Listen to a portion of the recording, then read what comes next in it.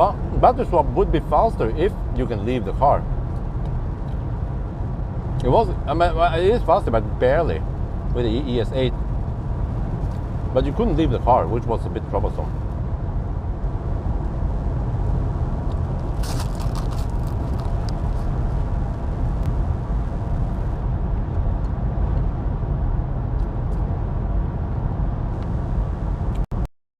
I might try to stay 4 months in Thailand. Like 15th of November until, okay, maybe at least 1st of March then. 3.5 months, how about that?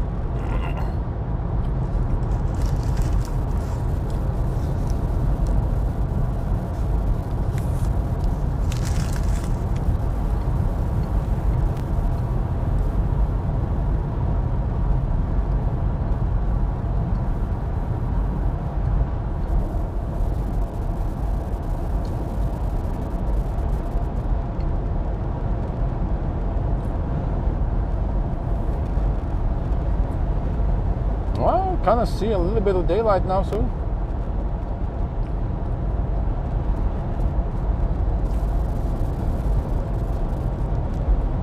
Oh, what's up with Streamlabs?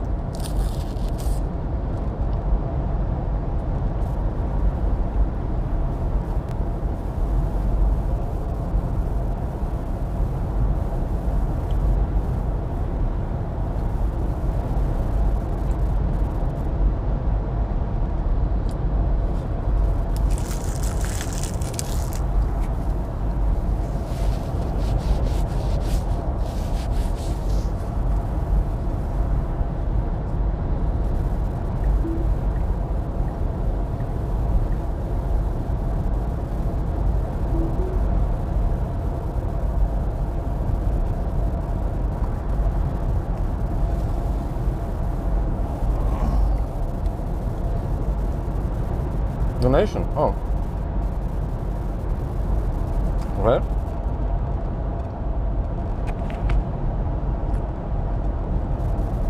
Hey, that's weird. Beer tester and donated $5. Wow, thank you, thank you. Let me check here. Maybe it's misconfigured.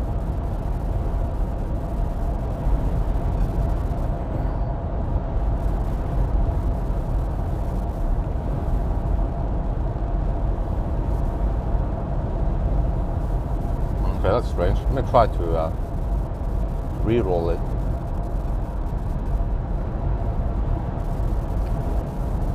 Okay.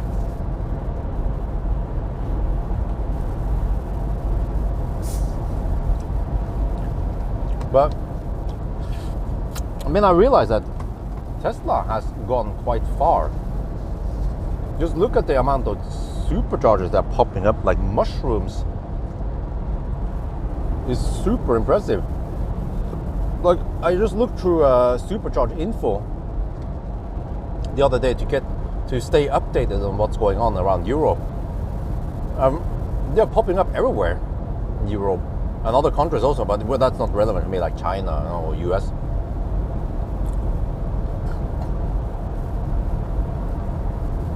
But yeah, so I think by now Tesla has the largest ever supercharging network. So, you know, you can say, what's wrong with Streamlabs? Are we offline?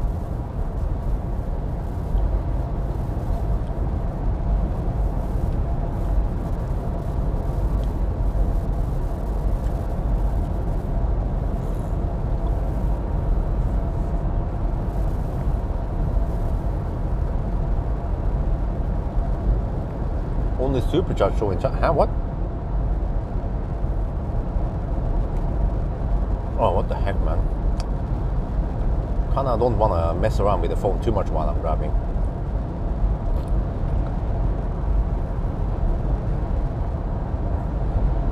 But you know, I need to make a video where me personally, consider which brands are the best, and I guess the word, like a ranking, which brands has the most promising EV. Well, I'm not sure how to name it.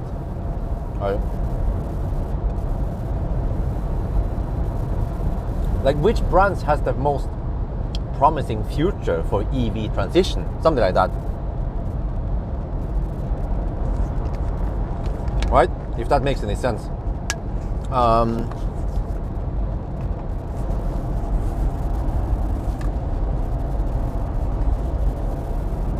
And then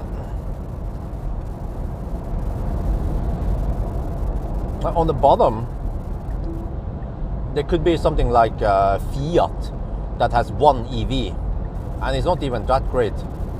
And Honda, you know, they have Zet and the Solterra, so they're at least trying to make something, but feels like they haven't put their ass into making good EV.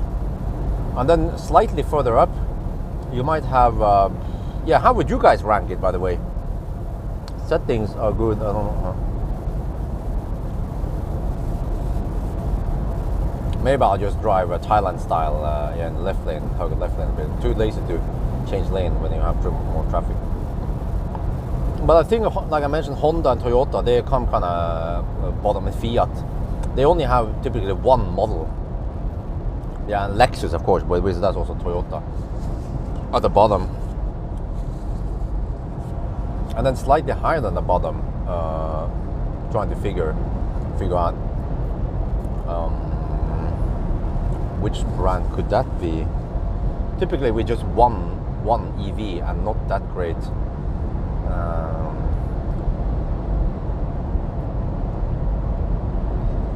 The wheels fall off, yeah, gee. But I mean, aside from issues that will be fixed, but like in general, what I mean is that they, like, the whole company profile, you know, they are not even trying to make something good or trying to make enough of those, right? Mazda, yeah, that one. Yeah, how can I forget Mazda? Strangely enough, many Japanese car brands are on the bottom. Mazda, Toyota, but Nissan is different though. Nissan comes quite high in my list, not only because of the cars, but because they also have local storage, and they're actually trying to push some vehicle to grid, even though it might not be that big success that people don't care too much, but at least they try, so they get props for that. Yeah, and then but then at the very top, I mean, does it come as a surprise that Tesla is on top? Because some people might say, no, but BYD is bigger, they sell more cars. Well, that's true, but does BYD have do they have a charging network? No. The Tesla supercharging network actually adds a lot of points in my book, in that kind of, you know, award or whatever you should call it.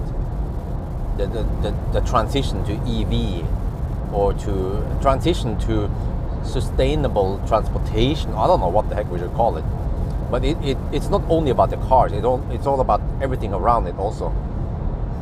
And they also have, well, they just happen to have solar under the umbrella. But I mean, yeah, but I don't count that one. But at least I count the supercharger network. But you can say, yeah, but then VAG is also quite high in my list, because they have the MEB platform, and they're also a member of the Ionity group. So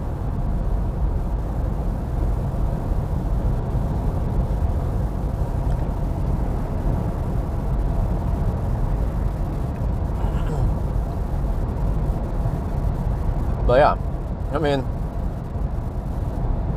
first they were laughing at Tesla, right? Oh, they're gonna fail. Oh, those cars are gonna end up in a ditch. Well, actually, the Teslas, they perform superb in winter, and they also good range and everything, and not much failure really. There were some, of course, some PT sensor failure in the Model 3 and Model Y, probably because of bad supplier or parts.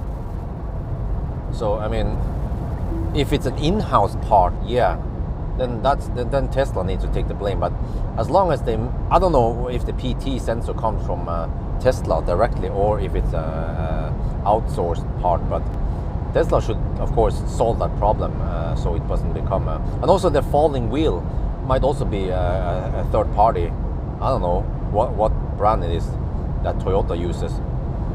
But of course, Toyota gets the blame, naturally.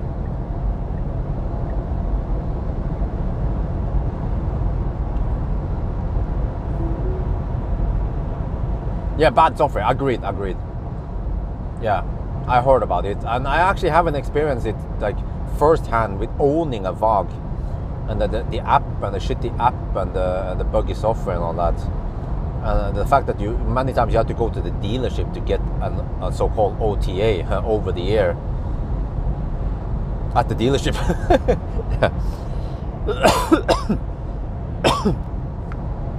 Okay, now the car estimates 7% of the arrival. I could have guessed it was that. I estimated we could have charged to 45%, but the car was kind of confusing me a little bit. Yeah, but actually, you know what? If we arrive there, I could do a charging test at Hogstorp if the battery temperature is good enough. But or is it going to be good enough? I'm not sure. Maybe I need 50 degrees Celsius in the battery. Yeah, maybe I think I need to do a proper test somewhere else. Over the counter, over the TP cable. Yeah, that's what it is. I heard that they used actually a COT6 cable to update the cars. I heard, yeah, during before some crazy deliveries, they were updating cars in a shelf or some shit. With lots and lots of cars being updated via cable, just so they can get the shit down.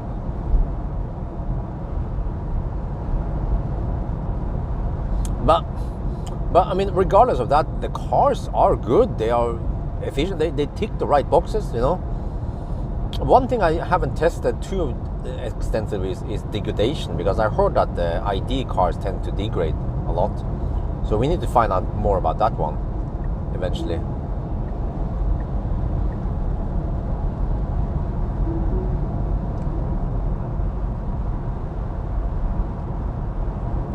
But still,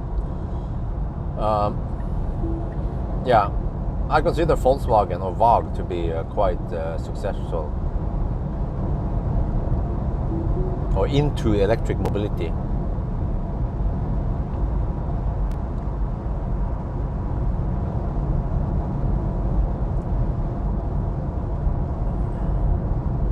And then I have to say, Mercedes, they are coming out with a whole bunch of cars nowadays. Like, think about this. You have, okay, first it was the shitty B-class electric. That was a poor excuse for an EV. But then it was EQC, right? And then EQS, and then EQA, EQB, and well, we have the EQV and some other vans, and EQE, and there's some other EQ I haven't paid attention to. So they have a bunch of EQ cars, and in general they are quite good. One aspect I haven't touched into is the whole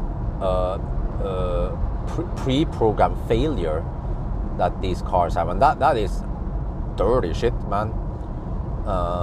It's like the next Dieselgate scandal, supposedly, from what I heard from Vanya from EV Clinic. He knows a lot about that stuff. He has been digging into the data, and he's seen the counters. And now we have freaking left lane huggers. So supposedly, if you guys don't know what I'm talking about, many Mercedes EQ, like EQS and those, I think even the EQ, the plug-in hybrids, they have a pre-programmed failure. So if you start the car a number of times, it will eventually fail on purpose, with no reason to fail. Yeah. Because it's been pre-programmed to fail. So you can go to the dealership and you need to get it repaired, so-called repaired, for a lot of money, and then suddenly that shit works again. That is messed up. If it's true. I mean, I believe it's true. He's not messing around.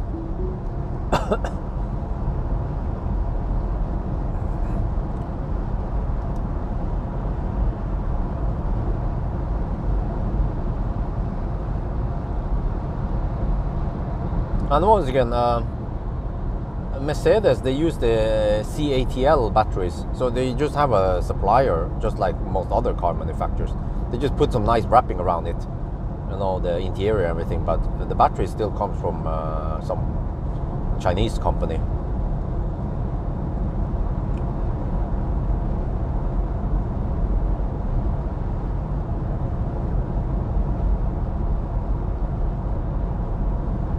No, you actually did get rid of a fat e-tron, huh? Interesting.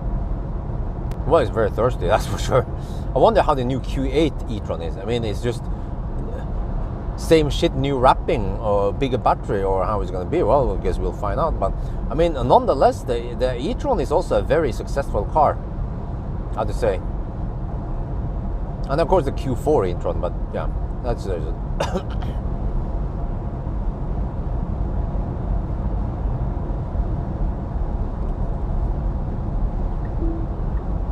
seems like there is some traffic now in the morning hours.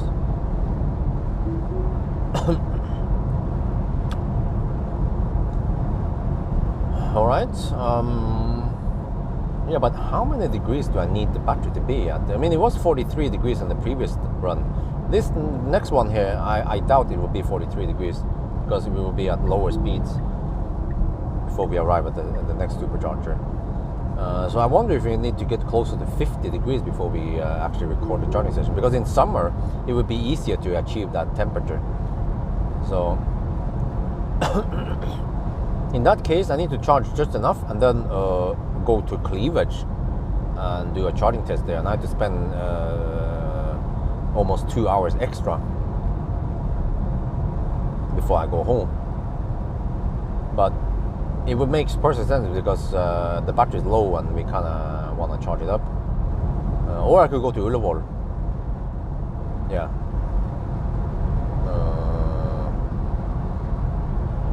But I feel like going to Cleavage instead.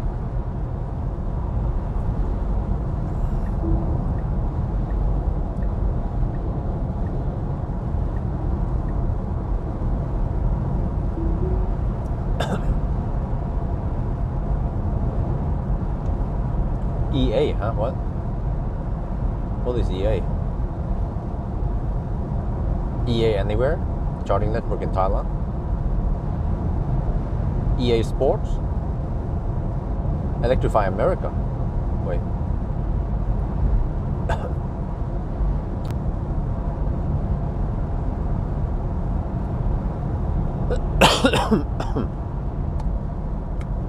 Well, I'm gonna play some music. Yeah, what was the plan again?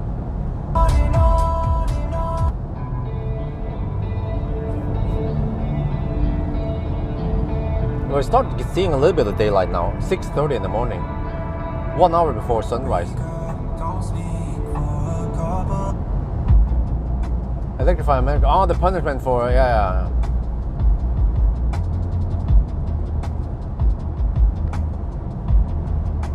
Yeah, but I heard it's not that great.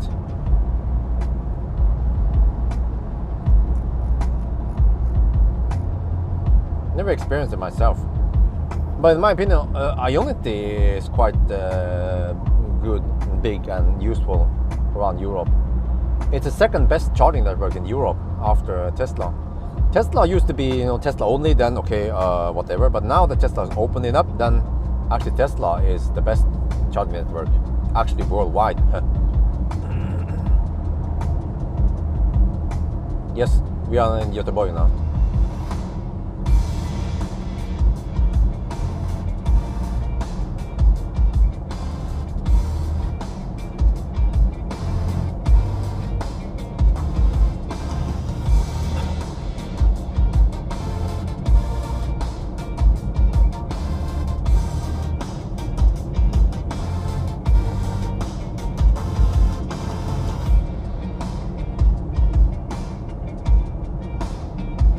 %, that is massive. Wait, do they use the ABB, the always be broken chargers? That is a bad choice. I mean, I'm not trying to make all the other charger manufacturers look bad, but just happen to be that Kempower doesn't fail that often. I haven't seen many kaput. I mean, it happens, of course, but I've seen so many broken tritium and ABB over time, and also some Delta charger, but Delta seems to also be okay, and also Alpitronic they are also in general quite good. Not too many buggy chargers.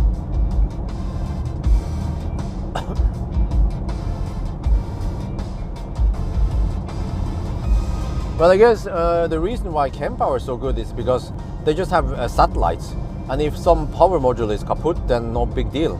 They just kind of disable that one, mark it for not use, and then the total power output for the whole cabinet is just slightly reduced until they replace that one.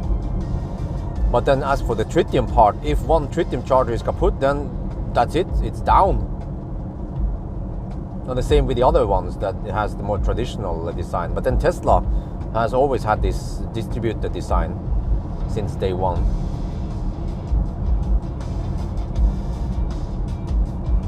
But it's kind of unfortunate because ABB, they have kind of established ABB and tritium. In the early days, it was ABB and FSEC, very common.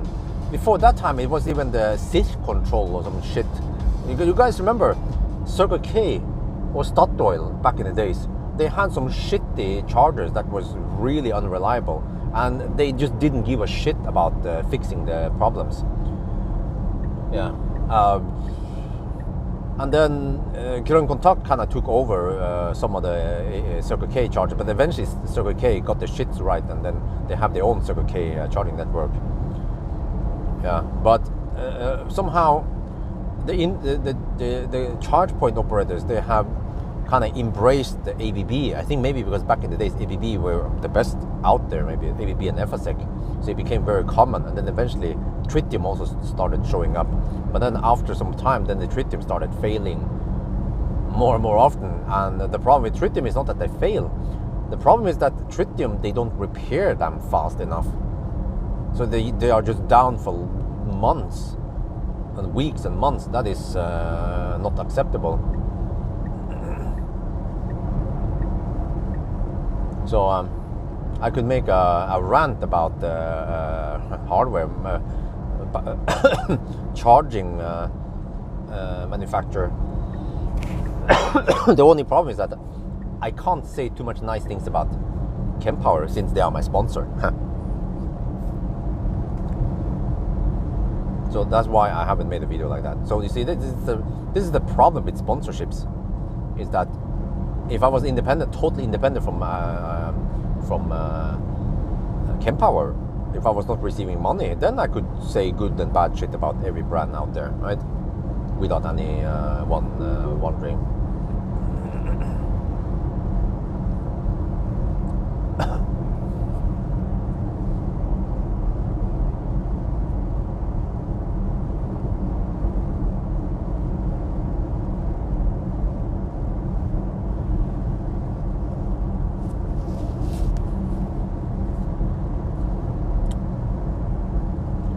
Okay, how is it going now? The car estimates 9% of the arrival. Holy macaroni.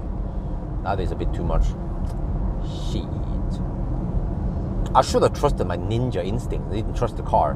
Because the car is giving me some weird signals. But I was like, all my logic points towards that we're going to drive the same distance, you know. Helsingborg to Varberg is 150 kilometers. Varberg to Hogstorp is 151 kilometers. Basically the same distance. And then if I needed, I charged to 50% on the high-speed stretch, and then this is a low-speed stretch, so 45% should have been plenty. But somehow the car was saying, "Oh, you will arrive with 2%. You will arrive with 2%." I was like, "Huh? Is there something I don't know here? Like, is the wind going to be crazy? It's going to rain? Is there something I don't know?" Apparently not, because the car was misleading me. So in that case, I will not deduct for anything. The car was kind of yeah, the car is misleading me. So whatever, I will arrive with 9%.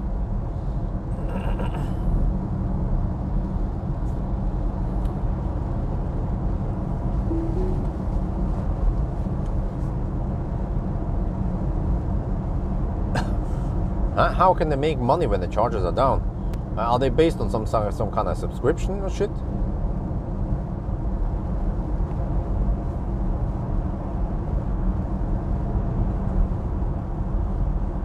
"97% uptime." That is quite poor. What? Wait. 97%. That's 10 days offline per year. That's a lot. I mean, if you try to pull that shit for a data server, it would never be accepted. What is usually acceptable server uptime? Isn't that like 99.9% or some shit? Or at least 99%.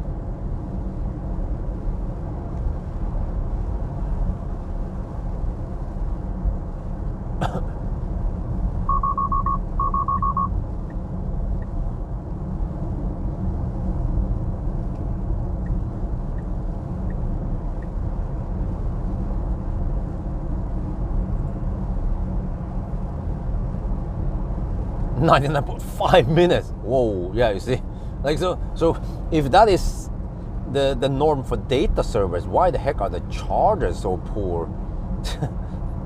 Maybe because people don't give a shit, or because someone making those decisions, they are not driving EVs themselves. They have not encountered a broken charger or laderstau in combination with broken charger when you have your family with you and you want to get home ASAP. You know, stuff like that.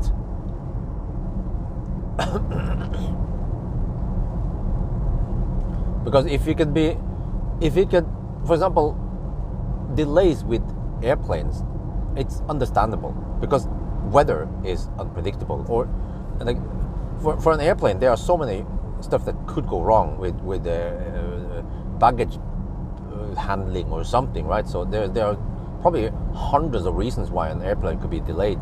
But a charger could easily be avoided. I mean, the charger downtime could easily be avoided. Just look at Tesla. Tesla downtime. Let's say, okay, if let's say that for Tesla, as long as a certain amount of the supercharger stalls are operational, there could be some stalls down, okay, but you know, and then Tesla would have something like close to 100% uptime, right? And then I suspect that also Pawel, which has similar design, would also have very similar reliability. But fortunately, Pawel is getting more and more common, so that is great. That is actually good for the EV community. And as for me, I can tell you guys that I get a fixed rate from Pawel every month, so it doesn't really matter for me how much good or bad I do for Pawel. I'm not making more money. Yeah, well, I might get more blueberry juice. That's a different story.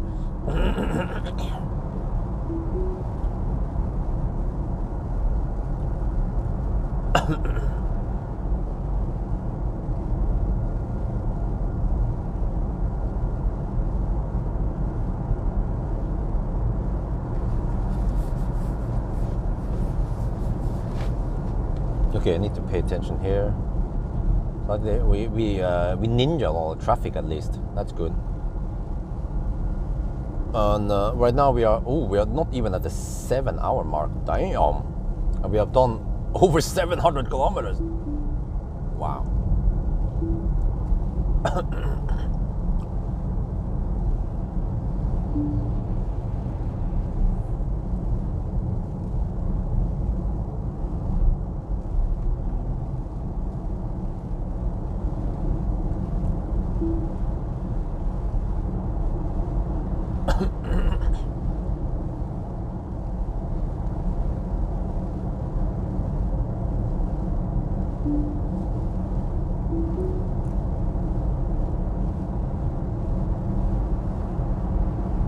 Tesla is 99.999 up there. Yeah.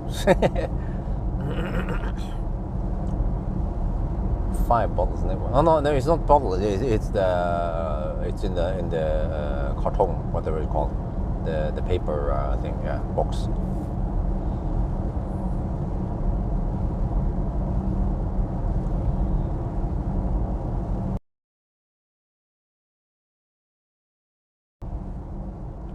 Only Pawel.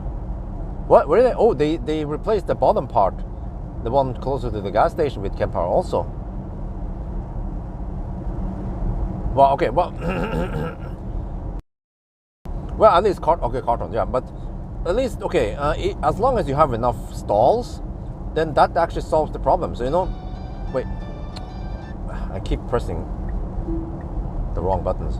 Yeah, but that kind of works. Okay, so if people are hogging the stalls, no big deal as long as you have enough stalls, right? So if the cost to add extra stalls is not that big of a problem, then people hogging 100% is not big deal. Yeah. 5 Kempower. Oh, nice, man. You know, dude, I need to buy Kempower stocks. Like, I can make money on Kempower stocks. They're going to rise like a rocket. I mean, they are already rising. Like, get them when it's not too late, right? It's crazy. Like I watched what was it again? I'm trying to remember his name. Ristomaki. That was the last name. Tomi Ristomaki, the CEO of Kempower. He presented the quarterly report, and he was like, well, since the last quarter report, we have doubled the amount of staff, we have doubled the amount of revenue, we have doubled. I was like, wait, you are doubling during a quarter report? Like, what the heck, man? I was like, it's crazy. You guys need to watch that. It's crazy, man. Kempower, they are certainly expanding they're growing way faster than my channel. That's for sure.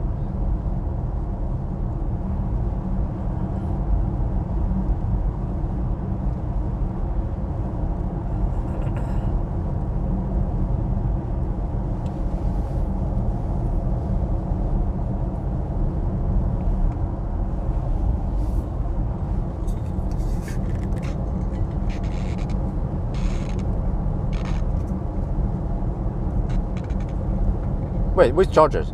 Kempower? Well, this one is gonna shoot like a rocket, I feel like. I have a slight problem with the pressurized bottle.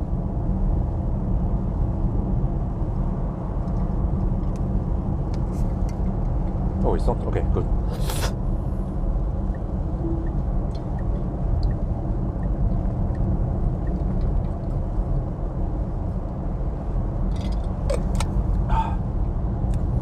I need to stay alive.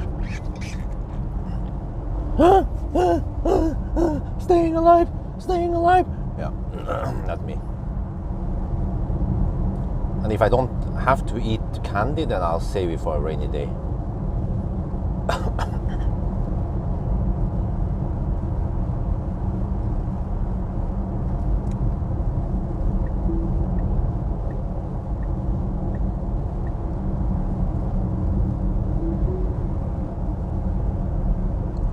Since you've gone on board with Kempower, the stock price has risen 7-fold. Wow, really? But I mean, okay. I mean, was I the only reason? No. They have also been working. Okay, it's like a synergy effect, right? But I have, of course, brought the word out, and then they also have to. Once they get the ball rolling, they also have to expand and hire and do all. But it seems like they did all the right things to expand, and the same with Marcus. Like, he can show up with 3 Teslas at the airport just because of me. You know, he's obviously profiting from the deal here with me. So that's okay. Whatever, I guess. Yeah.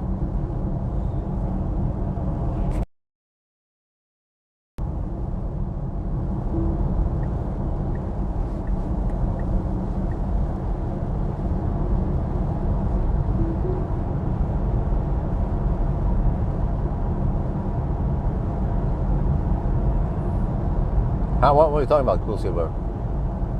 5 cents for credit, huh? What? 1,000 kilometer challenge in the US now. I think it would be similar to a 1,000 kilometer challenge in Thailand. It's kind of pointless. It's too damn slow. But at least in the US you don't have stop lights, like LED light all over the place, which brings down the average speed.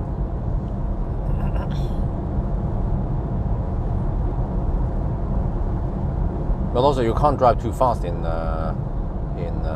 Thailand.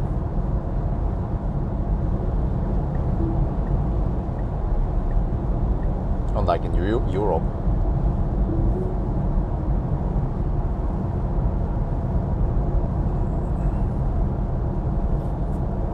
But there's still one part that cannot be cleaned properly. I don't know, man. What's up with the wiper? And come on. Yeah. Maybe now? Oh, I just have to squirt enough. Okay.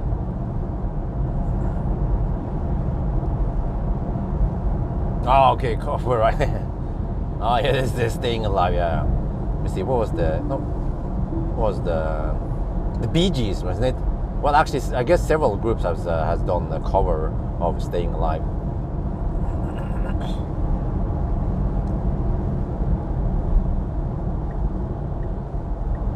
Yeah, but really, I mean, chem-powered chargers, they are popping up like mushrooms in Norway, and also by many different charge point operators.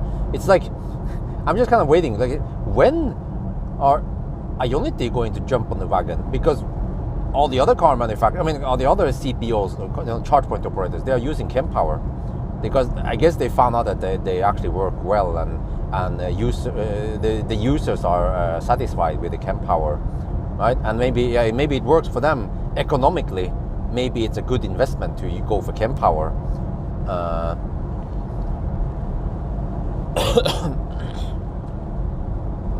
But the problem with Ionity is that the chem-power does not speak the correct design language. Even though they offer 800 volt and liquid cooled cable, and they can supply 400 kilowatt continuous load if they want to. You could just, anything you want. I bet chem-power, they could even make a mega charger. Okay, well, the problem is maybe in the cable, but I don't know. Maybe they can make 500 kilowatt if the standard allows it. But yeah.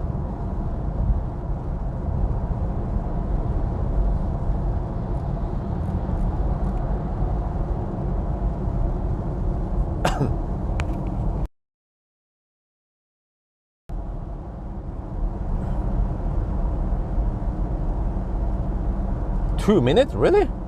The fuck? What's up with the EA stuff, man?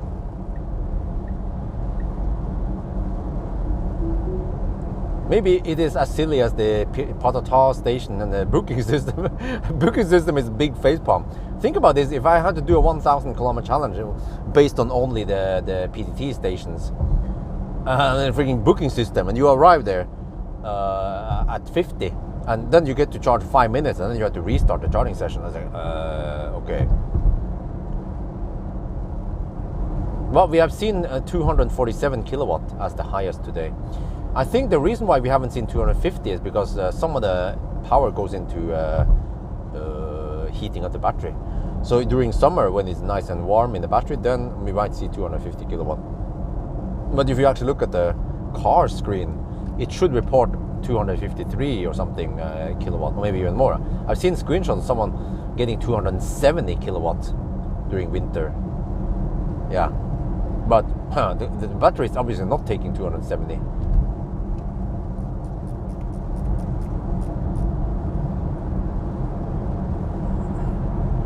Status, maybe I should update status. 750 kilometers after 6 hours and 53 minutes. That is crazy.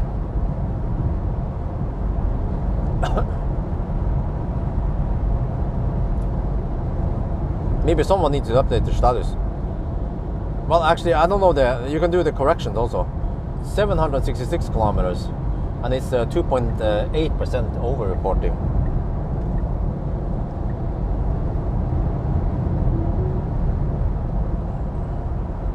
Okay, now it says 9% at Hogstorp. Okay. Well, whatever. Let's just hammer it. 6 degrees Celsius.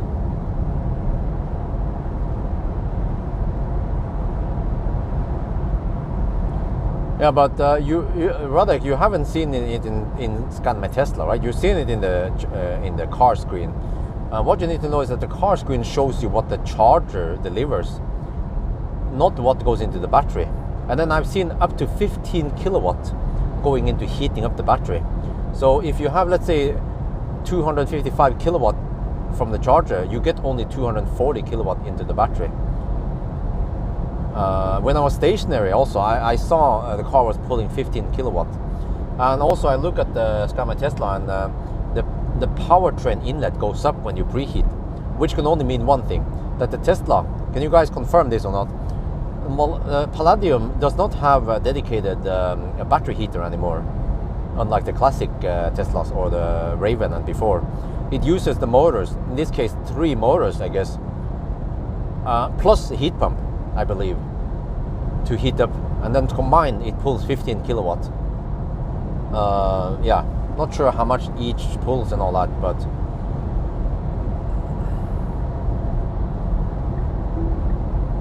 that's actually quite massive, pulling 15, so it should heat up the battery fast. Oh, you know what? I should also do a preheating test. Oh, yeah, I definitely need to do a preheating test with Plaid. You can see how fast it heats up and how much power it pulls.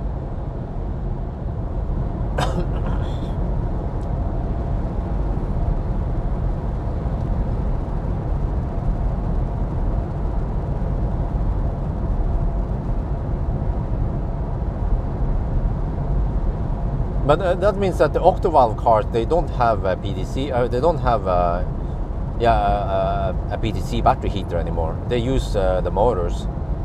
But it should mean that the Plaid with triple motor should heat up faster than the long range with dual motor. Not that that's too big of a deal.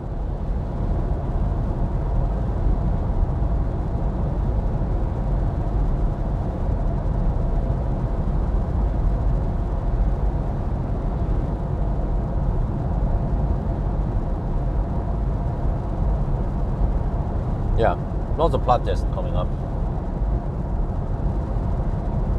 Fortunately, I can keep this car for 2 weeks, so I'm going to start pumping out and testing stuff. So pumping out content and milk whatever is worth. And also, I want to know many things about the Plaid.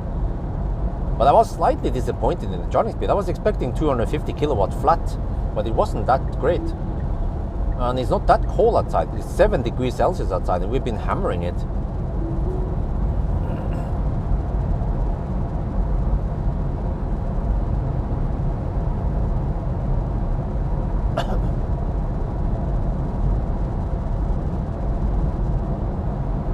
Okay, Hogstorp in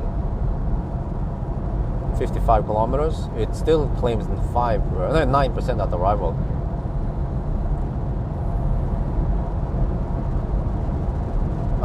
To Germany, I'm not sure about that one, since it will require me to be away from home for 2 days, which is not ideal. Even though it would be very... see how it goes. I had to talk to them beforehand. I want to ask them about the whole car wow, but in general also about tires versus surface, because they know a lot about that. So it's better if it comes from them and not from me directly. And I don't know what the heck that guy is smoking, but he's hugging the left lane like a true Viking and a Nisse.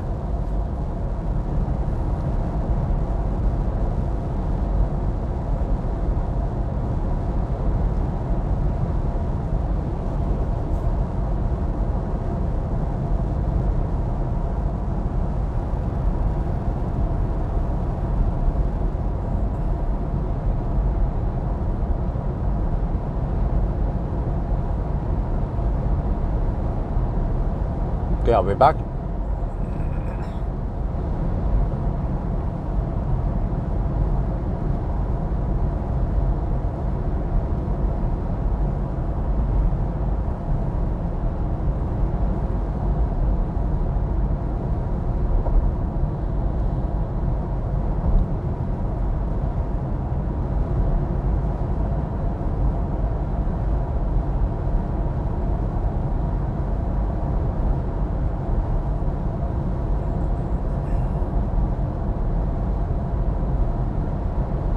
Yoke, well, I mean, for these kind of highways, it works great.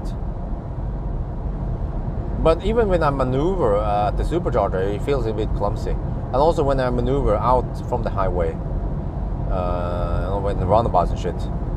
But okay, once we're on the motorway now, then no big deal, then no problem really. Then it works fairly smooth. But I still have to wrap my brain around the buttons I have to get used to.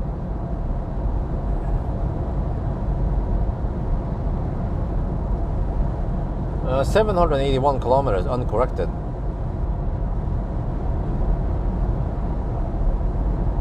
Matrix, yes, but it's not so enabling. So it's a Model 3, Model Y headlights. There, 7 hours, 7-hour mark, 782, which means we have to drive a little bit more than 200 kilometers, 230 something ish.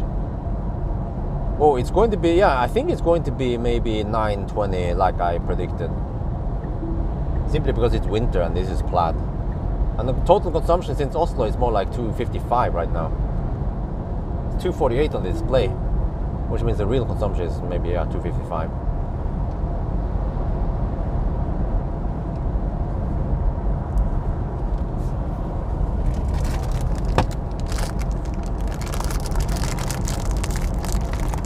Hogstorp next, 46 kilometers. Well, 7 in the morning, they might actually be open, Circle K.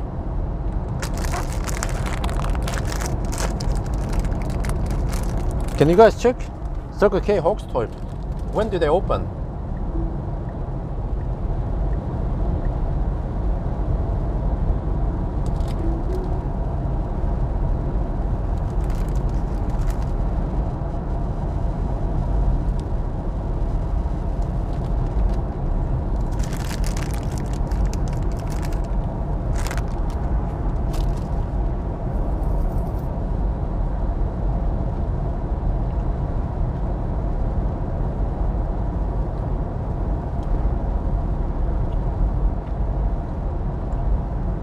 Well, you didn't get much sleep then, because I've been going for only 7 hours. Which means that your sleep is less than 7 hours.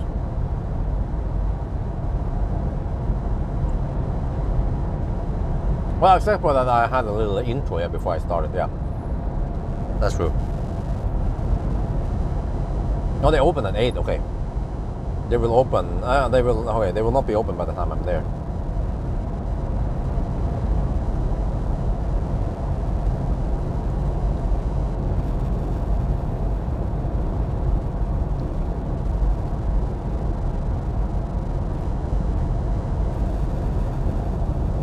Well, Chalamo is dying.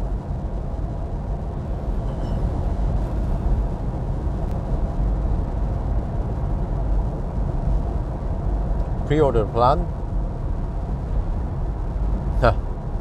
Well, I changed it to long range, but then I want to cancel it because I can't afford buying it anyway. We might as well just use the Model 3. I mean, Model 3 works great and it's not that too expensive. And I realize I need to change cars anyway, and wifey likes the Model 3. So we'll see in the future what kind of car we need, like family car or whatever. Wow, is it gonna be a sunny day today? Wow, nice. Didn't expect that. I was thinking, I mean, it's been kind of cloudy lately, so I was expecting a cloudy day. Yeah, Legacy, yes, definitely. These are the same as the Model 3, Model Y headlights.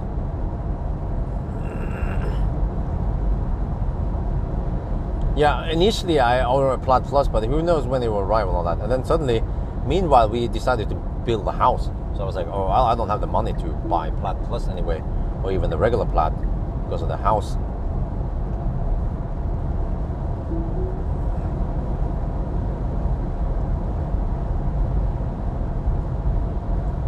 More expensive than what? The Model Y. Oh, too expensive, you mean? Well, I guess it depends who you are.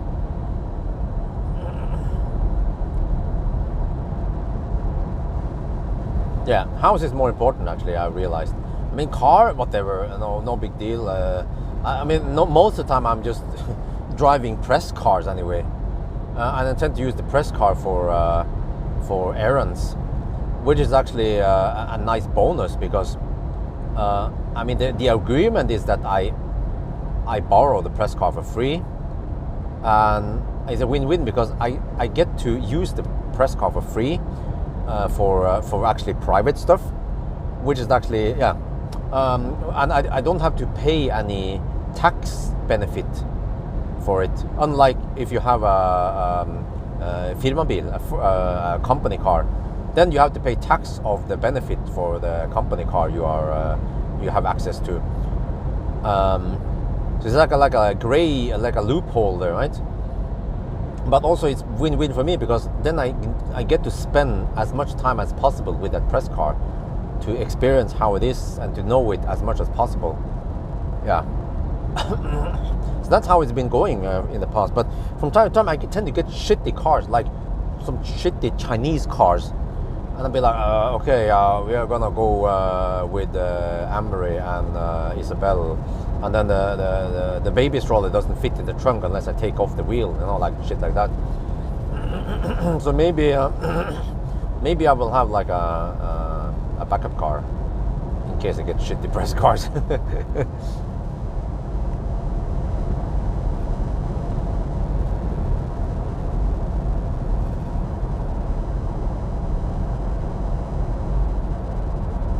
Well, bring the Seeker to Europe, to Norway.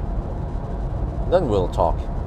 Just like Lucid, bring it to Europe, bring it to Norway, then we can start talking.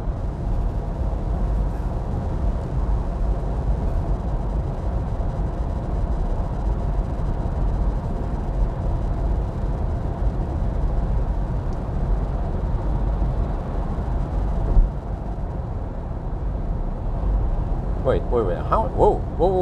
Oh, we just have side wind here. Oh, we don't have headwind anymore, seems like. I need to check windy. But I mean, windy was confusing anyway. Over the years, they seem to have built a fairly good car. I just don't know how good it is yet until we test it, right? But it's just very expensive. It's like a luxury car. So it will never get the amount of volume. Well, actually, unless they come to Norway, they should come to Norway ASAP, because Norwegians, they can actually buy those expensive cars. Well, kind of late now, since we have VAT on expensive cars, so they're kind of a little bit expensive than that, and it needs to kind of work as a full family car. So yeah, that could bring lots of revenue for Lucid. I mean, Norwegians, they seem to swallow everything, like Fisker, like the Chinese cars, you know, the Hongxi, that doesn't even sell that great in China, but it sells like hotcakes in Norway. Norway, Norwegians, they just eat all the trash that we get from China and other countries. Yes, I have Millennium Falcon. He's kaput right now at EV Hub.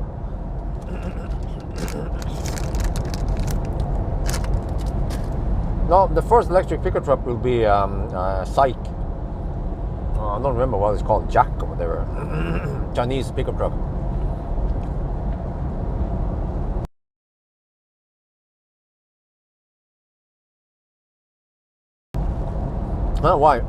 Why Russians doesn't make EV? Well, is that a question or a statement?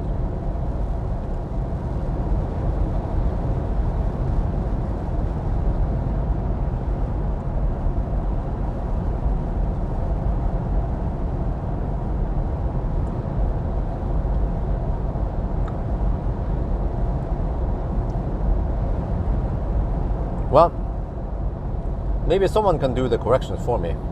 It's 2.8% over-reporting distance.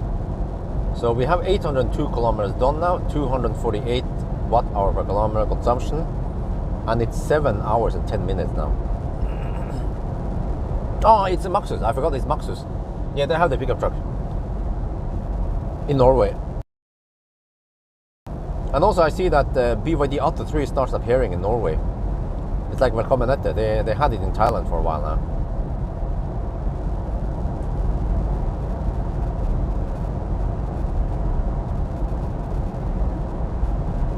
Well, if it's a question, you should use a question mark by the end of the sentence. It will be less confusing for me to read it. Just nitpicking now. Maxus wow.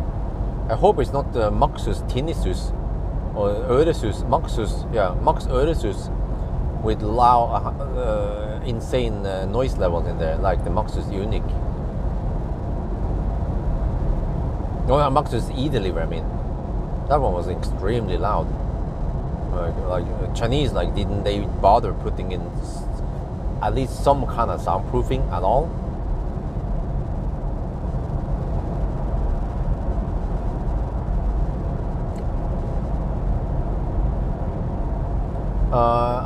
Highest altitude, I'm not sure, but at least that one over, you know, that Sunday driving I took, that one is over 1,000 meters. Wait, what was it? Was it 1,600? It was crazy high. Valdresfly, what it's called. I wonder if that was over 1,400, 1,600, if I remember correctly. Yeah, but I'm not sure. Well, actually, True Road. Okay, because we have at Geirange, the what's it called again? Yeah, Geirange. That hilltop before Geirange. I don't remember what it's called. I've been there once or twice. I don't remember. I think twice actually.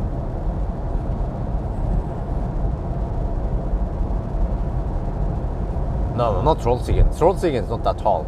I think on top of Trollstigen is like 700 meters only.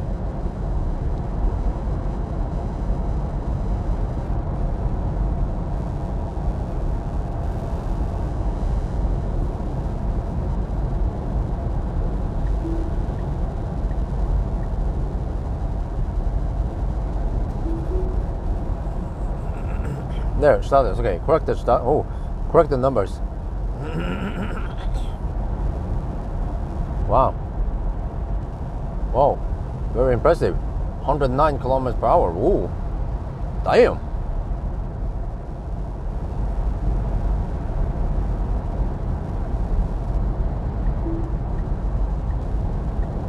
Storm. Nope, not that much.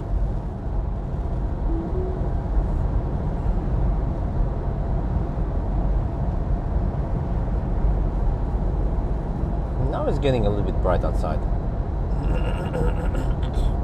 Okay, because you know it doesn't take me that much extra to heat up the battery.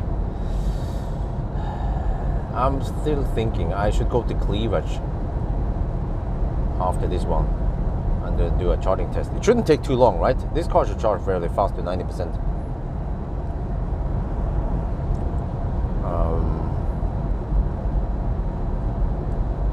Well, it's crazy, but it's Plaid. I mean, and it's kind of it's windy also. That's also a disadvantage. It's 5 degrees Celsius over here. So average temperature tonight was roughly 6 degrees Celsius. But it's the wind also that kind of ruins it. But the tires are not crazy wide. But it's, I mean, compared to, you can look at other similar like legacy automakers in similar temperatures, you see that they might be thirstier than this one. For example, EQS during winter, but I think it was colder.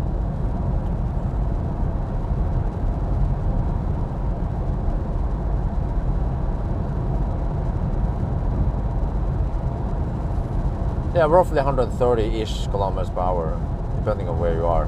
But you can't cruise 130 all the way. Depends. Like, not through Gothenburg, you know. But then Vivac stretch, you go a little bit faster, 130. But you just kind of go like some of the faster Swedes, yeah.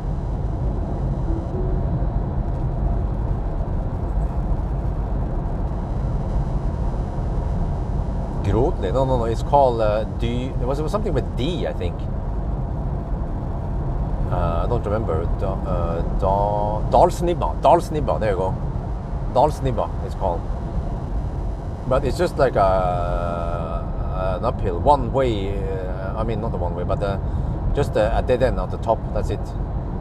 But you ask about a drive-through road, and I think maybe Valdresfly is one of the higher ones that I know of. And I think it was 1,600 meters over sea level.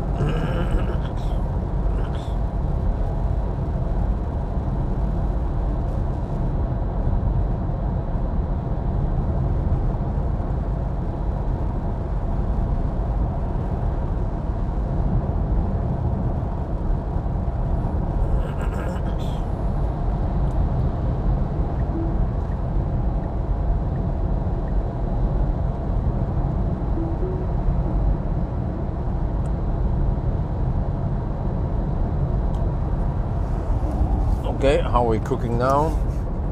I feel like the screen is a little bit too dark. 12%, how about 30%? 40%, there we go. Maybe I'm getting old.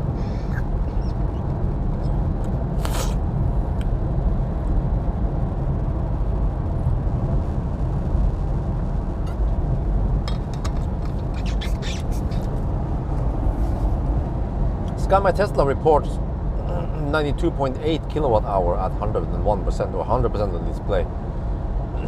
And I haven't calculated, but the indications shows that we should have something like at least 91, maybe close to 92 kilowatt hour after losses, discharging losses.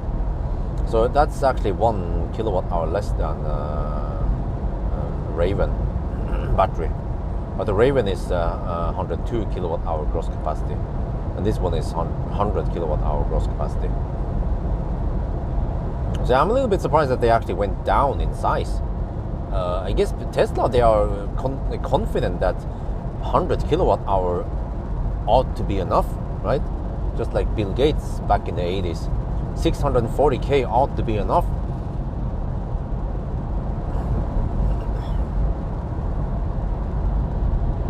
I mean, like, why didn't they make it 105 or 110 kilowatt hour? Then it would be more expensive, it would be heavier, maybe take up more space.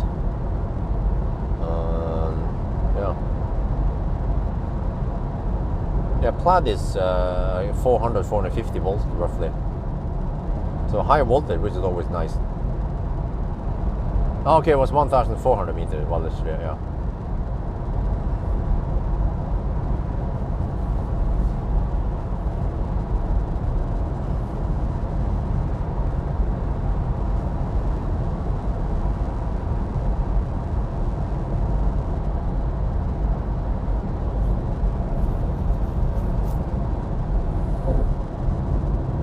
Nice here. I guess it rarely snows around here. Like, I have not seen much snow in this 1,000 kilometer challenge route.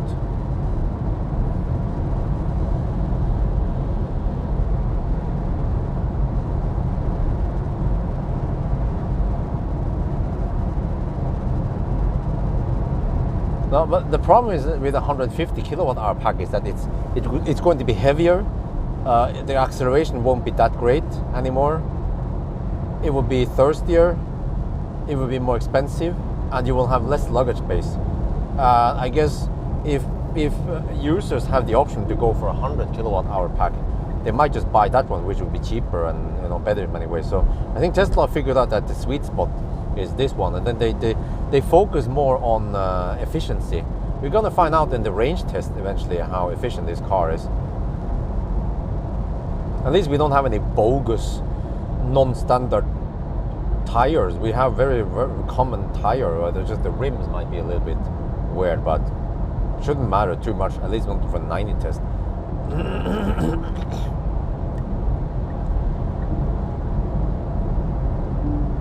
Oh shit.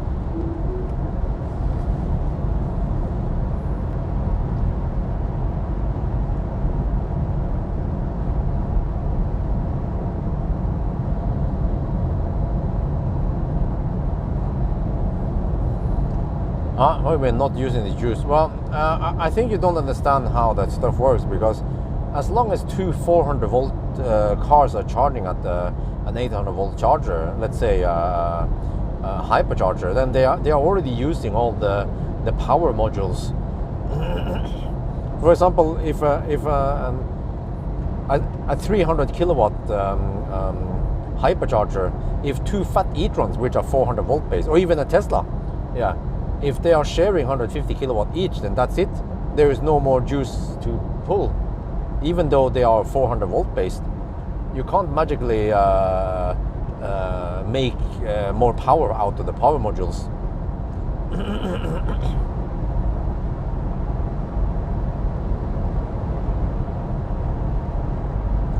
Well, actually, there is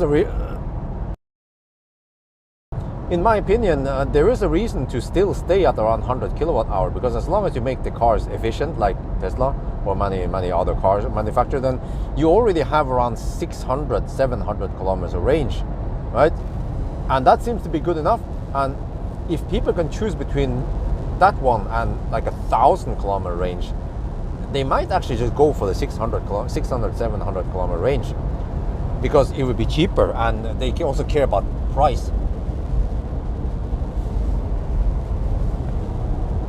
And I guess weight, efficiency, and luggage space.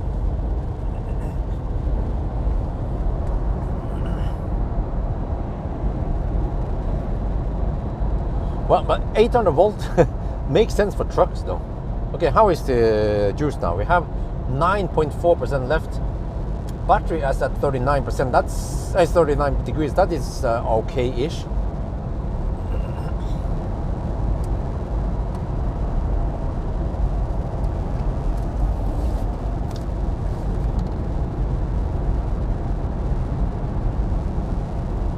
Yeah, for towing it would make perfect sense, of course.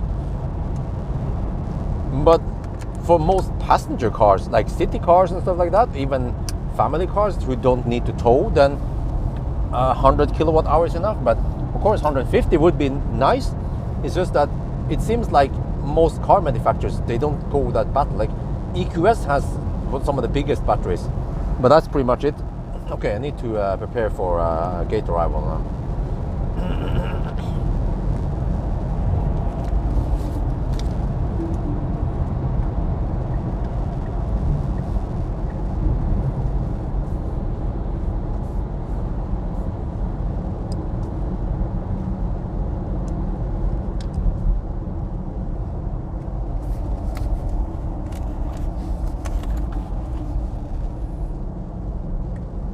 Oh, at 8.6%, okay.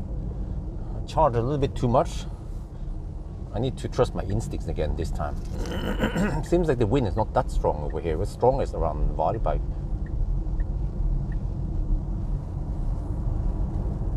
But I have 360 kilowatt power left. What the heck? This car is still super snappy even with 8% left.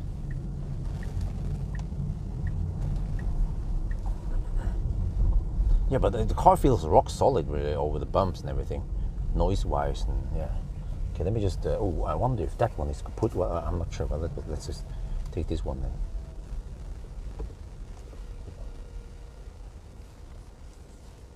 Well, actually, yeah, whatever. Okay, 7:24 arrival.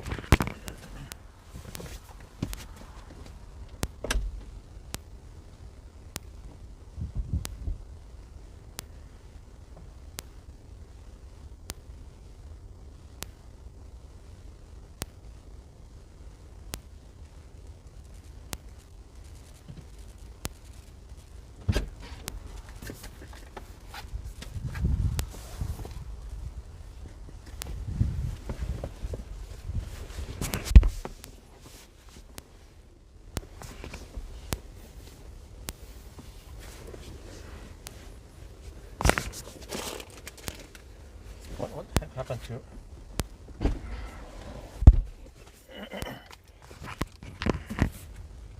Where did I put my wallet? This is weird. How can the wallet just disappear?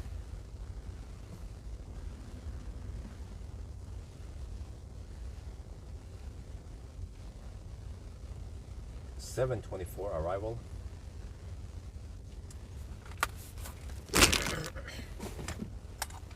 Must have slipped between the seats, maybe, or how did I lose it? I hope I didn't lose it at the far, but that would be a disaster.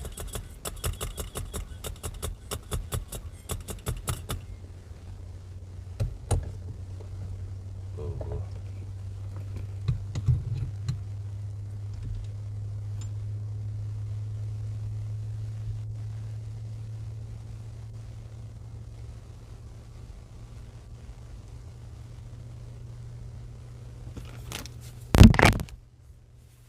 Check.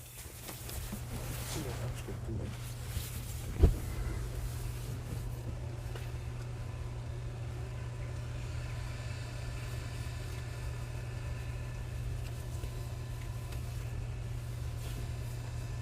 Huh? The big mystery. I mean, I paid for the food, yeah? And then what? Tell me that I lost the wallet at... Wait. Huh? Where the heck is my wallet? This has never ever happened before. But I was probably semi-stressed when I paid, but how can I lose the wallet? Am I really getting that old? That I forgot the wallet and I didn't feel it somehow. I need to call. Wait. This is kind of critical because how the heck did the wallet disappear? What?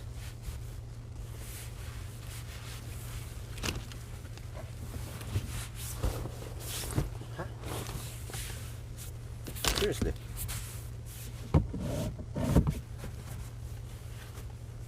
I would have felt it. Yeah, I would definitely have felt it. I have to fall and off.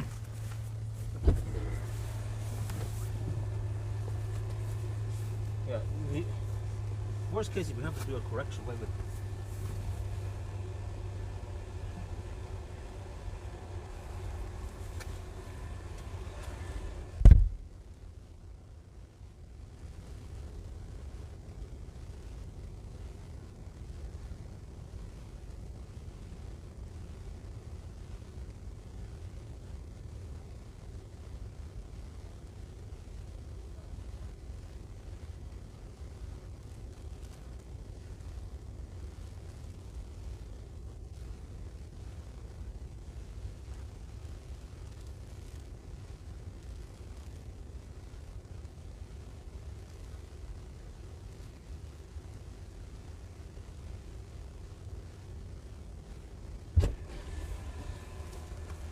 How is it possible to lose the wallet? This is so weird, man. Okay, let me look. Whoa, we're getting 246 kilowatt. Okay, we have roughly 10-15 more minutes here, as usual, and then we have to go again. So now I have to charge a little bit extra maybe, because I'm going home. Let me see. Alna. Center. Yeah, roughly there. That's close to my home. So I think I need to charge to roughly 50%. But there's a slight problem because I have lost my wallet. What? How the heck is that possible? I have to look everywhere now. Did I accidentally put it somewhere? I was a little bit stressed at Varberg. Is there a possibility that I left the wallet at Varberg? In that case, I need to go back for it. Wait, naturally it would kind of fall down here somewhere, right? This is so weird. I need to do a search here. Could it be here? No, what? Huh? What the heck happened? I looked through my jacket, everything. It's not here. Maybe I need to call Circle K Varberg and ask them.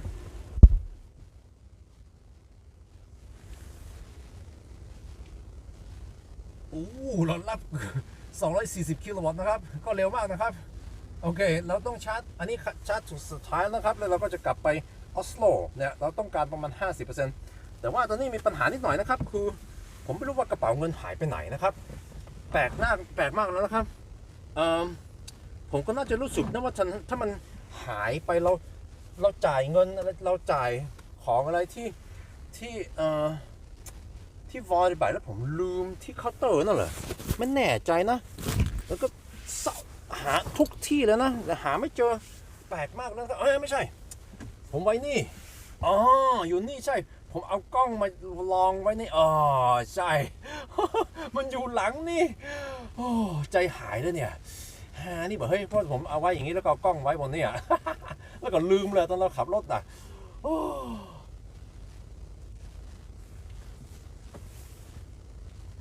Okay, I remember now. I tend to do this. Here's the wallet. I put it here and then I put the camera here to have okay angle. And then I totally forgot about it. And then it slid under here. Holy shit. Okay, good thing we don't have to go to Varberg. All right. Now, okay, 200. Oh, shit. We have to leave. This is crazy, man.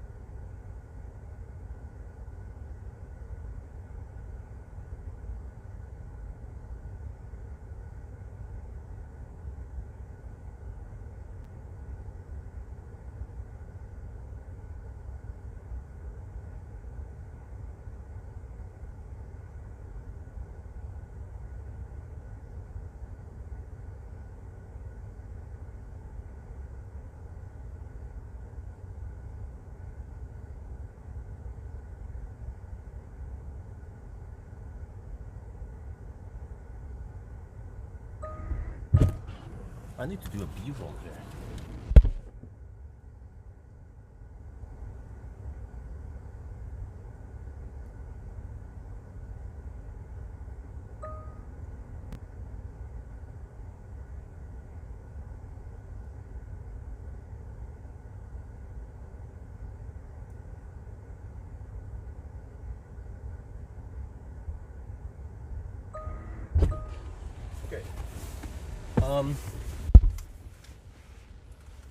At this point, we are almost good to go.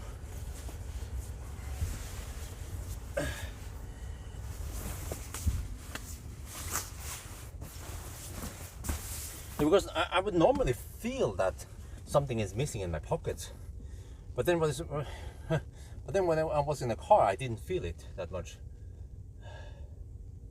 Okay, but anyway, how long I've been charging, I'm not sure.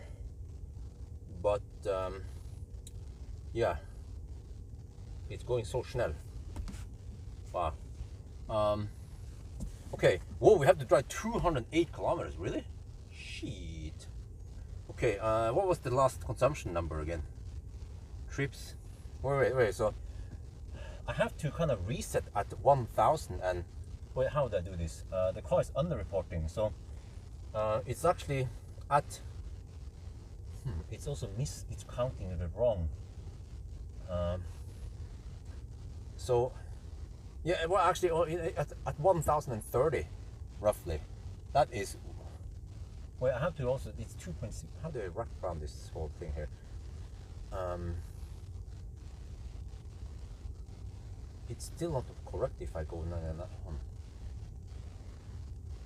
Well, it's almost correct, right? If I reset at 930, wait, 900 on the trip meter. Yeah. If I go for, it was 2.8%, so I have to go to 1028. Okay. So if I go for 928 and I reset my Tesla, then I can 999. Right? Is that the way it works? I think so.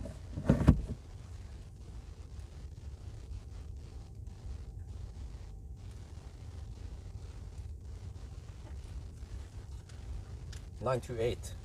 Well, but is that correct? Okay, yeah, that's correct. Okay.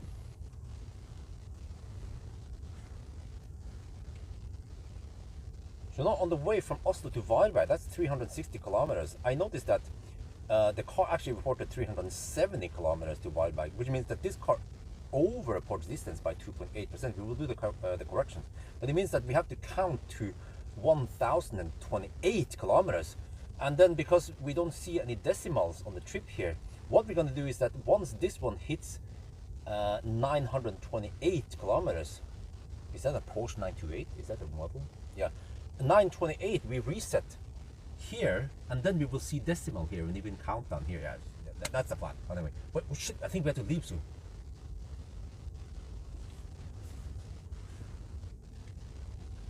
Now, ตอนผมขับจากออสโลไปวอร์ไบนะผมก็คำนวณว่าโอเคทริปมีแต่บอกว่าเป็น370กิโลเมตรแต่ว่าจริงๆมันเป็น360แปลว่ารถคันนี้มัน over report 2.8% นะครับแปลว่าเราต้องนับถึง 1,000 กับ 28 กิโลเมตรแล้วก็เพราะว่ารถคันนี้นะมันทริปมีแต่มันไม่โชว์ decimals นะครับเราจะ reset ตอนอันนี้มันเป็น928นะครับเราจะ reset แล้วก็เราจะ reset ที่นี่นะแล้วก็เราจะได้คาวดาวน์ที่นี่ได้อันนี้มันจะโชว์99 ถึง 100อะไรประมาณนี้นะครับแต่ว่าตอนนี้นะคิดว่าเราต้องไปแล้วนะครับแล้วมีเกือบ 50% แล้วก็รถมันคำนวณว่าเราไปถึงออสโลแล้วก็เหลือโอเค go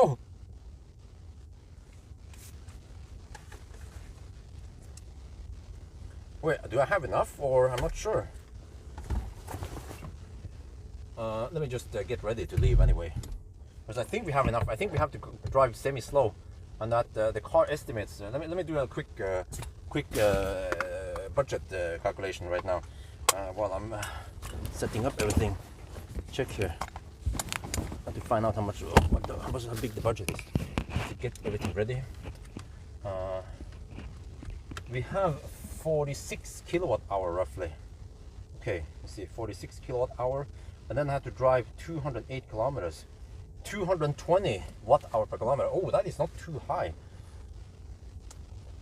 the speed is kind of low-ish. We might deduct a couple of minutes for a convenient charge, but not that much. Let's say we deduct 2 minutes of convenient charge.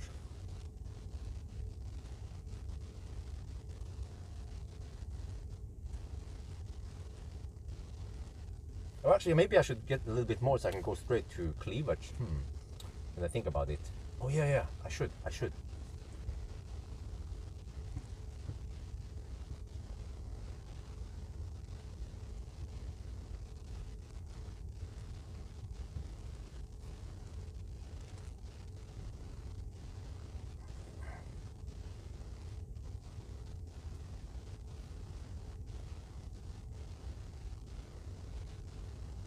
235 kilometers times, let's say the consumption is 240, 56 kilowatt hour. Really, I need 56 kilowatt hour, which means I need to do like a 5-minute convenient charge. Okay.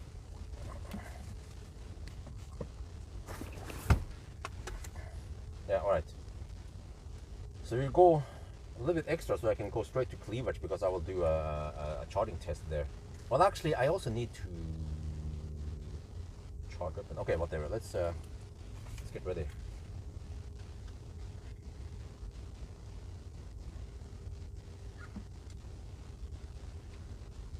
Well, actually, we should have plenty enough juice now to go or to finish the 1,000 kilometer challenge. But I'm actually going to that supercharger, V3 supercharger cleavage, and I will do a charging test. So right now, I'm charging roughly 5 minutes extra for convenience, so I can go straight there. And that means that we should deduct 5 minutes because we could have left now, but just for practical reasons, I'm doing another test right after this one. We will charge a little bit extra. Yeah, so you guys probably understand how this works, right? So yeah, we charge a little bit extra now. So okay, I'm not sure how much we need, but we still have a little bit more. Yeah, this is pretty cool. Oh yeah, I like this green. Oh yeah.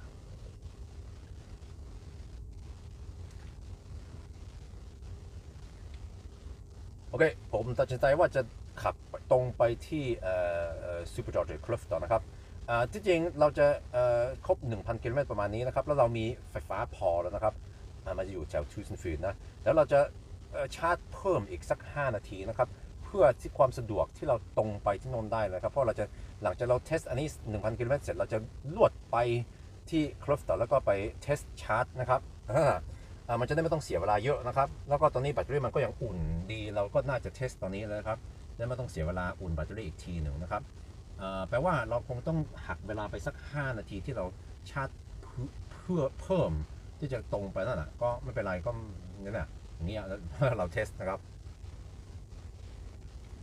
Okay, so I would just say 5-minute convenient charge. I haven't over-calculated stuff here, but you can kind of see that, okay, we are charging at 120 kilowatts, and then let me see. So we can say something like this, that we need to drive, let me see, we have 832 kilometers now, and 248 consumption. 832 divided by 1.028, so that is 809, and we have to drive 1,000. So we have to drive 191 kilometers extra times, let's say consumption is 230. So we need 44 kilowatt hour. We have 54 kilowatt hour now. So we have charged 10 kilowatt hour extra. Yeah, and then 10 kilowatt hour divided by, let's say 120 kilowatt times 60. Yeah, that's 5 minutes. Actually, it seems like the convenient charge is slightly more than 5 minutes. Not sure how much we need, but I want to go straight there, so I have to make sure we have enough. Let me recalculate again. 235 times oh yeah, you know what, it might be 10 minutes because I might want to go for a little bit extra so I arrive with enough juice so I can yeah, let me see, 235 kilometers multiplied by, I'm not sure what the consumption would be, let's say 235 also. So I need 55 kilowatt hour. I have 55 now, which means that I might arrive with 0%. Or I could do slow poke. Man, I should have checked right when I had enough juice. The time. It's easier to calculate the time versus now. So I might have to deduct 10 minutes because of convenient charge. Yeah, that was a bit bummer for me. Unless you guys have it in the live stream log, that would be also easier. If we can figure out at what time did we have roughly 45, no wait, what is it again? The usable remaining. Yeah, I think it's too late to check now. Now we're getting 100 kilowatt.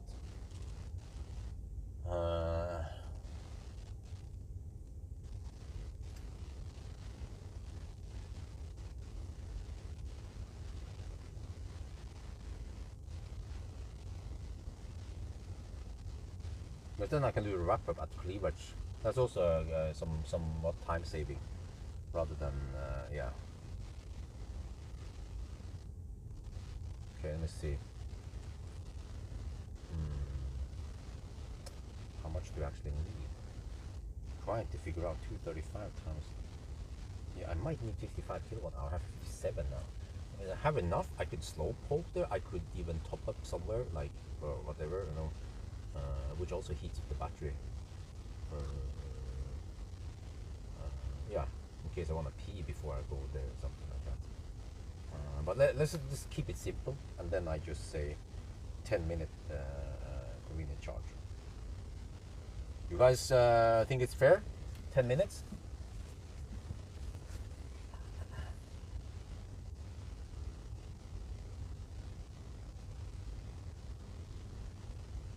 Yeah, we have to try kind of slow. I forgot. And then we have uphill for cleavage. Yeah. Like when could we have left? I'm not sure. I have to say the battery is not charging that well. 94 kilowatt at 64%. It's not that boosting fast. Oh, I see that the original wheels, they are some kind of aerodynamic stuff. Let me see here on the service. What kind of wheel configuration is this? 19-inch Tempest. Yeah, it's already configured for 19-inch. Sound insulation is very good. I just don't know exactly how good it is. I have to measure it on the regular test stretch eventually. Okay.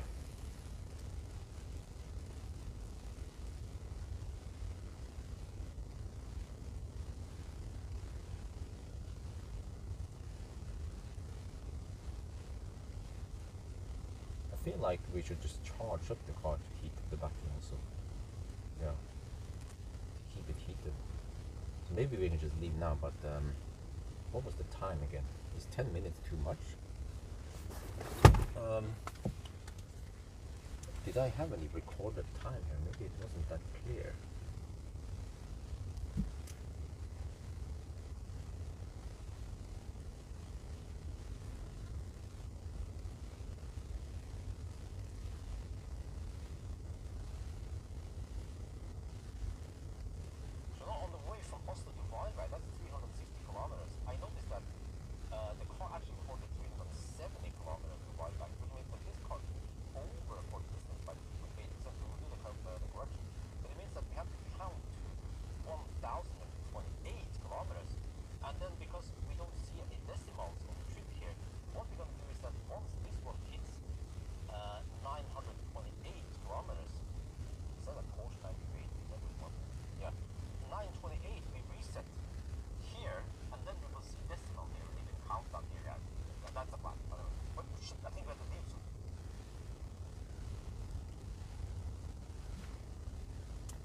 Well, I guess I will do the final calculation once I look at the actual data timestamp. It's the screen on the camcorder is a bit too small to see the timestamp. I mean the clock there.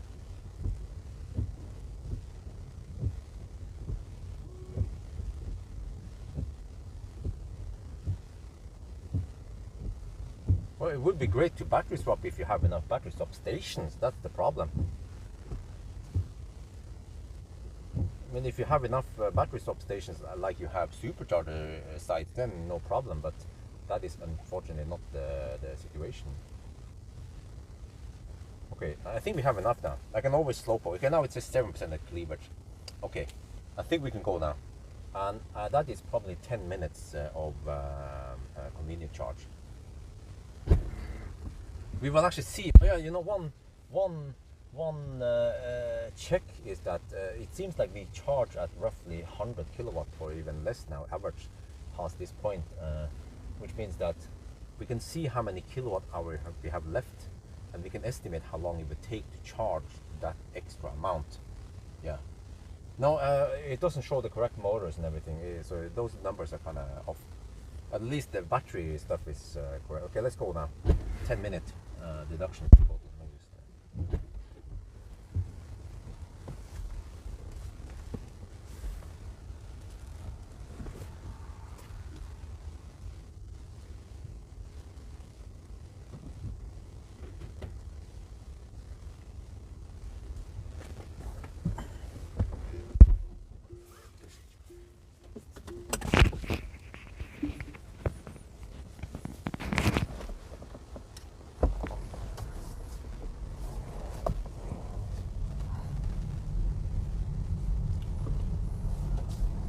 The circle key is about to open, but whatever. I'm on a mission to gather data here. A charging test on the Plaid. I have to somehow heat it up before we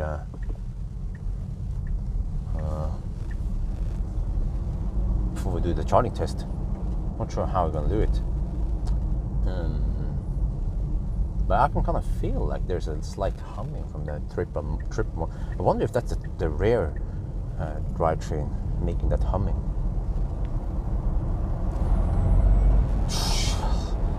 Jesus, man. Every time. It's brutal. 781 kilowatts supposedly available. 12 minutes past 50% state of charge. Really? That's a long time, man. I don't think we need 50%. That 50 is overkill. Okay, let me see. Let me try to calculate here. It was 190 something kilometers. Okay. Well, actually 50 would be okay. Since we have to run, yeah, okay. So we can say 12 minutes then. 12 minutes of 12 minutes of convenient charge. Plus the 1 minute Göteborg-Stad. But I guess we don't care about that one. Because we have no traffic advantage. So it's 1 minute is no big deal. But 12 minutes, that one is somewhat significant.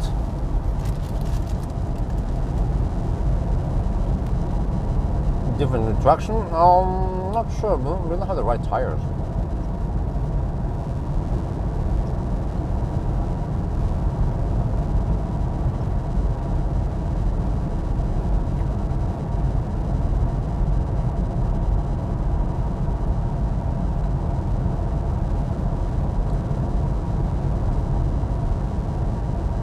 Well, the road noise is actually not that bad.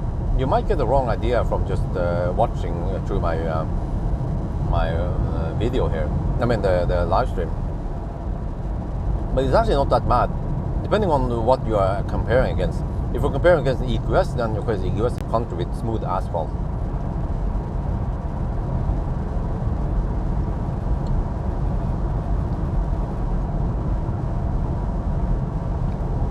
Because you guys have to remind me. I have to try to remember this. At 9:29 in 40 something minutes, I have to reset. No wait, 928. Yeah, 928. Is that a Porsche 928, by the way? At 928, I reset.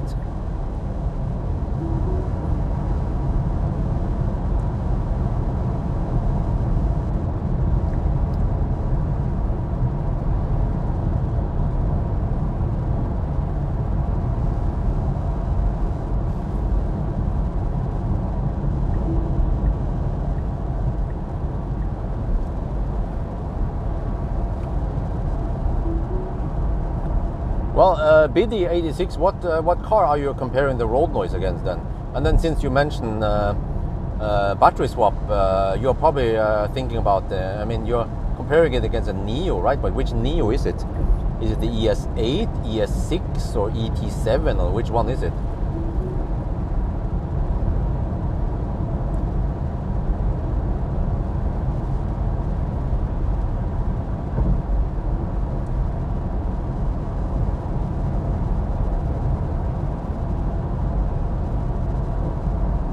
I might have missed the chat, by the way, because maybe I was busy shooting video. So,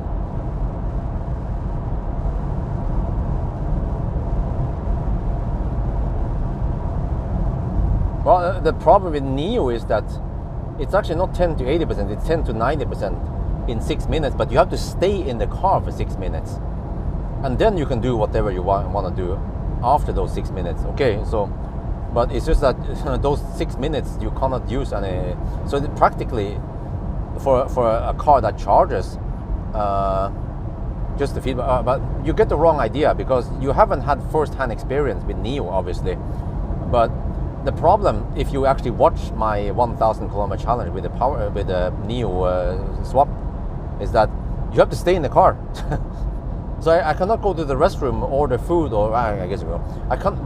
It's limited what I can do, right, while staying in the car. So you waste 6 minutes.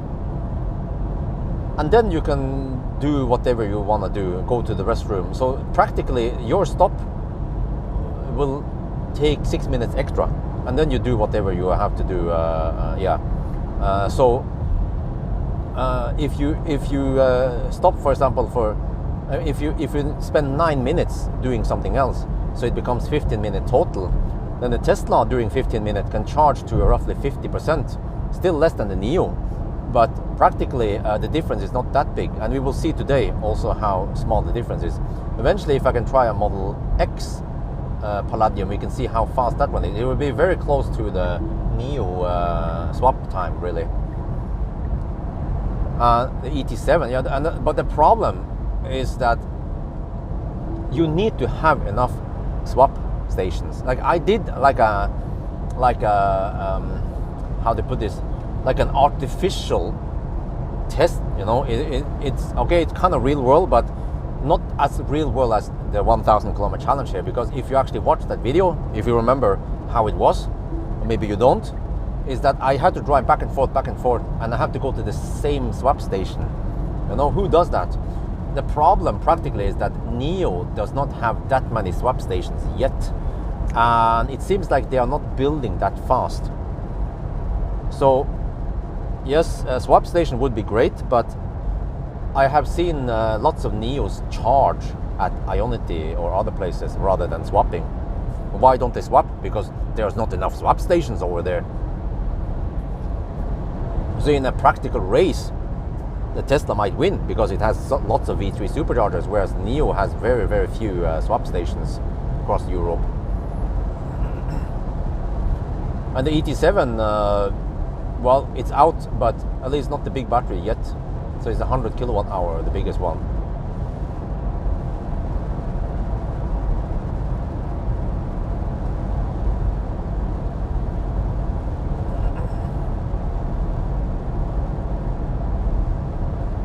Just like the reason why gas stations are so good. I mean, the reason why fossil cars are so good is because gas stations are everywhere. The infrastructure is there, and the infrastructure for charging is already there. You know. And the problem with Neos is that if you can't swap and you have to charge, then the Neos, they don't charge that fast. And actually they tend to also cold-gate during winter, so they might be getting 100, 120 kilowatt only in winter-ish temperatures. Whereas Teslas and many other cars, they charge way, way faster, even during winter, because they preheat the battery and they can actually take some decent power.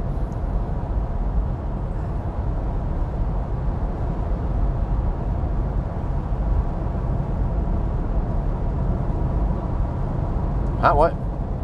Oh, okay. Well, I did talk about the you can get the regular steering wheel. Why didn't I? Or did I skip that part? Maybe I. But I mean, we all know it. You can order it. You can choose, or you can get a retrofit, but it will cost you $700.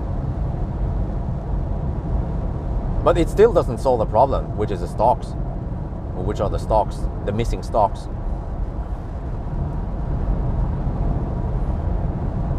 But yeah, try. Yeah, but you know,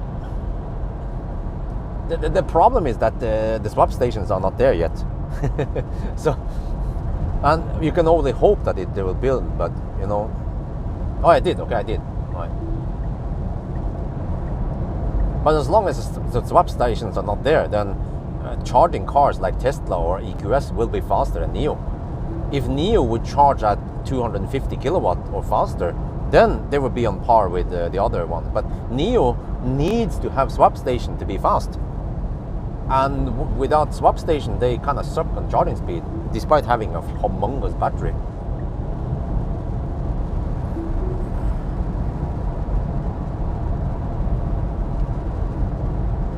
So, like 100 kilowatt hour battery should be able to take at least 200 kilowatts.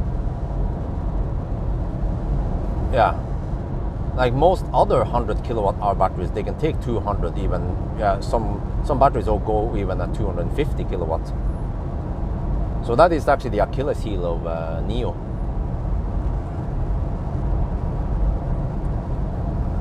Finland, we'll see. Because actually, when I had those meetups, like the one in Thailand even, it wasn't that many people who came there. So it was very important for the guys who showed up, but that's why I didn't even bother making a meetup for Bangkok, because it's not that big, really. I had meetups before, and it's really not that big. So yeah, and the same for Finland, really. I would kind of feel like I'm wasting my time. If I can actually gather money, because I know the fans are there, yeah. So if they want to meet me, okay, then, you know, let's say if more than 100 people show up, then we will have a meetup. But if less than 10 people show up, then I will not bother going for a meetup. So the whole meetup is to, you know, meet as many followers, allow the followers to meet me, yeah. So it's actually unlikely that I will have a meetup in Finland, based on the meetups in the past.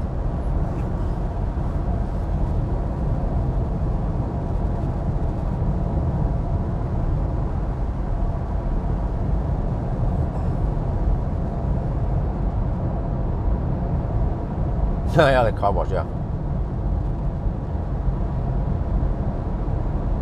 Or just like filling up gas, right? Like it takes less than 5 minutes, but then the owner goes inside the gas station, buys a hot dog and do some stuff, and then the car actually spends 15 minutes parked or stationary, either filling up or just parked for no reason, right? Well, I mean, there's not a reason, a good reason, but yeah, that's the kind of things that people are missing. Like they don't understand when they are comparing fossil cars versus, and in a way, NIO, okay, if you travel with several people, then some people can leave the car, and then you only have one person in there. That you have to kind of sit there and fill up the fossil car. Yeah, at least in Norway, you cannot lock the nozzle and do something else.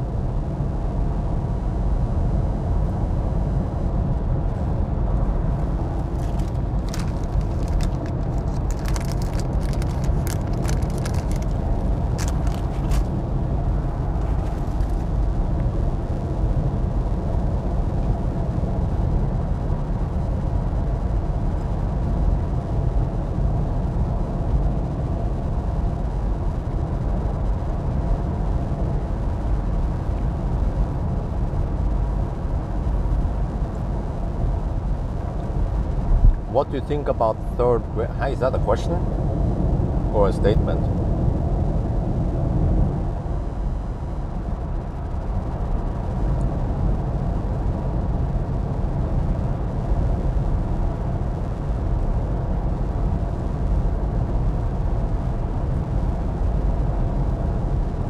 Okay, let me see. Where I had to pay attention then. Shit. 861 now, okay. So in roughly 55 kilometers or something, no, 65, wait, yeah, something like that. 65 kilometers, have to reset.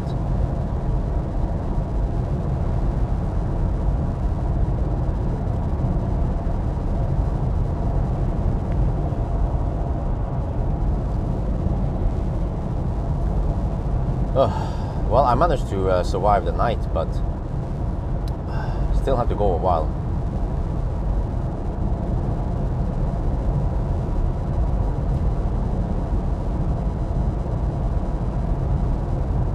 What do I think about third generation battery swap? Well, I actually don't know too much about it.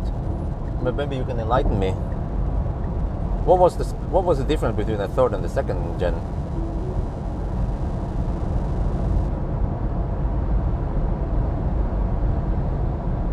Lahti? Yeah, we'll see. I mean, if I go to Kempower, I will probably have a business meeting with the Kempower people. High-speed run, no, the problem is tires. We have Nordic friction tires, maximum speed rating 160 kilometers per hour. And putting on summer tires and then drive it from Norway is kind of risky and technically illegal. Well, it could be illegal, depends on the driving conditions. So that's why it's kind of troublesome. Unless I go for the Central European tires, which could be okay, but still not optimal. Well, have fun. Model S or Y, they're kind of similar. Yeah, if you watch, you should watch Monroe live to learn more about build quality on Teslas. They are super insightful. But those videos are kind of long, but there's so much info packed in the videos. So I'm still wondering what people mean by build quality, because I wonder if they mix the build quality with. Wait, so you mean issues, right?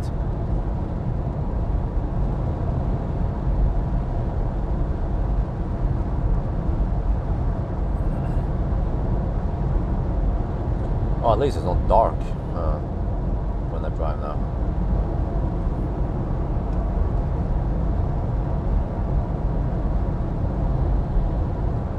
Oh, night run, but shit, let me check something here. Is Isabel awake?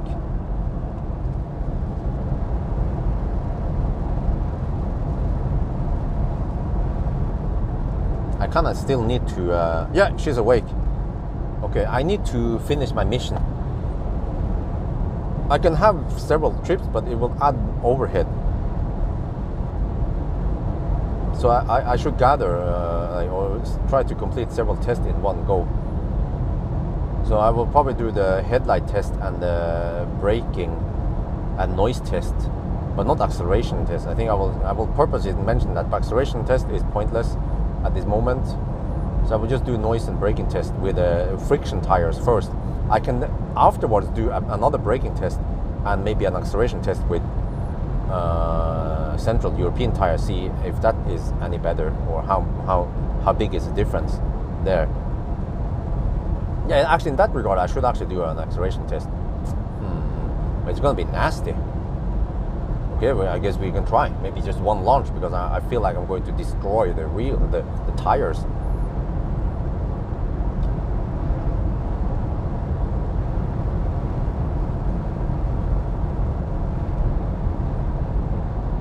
Well, actually, Neo battery swap stations could be used for some smart grid business. Yeah, especially if they charge them to 90%, then there's room for going a little bit over and under 90%, and they can do some some grid balancing, whatever, right? Frequency balancing it's called, or some other stuff.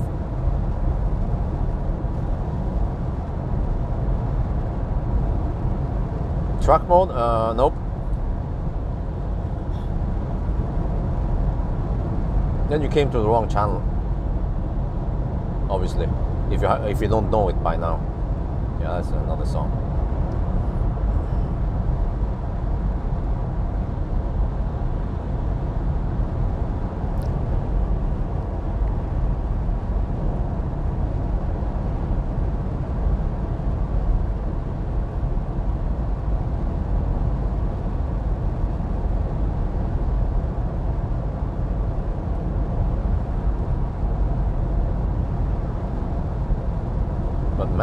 Isabel woke up early.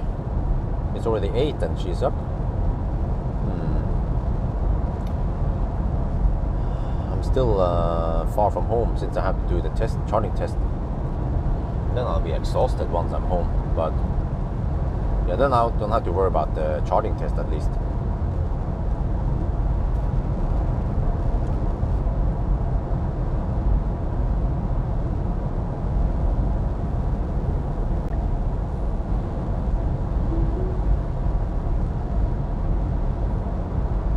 Okay, 875 now.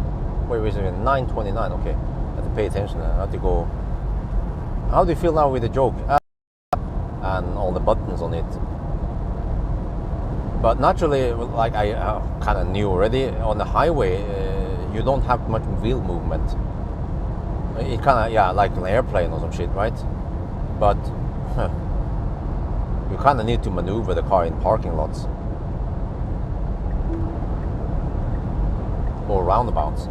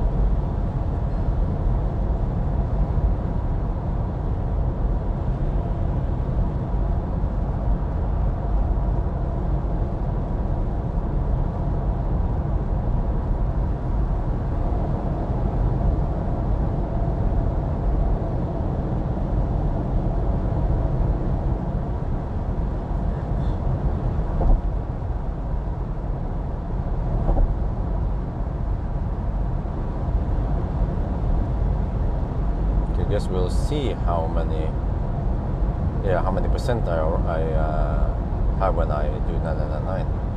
Okay, 879 kilometers now. Let's see, how is this again? It rounds up, right? So actually what I need to do is I need to wait until it ticks, and then I have to, and then I'm gonna like try to count 500 meters before I reset. How do you know for sure it will have stocks, the Highland?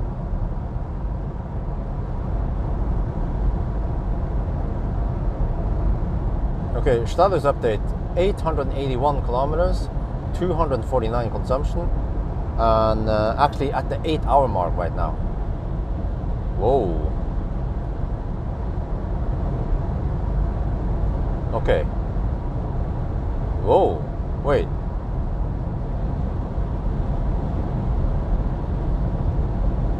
This is going to be close to a 9-hour run. It will be a little bit slower than a 9-hour run, of course. But maybe not 9:20. It might be 9:10, 9:15. Seems like.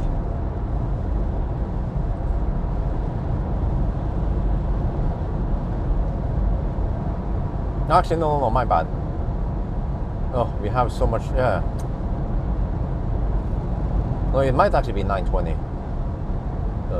Oh, why is it braking? Shit.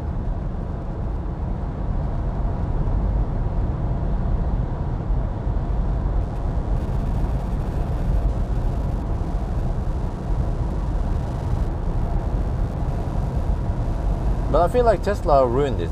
If they offered regular stock and a regular steering wheel, this car would be fine, no problem. Then it would be perfect. Because I love the rest of the interior. It's just that the crucial input devices are kind of crippled, messed up, big time.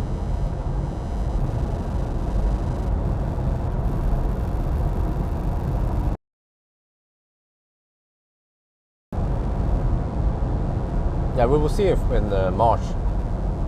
The news that will shock the world again. No, I requested to cancel the Model S because, like I said many times, I can't afford it now. We have also tax on the car, and I don't want this shit, man. mean, does it seem like I want to live with this shit? No, I will just buy a. I would even just buy a second-hand Raven if I need something big. Or I could just live with a Model 3. That's also fine. Because I don't think I need that big car, and I know that prices drop on cars all the time. So just grabbing a good Model 3 is already plenty. Like I don't think I even need long range or performance. Yeah.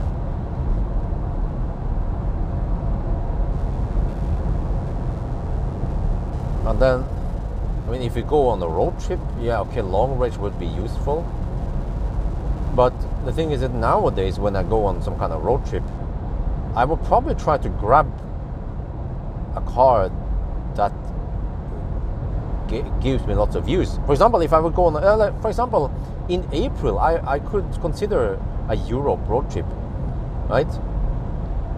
To, I don't know, maybe if I can go to Bled, if it's not too cold in Bled in the end of April, then maybe I'll just grab I will grab an ID bus. Yeah, actually I've started seeing lots of ID buses around Norway now. That's pretty cool. I think people who get them at work, they are happy. But I don't know what would be the hyped up car this year. Well, actually, if I would go on a road trip, if I can get my hands on one, I would probably try to get a Lucid, or maybe a Model S long range from Marcus Bil. Or just I need to find out what car is the hype for this year, and then take that one on a long trip. Plaid, really?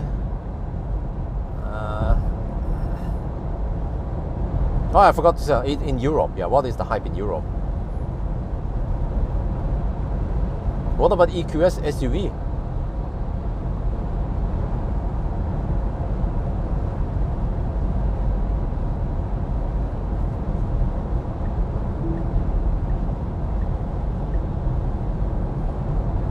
Ioniq 6, yeah, that would actually be nice, yeah.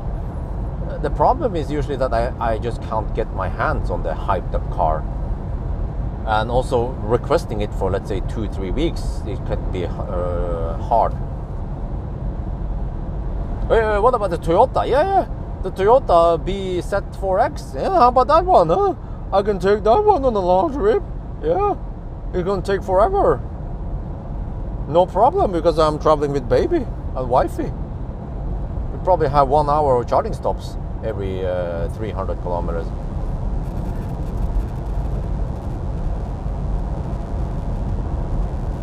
Like, even Millennium Falcon, well, wifey accepts that we can use Millennium Falcon as like an emergency situation, but whoa, there's almost no wind here. Shit, I should have checked the wind map.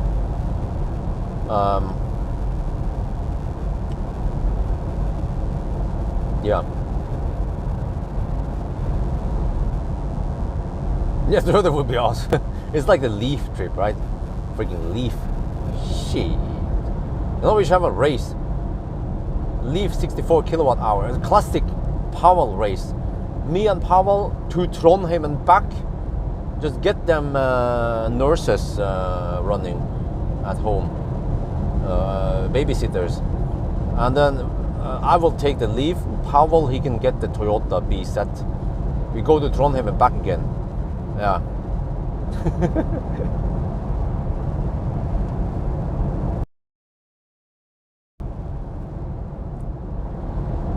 Palm face, really? That's a new one.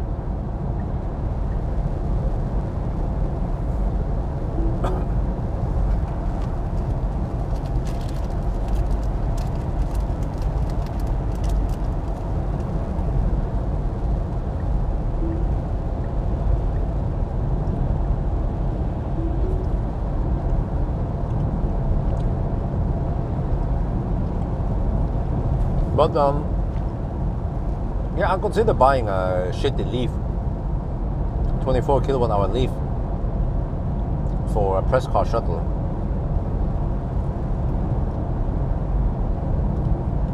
I see that they go for less than 40k NOK.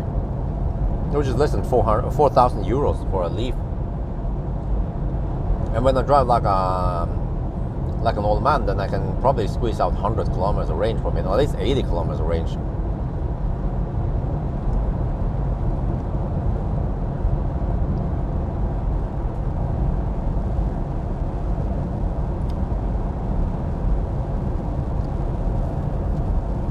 Well, she can kind of wifey can accept being in Millennium Falcon for short trips, but she still claims that the smell is there. But I have noticed that the smell has been greatly reduced over time.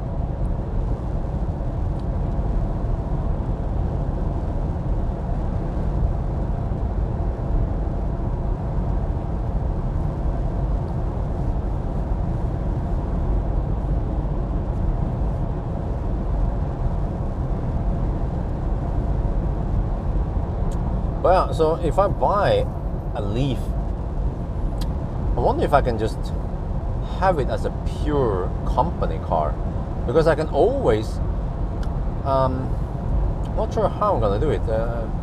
I asked my mom about this also. Okay, so if you have it as a pure company car, I will not use that Leaf for family whatsoever, right? Because in that case I can use Millennium Falcon. So the Leaf will only be for picking up and delivering press cars, or doing some company stuff, like even making videos of it, but not for private use. Then it would be company asset, which is just 40k pocket money, and at least I can write off expenses on it. Or I can just count kilometers. I'm not sure which one makes the most sense.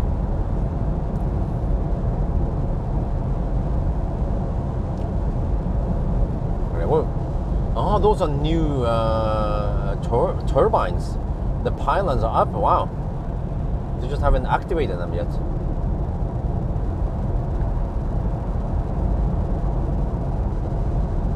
BO smell, smoke, yeah, some kind of cigarette smell or something, plus some Wunderbaum smell.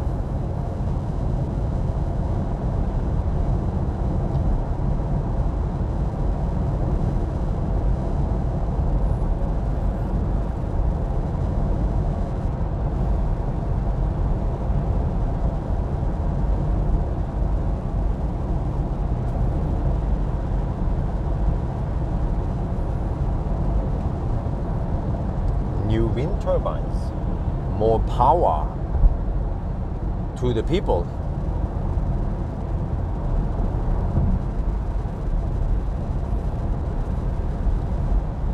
Well, the Zoe is not that impressive. It charges kind of slow. Well, it will be an interesting test, interesting race, nonetheless. Oh well, I could get rid of Mr. Green eventually, since the deal kind of went out a long time ago. Millennium Falcon, well, I could. Well, how does that work?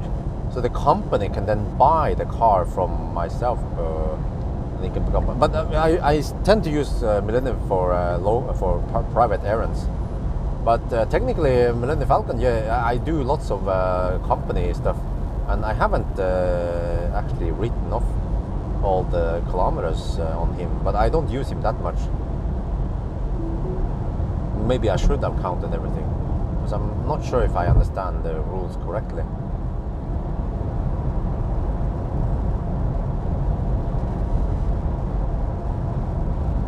Well, Wi-Fi approved. We have talked about this before. Model 3. Wi-Fi can drive it, no problem. She doesn't like driving big cars, so Model 3, yeah. And then I would assume that once we move to Jessheim, this is also interesting. We got a letter from municipality in Oslo that you can now apply for kindergarten for your baby, starting from this fall, from August. I said okay, but in August we will still be living in Alnabru. And I asked Pawel about this, and he recommends that, well, just wait. I mean, you don't need to put the kid in the kindergarten that early. I mean, people tend to put the kid that early if they are very busy with business or whatever, and they don't have time to take care of the children. But at least wifey can take care of Isabel. So we will wait until we move over to Jessheim, and then we would go in kindergarten there. And then eventually I might have to drive the baby to kindergarten in the morning, and then wifey picks up Isabel. Or even when I go on some, if I go on Yale test, she will have to drive Isabel to kindergarten, or bicycle there, but yeah.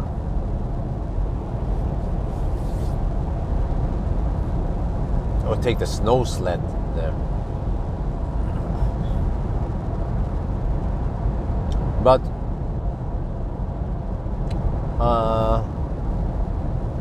actually in Norway I heard that if you don't take the child to kindergarten, you can actually get 7,000 NOK. Okay, kindergarten costs 3,000 NOK per month. Plus you have to pay for some food, it depends. Which is fine, I guess, for taking care of the... what I think is important is that Isabel will then be able to socialize with other kids. And also in the kindergarten they are very good at teaching everything, pedagogic and all that stuff.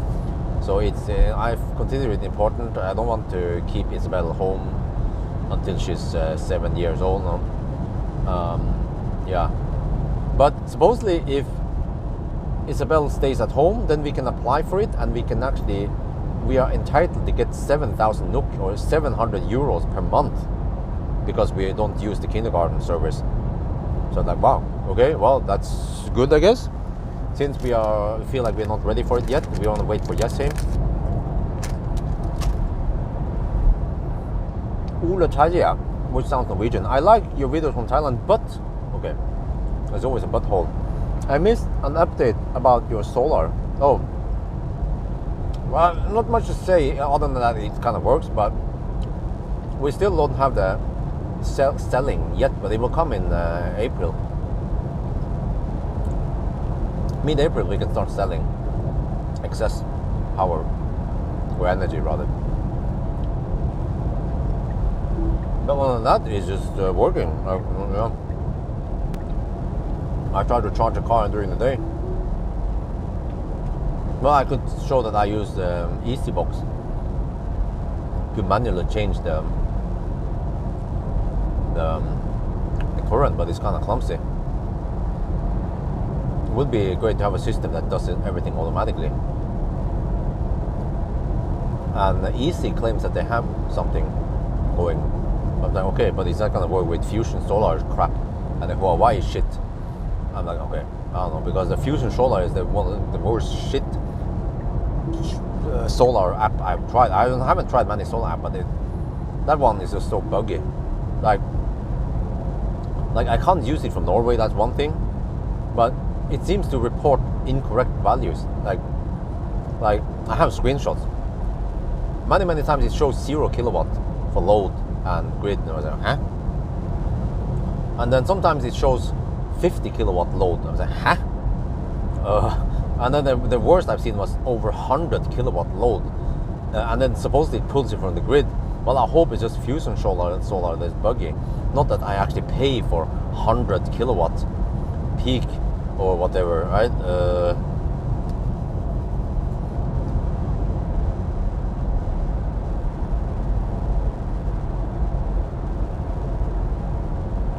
How many years? I don't know. But supposedly 7k NOK per month, what I heard. That's massive. Well, give me some, because I paid so much taxes, so I wouldn't mind getting some of that stuff back. So I'll be getting some of that back if I get sick, but I rarely get sick. Or I guess once I'm retired, but that's pension, that's different. So, yeah. Well, I mean, we're kind of paying for the roads and all that job. When you get a baby, for example, you can get the baby leave for you and for the mother, and that is quite massive. That the mother can stay home for 9 months and get full payment. I think that's how it was from NAV, which is like the social security stuff in Norway. I'm not sure about other goodies you can get. Like social welfare is quite good in Norway, but I feel like I'm not utilizing half of it. I did use some of it when I was a kid, when I went to the dentist and stuff like that, right? Helsesøster and school. Of course, school is free, so I guess that's good.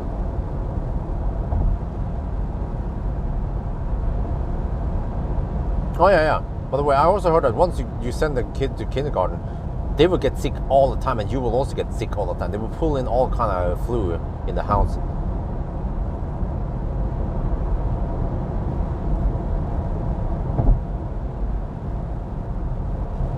1,020 horsepower sounds brutal.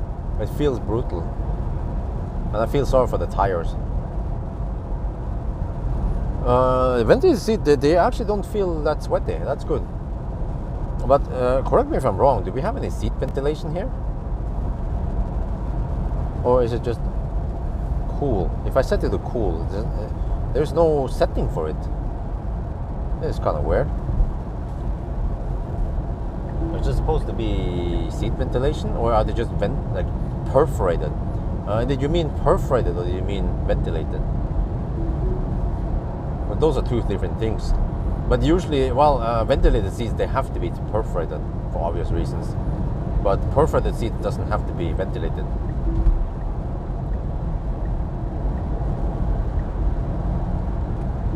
There is seat ventilation. Cool. How do you enable it? I tried to press the button, but I have to say I don't feel nothing. Or it's kind of weak. Where is it? Is it working? Wait. Oh, wait. I have to press that. Oh, now I see.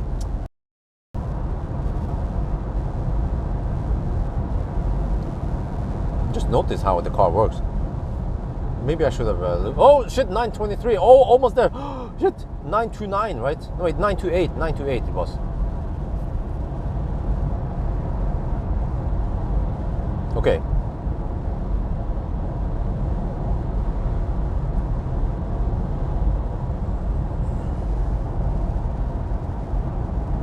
Wait, where is this going to happen? At the bridge? I'll be kind of busy at the bridge. Well, okay, no, whatever. Let me just get ready here. It will happen soon.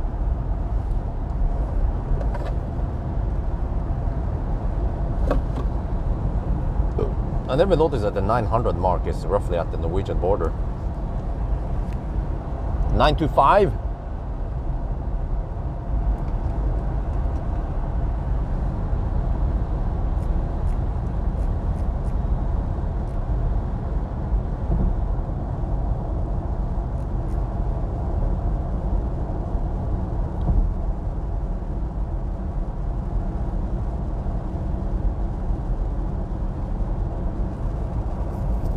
Nine to 6, because I have to reach 9 to 8 and then wait a little bit. And then I reset.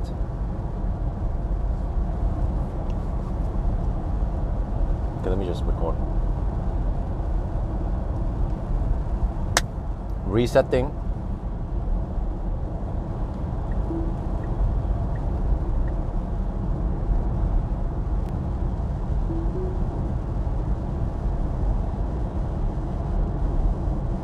Right, so we are now at 927 kilometers. We have to reset to at 928, but actually when it pops to 928, it's actually 927.5. So to wait a little bit and then reset. โอเคตอนนี้เรามี927กิโลเมตรนะครับแล้วก็เราจะรอให้มันเป็น928แต่ว่าจริง928มันเป็น927.5ก็แปลว่าตอนเราเป็น928เราจะต้องรอนิดหน่อยแล้วก็รีเซ็ตนะครับ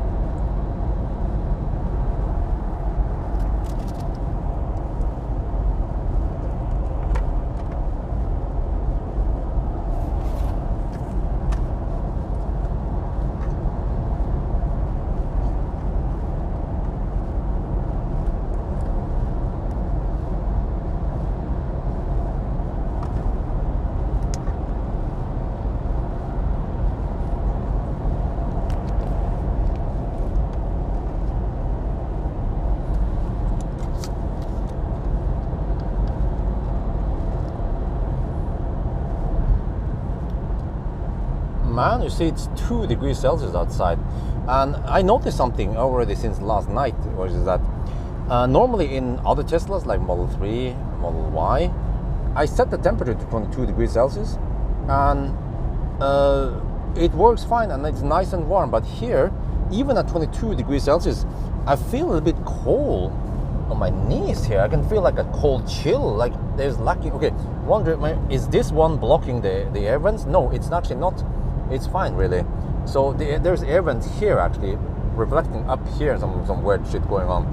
So I feel like the airflow in this one is not as good as the Model 3 and Model Y, because those cars at 21 degrees Celsius is nice and comfy over here, but here, nope, unfortunately.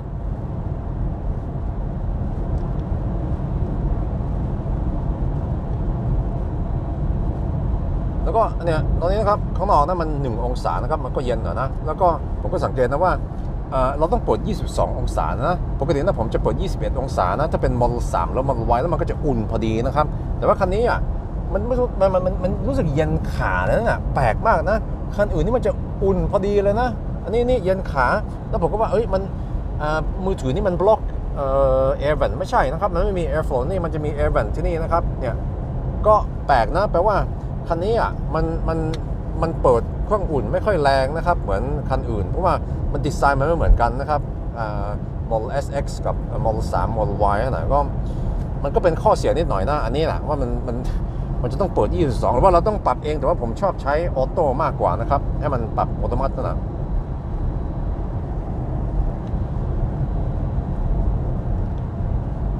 But yeah, when it comes to the yoke wheel, I feel like when we are just cruising like here in 1,000 kilometer challenge, once you're on the motorway, then the yoke makes perfect sense. You just have to get used to this button here, but it makes everything nice and clear. You can see the dashboard, everything. You can see the passport, and the yoke is not really a problem.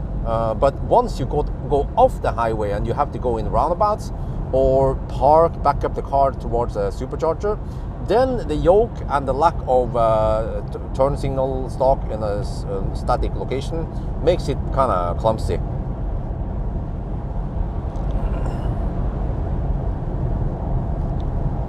And the yoke เนี่ยนะครับตอนเราขับถนนซูเปอร์ไฮเวย์อย่างนี้อ่ะมันก็สบายมากแล้วนะเราก็แทบจะไม่ต้องขยับพวงมาลัยนะครับมันก็กว้างดีเห็นทุกอย่างนะครับเห็นพาสปอร์ตเห็นจอนี่ชัดดีนะครับแต่ว่าถ้าเราเริ่มขับที่ถนนเล็กกว่านี้ที่มันมีวงเวียนหรือว่าเราจะต้องถอยรถเข้าไปในซูเปอร์ชาร์เจอร์นั่นน่ะมันจะยุ่งยากนะมันจะกลายเป็นมันหาไฟเลี้ยวยากแล้วก็แล้วเนี่ยพวงมาลัยมันไม่กลมมันก็กลายเป็นใช้ยากหน่อยนั่นน่ะก็ข้อเสียนี่อ่ะแต่ว่าตอนครูซอย่างนี้นะมันก็สบายดีนะครับ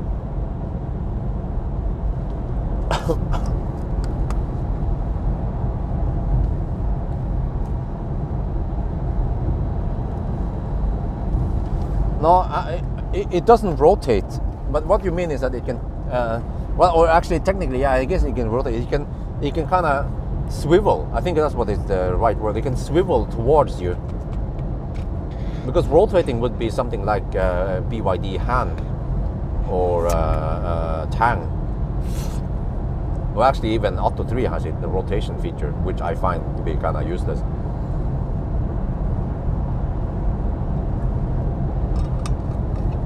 Actually, maybe it's not that useless, depending on what you need to use it for.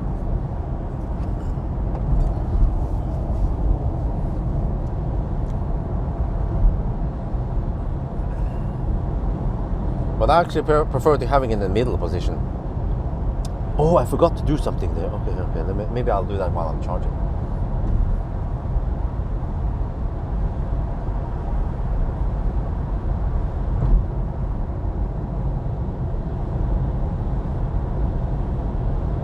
Okay, 20 kilometers now, 80 kilometers to go, roughly, with some correct, well, actually, yeah, roughly there. Well, technically, it's actually not 80, it's actually, well, how do I count this? Yeah, whatever, my brain just exploded now, but, yeah. So now it's 8.5 hour mark. Oh, damn!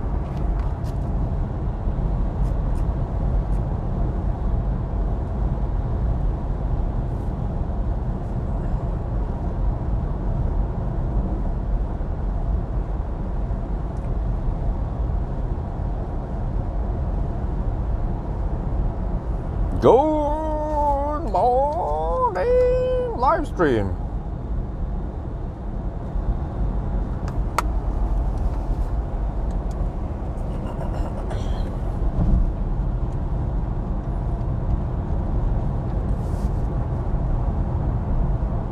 Couldn't be bothered changing lanes. Wonder where wifey wants me to go today. I think she wants to go to a baby shop or Barnas Hus. Maybe we can go to Arnabru. No, actually, maybe she wants to go to Ullevål. Okay. Just the last time I had to shit over there twice because I think I had a bad stomach from something. Yeah. Maybe expired food, but definitely not ginger.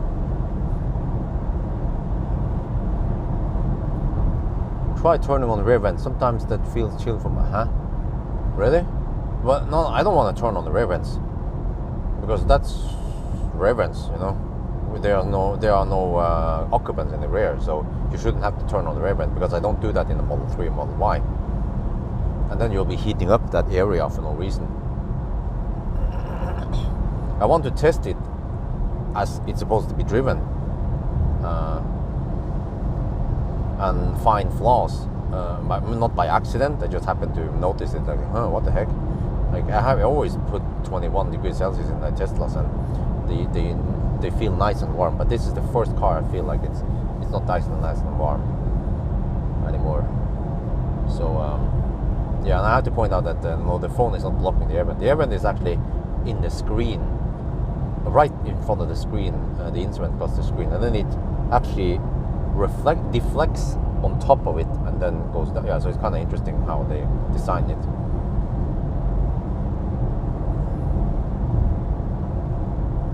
Mess up your efficiency, huh? Okay. For the challenge. Well, it shouldn't matter anyway, since we are at 926 kilometers already. Yeah.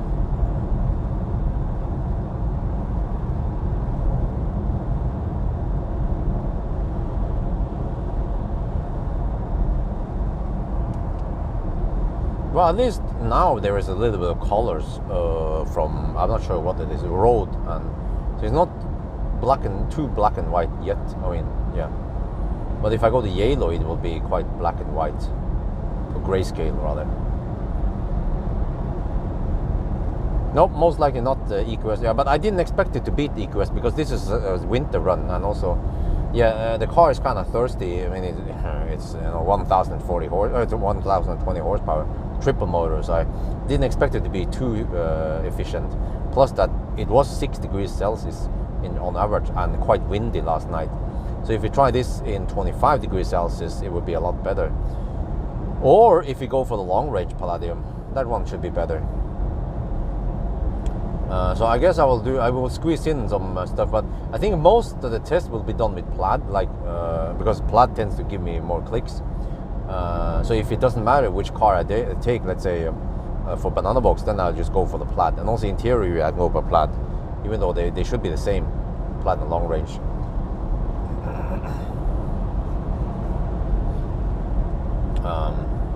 And then what I need to do left with the long range is range test, acceleration test, noise test. Also, I don't have to do it. Braking test, I guess, or what else? Charging test should also not be necessary since it's the same battery. 1,000 kilometer challenge course, but that means that the long range needs only a few days really, if I plan everything right.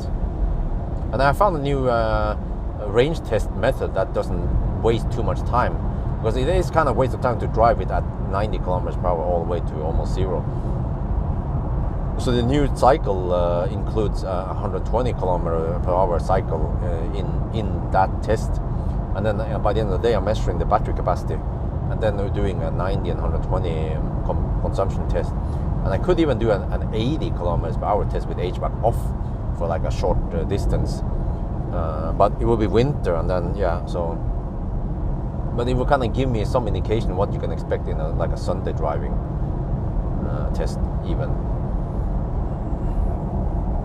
Long range, of course I will do long range, because I want to see how more efficient it is, and I still think it will get lots of views.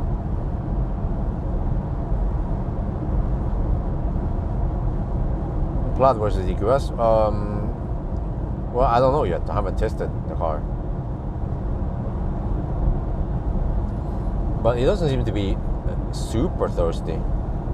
For a car that has 1,080 horsepower and triple motor, it seems to actually be fairly efficient compared to many competitors like Taycan Turbo S and EQS 4MATIC Plus, EQE 4MATIC Plus. But I think actually EQS 4MATIC Plus is closer competitor size-wise. Cleavage is the next charging stop.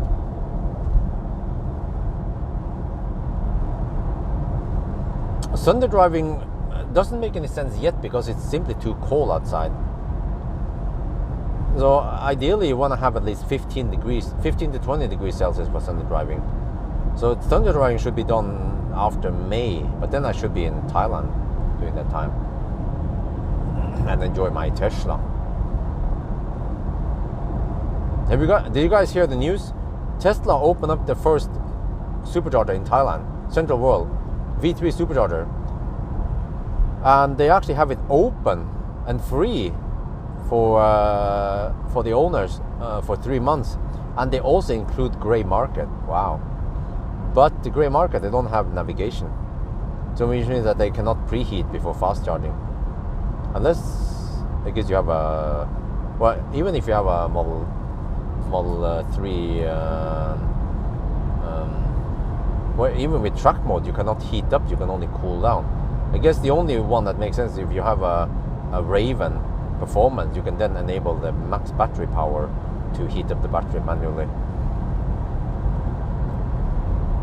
Okay, 31 kilometers now. No, wait, no, I looked at the wrong one. 36 kilometers. We are at 50, we are at 51, we are almost at 40, at 8 hour 40 minute mark. That is still very fast. How long will I be in Thailand?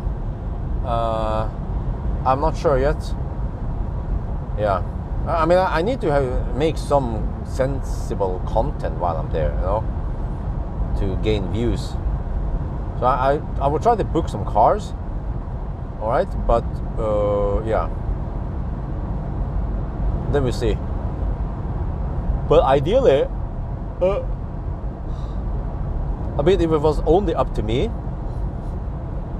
I would go to Thailand in November and stay there long, and I would skip going to Thailand now. But we're kind of going to Thailand to run away from the fucking Russians. Yeah, the damn Russians, man. I mean, Rus. They start partying around mid of April already, and they disturb our night sleep, and they will actually most likely wake up Isabel many nights. We will struggle to kind of put Isabel to sleep, and then those idiots wake her up, and then we have to kind of struggle to calm her down again. Yeah.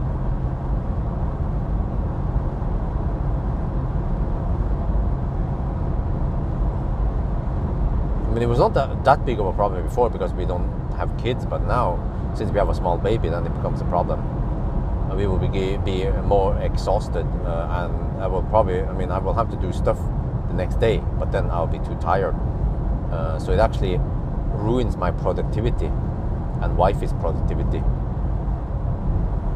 So technically, we could sue those bastards for making too much noise. And the police, they are not too strict about this. If this was Thailand, I would just hire the police. I would pay the police to guard there. Yeah. But fortunately, that doesn't work in Norway.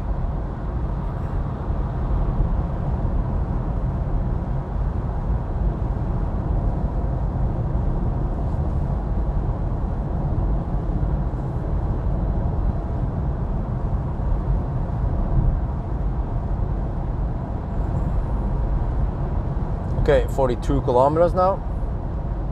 That means 58 kilometers left. Uh-oh. What did I say again? 9:30. I claim 9:20, right? It seems like it might be a 9:20.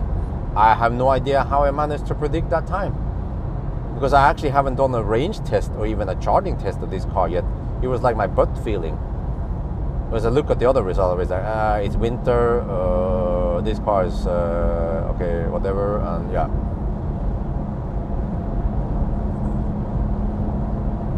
I mean, just because it's Plaid doesn't mean that it's fast for 1,000 kilometer challenge. It's actually slower than long range for obvious reasons.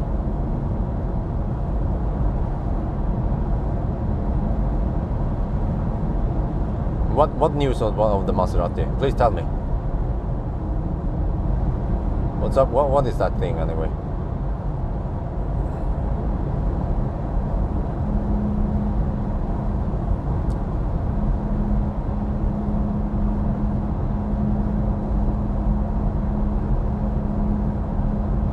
You can be there for the first day of sales and the supercharger. Actually, to be honest, I don't think my main channel viewers are too interested in it. Well, actually, I'm not sure. Yeah. I think they're more into scandals and shit. But I noticed that in general, my main channel viewers, they are not too interested in Thai content. Like even interesting cars like i7 doesn't get that many views in Thailand. But I guess in 1 month, roughly, almost 2 months, yeah, I will get i7 in Norway, and we will see if that one gets more view for some reason, even though it's the second time I borrow it. Seems like people are just allergic to Thailand, maybe because they've never been there before. And I tend to get lots of comments, especially from Norwegians or Europeans. They're like, well, glad you're back in Norway, because to be honest, the Thai videos were kind of boring. I'm like, okay, I find them very interesting. I mean, it's still content, right? And it's not like Norway content is always interesting. Norway content tends to also be boring from time to time, but people never point out that for some reason. Your main channel viewers are in the Thai channel. Yeah, they are. Like I have some of my Thai followers. They actually follow me since Millennium Falcon. Yeah, I met them also in Thailand. We're like, wow, that is impressive shit.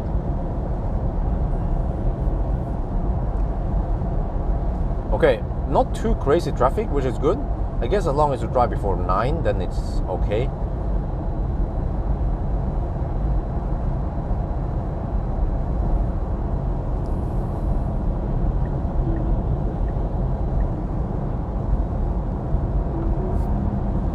$49, that means 51 more kilometers.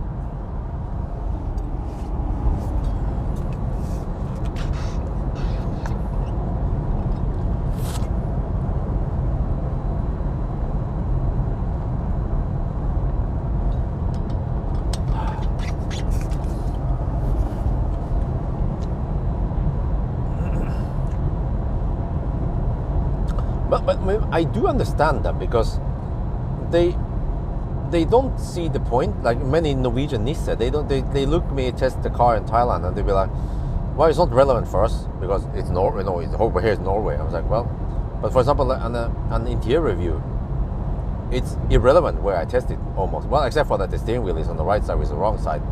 Should have been left side with the right side. But other than that, you know, the interior review could have been done in a Thai car, or and as long as it's the same interior, then it's the same, right?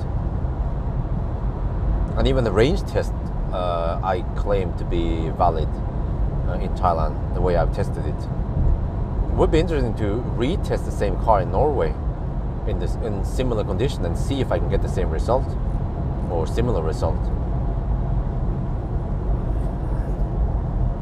Right, 52 kilometers, so 48 kilometers left. This is going to be interesting. I have to do a countdown on that one, and then also record how much I have left.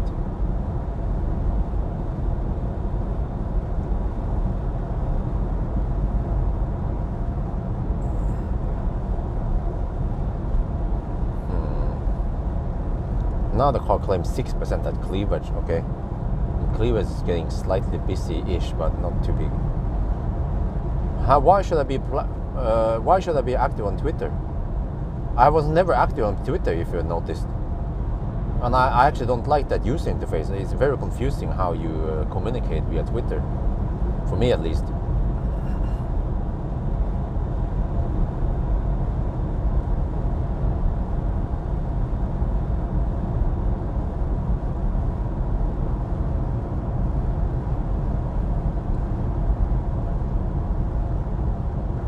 But I already feel like I'm spending too much time on Facebook, even though it's not that much. I try to limit my time, because those time on social media is like a time sink, and I don't want to add yet another social media to sink more time into it. I should spend time with my family, which I've done actually a lot, and also spend time shooting videos and editing videos, and less on useless shit. But I tend to watch video short shit on Facebook, because they just pop up on my feed, and I'm like, oh, okay, what is this? Yeah, but maybe I should stop doing that, because I waste a lot of time watching those shorts. They're kind of pointless when I think about it. They are not that meaningful, not very insightful or learn or any. They don't teach me anything other than just feeding my dopamine generator.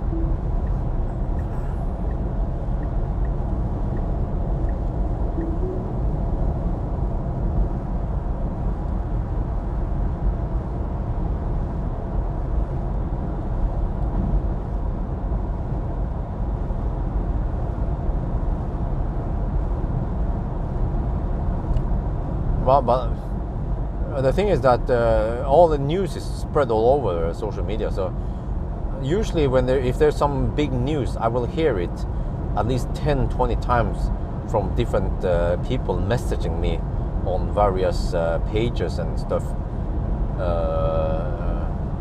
Plus that all the groups that I am a member of in Facebook will also spam the same stuff in there.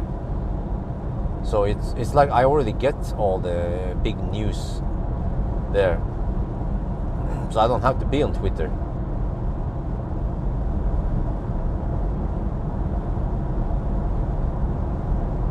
But it's not like I adore Facebook. It's just a platform I use, but I don't want to spend too much time on Facebook. And actually deleted lots of people. I used to upload lots of pictures and stuff on Facebook on like private, but I deleted all that shit,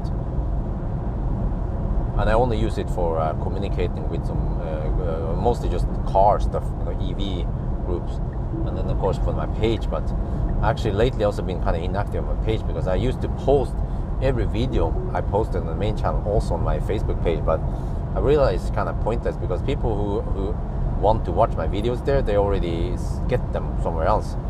So it's like extra. Well, that's actually a triple motor. That was the e-tron S. Probably really, really thirsty e-tron S, and it's not that fast, really. Like I could probably race that e-tron S, and I can have 10%, and I will just outrun that e-tron S or e-tron 60. And it's a triple motor, but they just slapped in another motor, I guess, and it became thirsty and of course faster. But Tesla, at least they made the carbon wrapped rotor and stuff, and so it's not just another motor. They actually did some cool engineering to make it just insanely fast and powerful.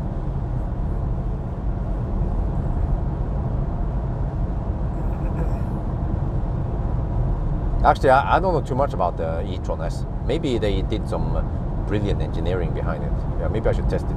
I requested to borrow it, but they always didn't have them available in press car. They sold them or something. I was like, okay, whatever. Would be interesting to test the thirstiest, fattest e-tron ever made. Q8, why is it available yet? That's the general answer I have to people when they ask me, did you test that car yet? Did you test Lucid? Well, is it available yet? Many times the cars you guys ask about, they are not available yet. So obviously if they're not available, then I can't test them. Windfast. Well, is it available yet? Like I said, if it's not available in Norway, the Windfast, then obviously I can't test it.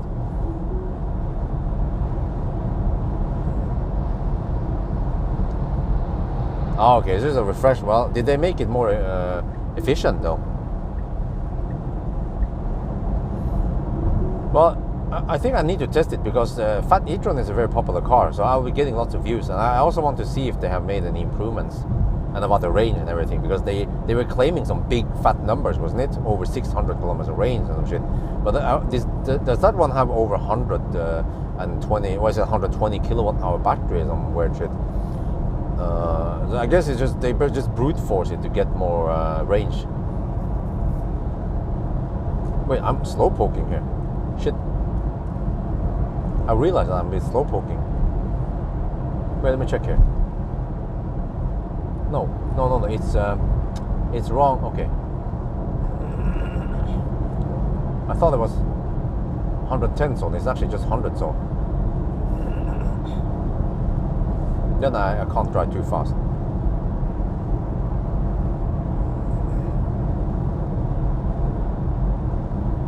The other big, well, that means that it becomes even thirstier because it's heavier than before, right? Well, unless they manage to increase the energy density. And it charges faster than before. Yeah, whoo! What, did they go more than, well, how fast can the Q8 e-tron charge then?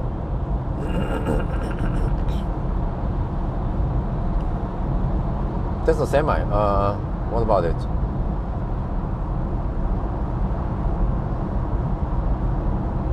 Future improvement, huh? What? Well, I mean, it kicks ass for the Lord.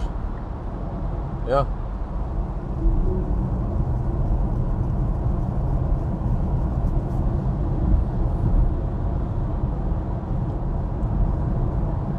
Okay, 68 kilometers, so we have 32 kilometers to go. Oh yeah, we are about to hit the 9-hour mark now. Okay, is it gonna be 9:15 or 9:20? That is the big question.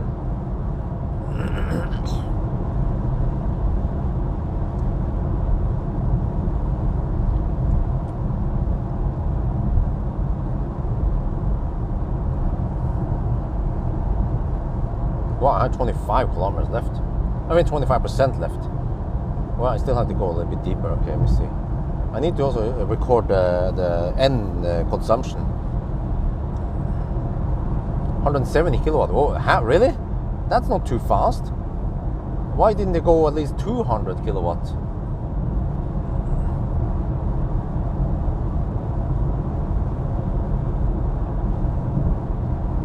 Oh, they already, so NAF already tested it.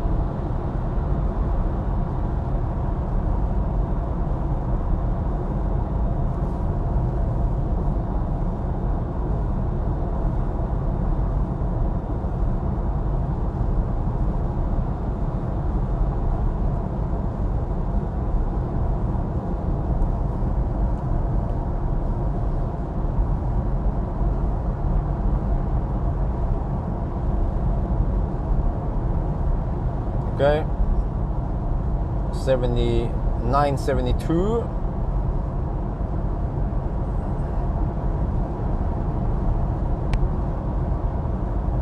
Wow, there's some snow over here. Crazy.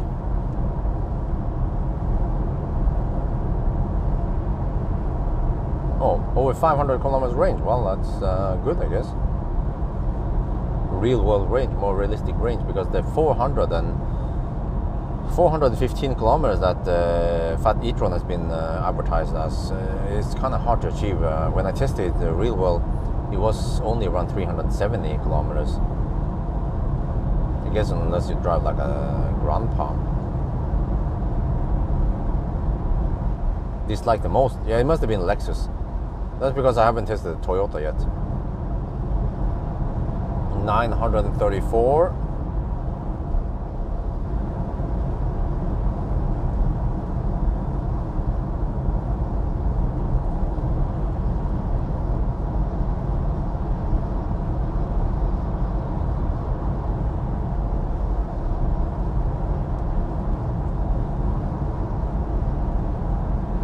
What about okay? No, I don't think Porsche has anything up their sleeve. They've developed the Taycan for such a long time, and I don't think they have anything to counter it. Like that was the best bet they already had. You know, the best card, and it might take them another 5 years to develop something that could even match Tesla, because the Plaid is just way faster. Like, yeah, way faster than Porsche.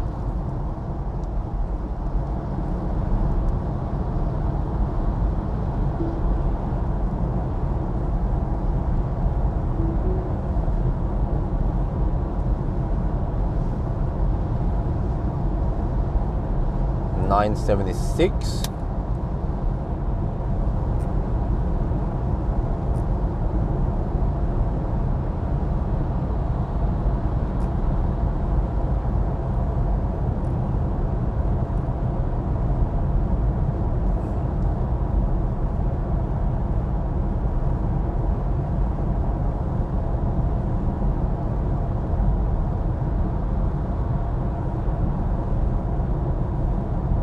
How do I do this? I have to do this in 2 languages, and then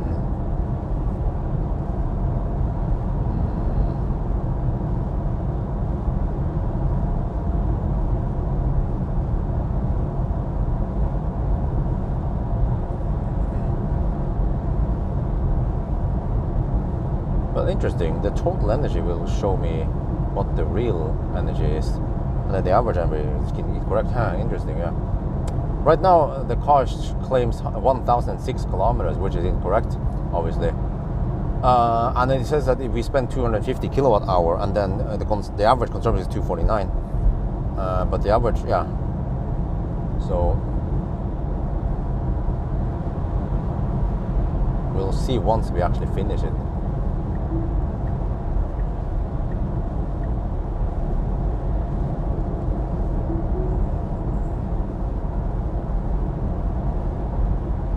Apple Car makes sense. I don't know if Apple has anything that belongs in a car. Well, maybe infotainment, or if they have anything they could offer in a car that is not already in today's cars.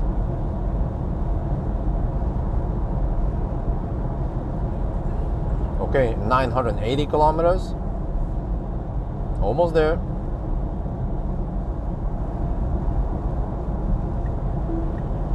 What's the time now? Oh, 9 hours. 9 hours. Oh, it's going to be 9:10 or 9:15. That is not too bad for a winter run, actually. That ain't too bad at all.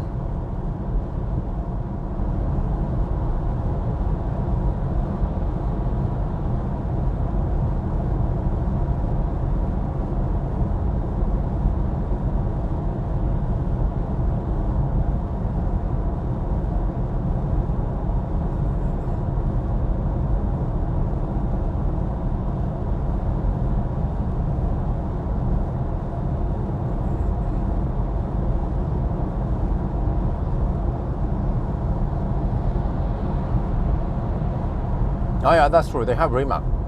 Yeah.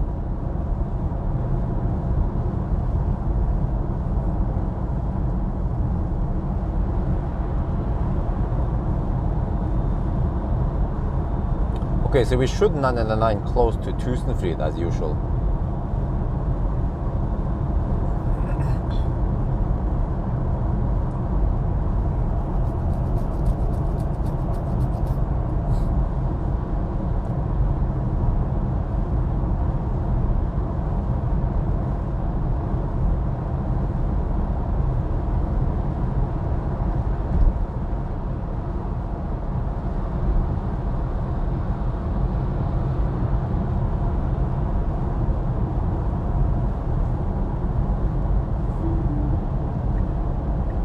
Still at the 9 hour mark for now.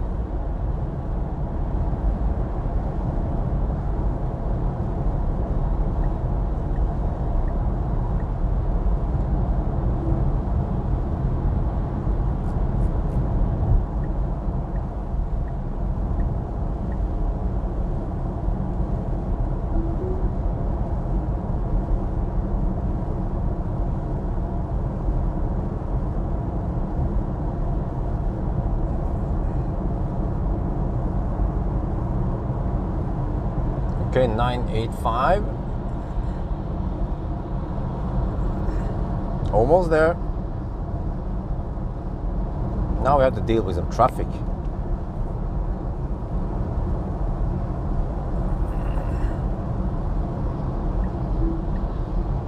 Yeah, I forgot. Freaking left lane huggers. This is why you'd never let them pass you.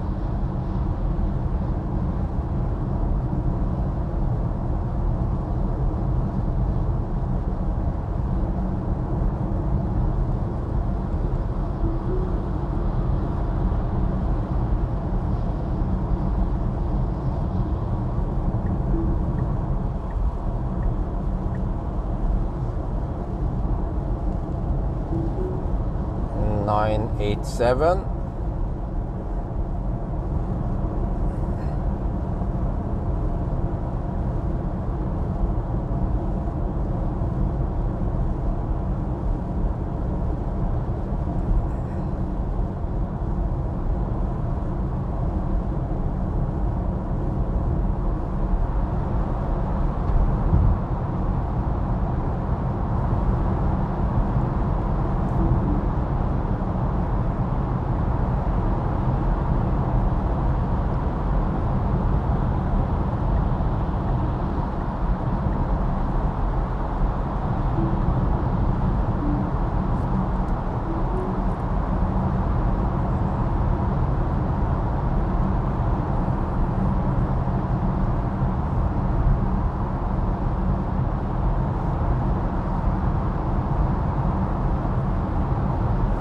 Oh, what the heck, man? Cars, except my Tesla suddenly decided to bail out right before the countdown. Fortunately, we have about 8 to 9 kilometers left.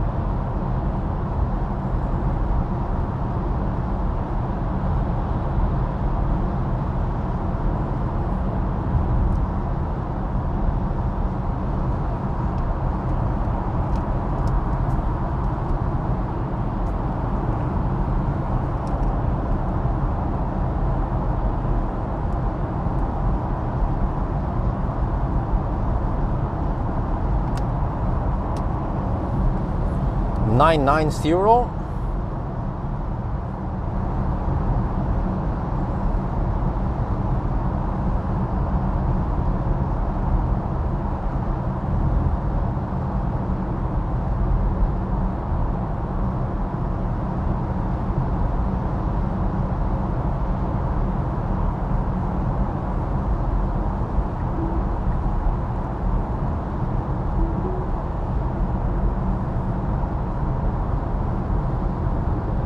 Nine 991.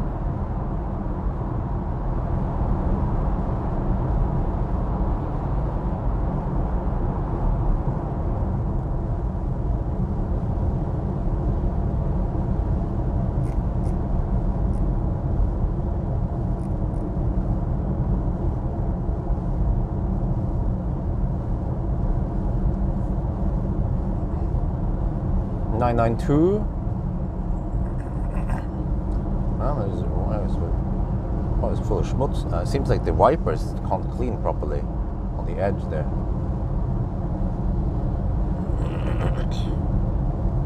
Wait a minute. We should. I mean, it should be around here, isn't it? Oh no! I forgot, because we have a later starting point than we normally. Yeah, we normally count down in the next tunnel here. Yeah. Or somewhere, yeah. Oh yeah, and we also had few charging stops, so that also makes sense. Normally we have more charging stops than we count down in the tunnel. Now we will actually count down a little bit after the tunnel. So yeah, it everything makes sense. 993.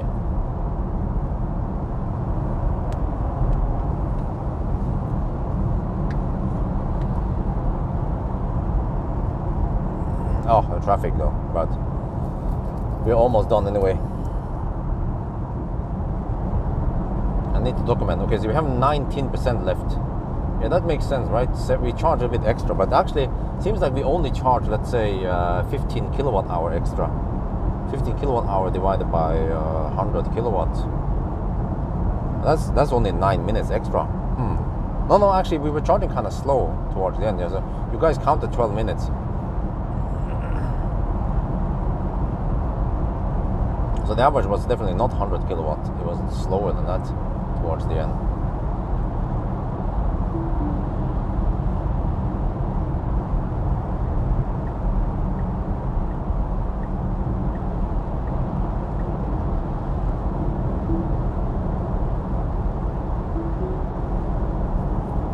$9.95. Man, look at the Norwegian left lane huggers club.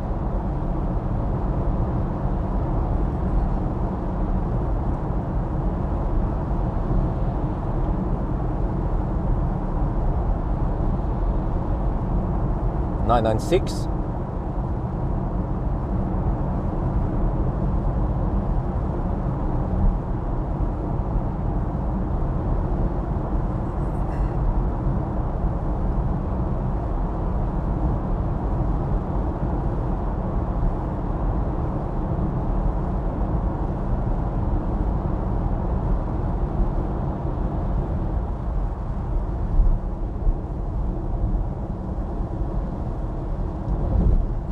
$9.97. I guess I'll start recording. Okay, the countdown.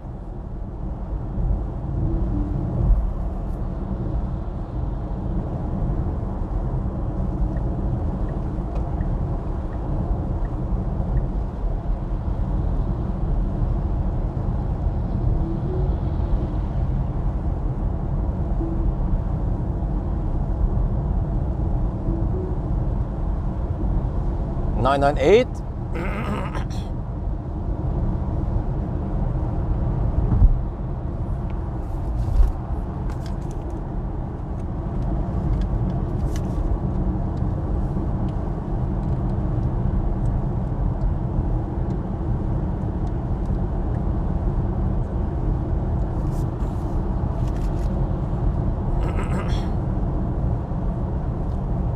Right, here's the countdown. We actually have 12 minutes of charging deduction. 9.90, 9.91, look here. 9.92, 9.93, 9.94, 9.95, 9.96, 9.97. 998, 9999, 9999, 1000. Woohoo! Wait, time. 9 hours and 10 minutes. Whoa! Okay, consumption 255 watt hour per kilometer. Wow. Damn, that is schnell. That is schnell indeed. 910 is just 5 minutes slower than the EQS in summer. And we are doing this in freaking winter. What?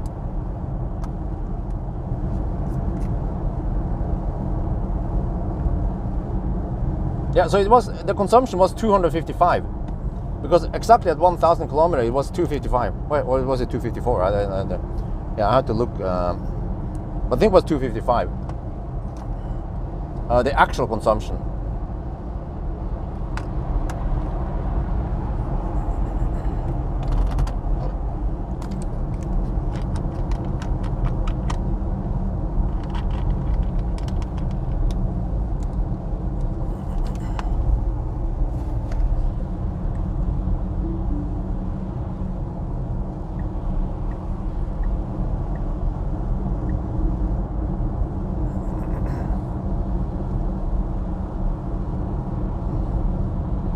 Oh, the exact same consumption as the EQS then.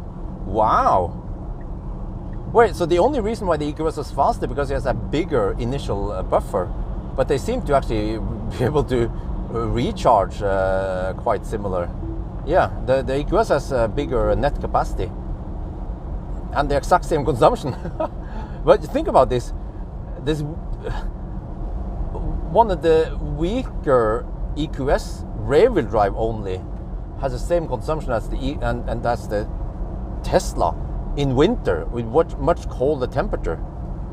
Like that is very efficient, very impressive, really. I mean, look at the notes here. Yeah, EQS was no, my bad. No, you look at the wrong one. EQS had 220 watt-hour per kilometer. Yeah. I was thinking, that is something is wrong. And then the Model 3 had 212 watt-hour per kilometer. So the EQS was indeed more efficient, as expected, because it's summer and it's rear-wheel drive. The other one was winter run with EQS 580, I think. But yeah, just in comparison, actually the EQS was actually similar consumption as this one, but this one is way more powerful in triple motor. So actually the Model S long range should be a more direct comparison against the EQS 580. I think they are similar. Actually, even the long range Palladium is faster, way faster than the EQS 580.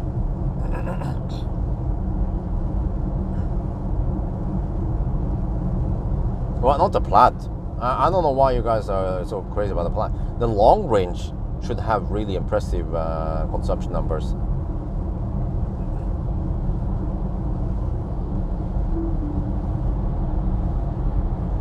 The Plaid is triple motor and less efficient, but of course faster. Man, all these freaking left lane huggers. Fortunately, it's Saturday morning now, so I can use the bus lane, or the Tesla lane, I mean. Okay, now I just have to hammer over to Cleavage. It's not that big detour for me, since I'm already on the road here. So just have to get over there.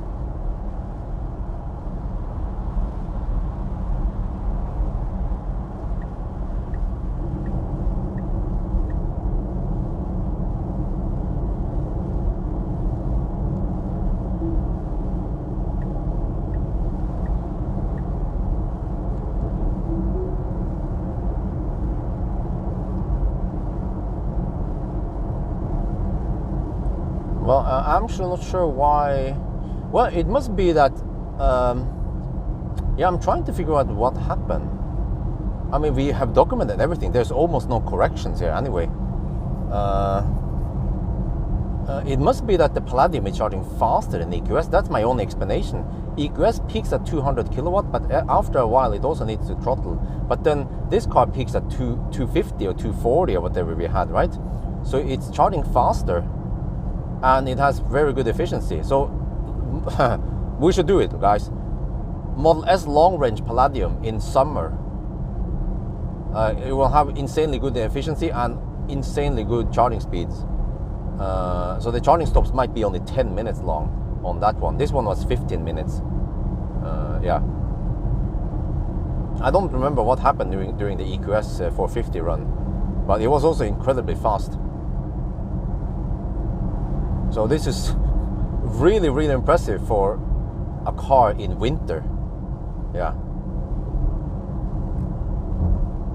Well, and also with that freaking wind, like if you understand the effect of the wind, that it actually it makes a negative impact on the consumption.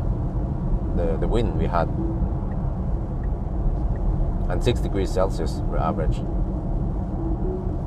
So wow.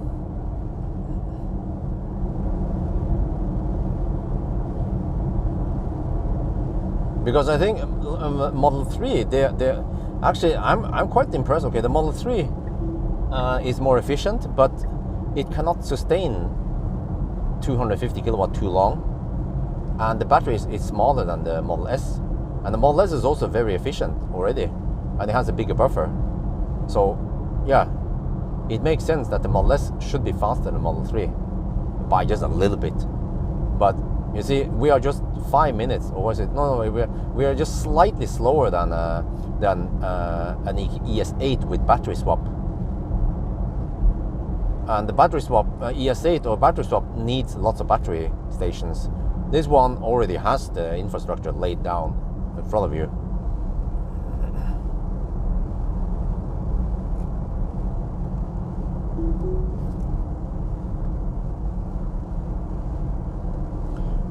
Can it be less than 9 hours in summer? Well, no, I think the theoretical minimum should be 9 hours because, well, actually, yeah, because the fossil car did it in 9 hours. Well, actually, I'm just wondering why was it? No, you know, it's quite easy to calculate this. In summer, if we can assume that the consumption is, let's say 30 watt-hour per kilometer lower, right? Or let's say 40, worst case, 40 watt-hour per kilometer. How long does it charge? How long does it need to charge 40 kilowatt-hour? Well, it depends what kind of curve we'll be getting. But let's say 40 kilowatt-hour divided by 200 kilowatt times 60. You see, okay, that's a 12-minute saving. We are still only at 9 hours, so I think that's it. 9 hours is the fastest you can go with a long range during summer, or maybe even Plaid during summer, which means that it basically is as fast as a fossil car or even battery swap ES8. Yeah, but 255 is kind of high-ish, but we're talking about 1020 horsepower triple motor, and with that massive wind. But I had no choice because I didn't feel like going in minus 2-3 degrees Celsius tomorrow night.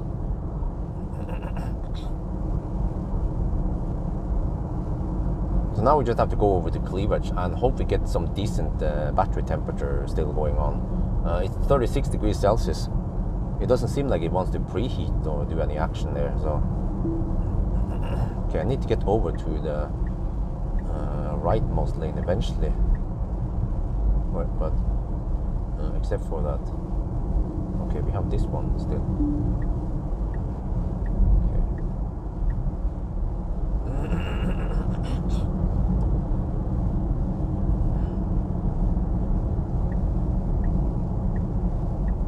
Man, I should clean the car because the car is so schmutzig. Maybe I should do like a quick. Nah, you know it's going to be schmutzig anyway. Right? Before the what? I could do it on the return. Just do a quick. Well, actually, the roads here are kind of clean. Yeah, they are. Oh, they are dry already. Damn. I mean, it's been raining cats and dogs yesterday, and how the heck can the road be clean already? Because I think the last rainfall was around 6 in the evening. Huh. Well, I guess I can do a quick rinse, and then I go to Cleavage. Yeah, I think that sounds like a plan. How the yoke wheel after? Huh? How do you mean? How the yoke? What is the question?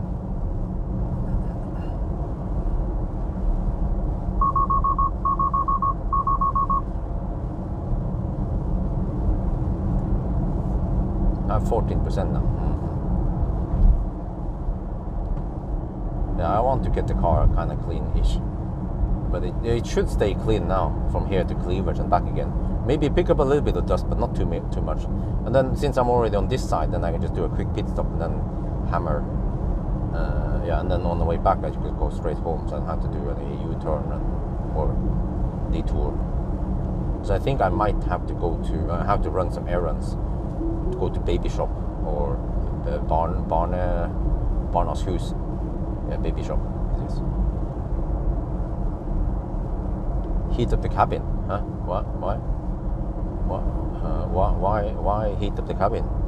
Actually, what you want to do is cool down the cabin, because then it will be pumping heat from the cabin into the battery.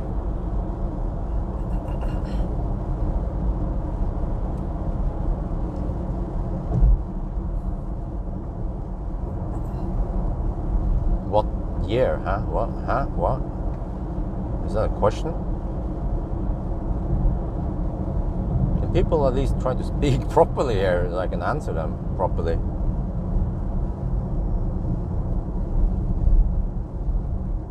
Yeah, actually, technically it's a winter record. It's the fastest winter. I mean, it's still February, right? So it's still considered winter. I mean, just look around here. This is winter. But okay, I mean, we don't get proper winter in Varberg anyway. So yeah, but just Yeah. If you look at dates before April, for example, you will see that they are not that fast. So yeah, it's just a combination of efficiency versus charging speed. I think the charging speed was really the deal breaker here. Is that guy clogging the? Right, dude, can I? Dude, can you go somewhere else at least so I can get past you? I need to. Are they not there? Jesus, man. Freaking Norwegian nisse, man. Okay. Just Molboland, he's blocking the way. What kind of position is that? And I actually don't feel like driving around because I could slide. Yeah, you know, you don't want to do that. As a Viking, I see that is tricky. I could slide once I go up there, and yeah. So you just don't risk it and then go drive around. They're building something here. What is this? More chargers?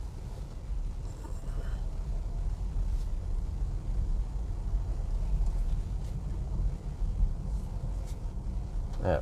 Oh, what the heck is this? Okay. Well, we have something going on here and over there. Okay, I can take this one. Yeah, right. I think the driver is not there. That's the problem. Freaking Nisse. It's a woman, of course. It's a freaking woman. Always a woman. What is she doing? Yeah, now she moves. Yeah. Seriously. You give women bad name for driving. I mean, did you not think that someone might want to get past her? No? Okay, whatever. Let me do a quick rinse.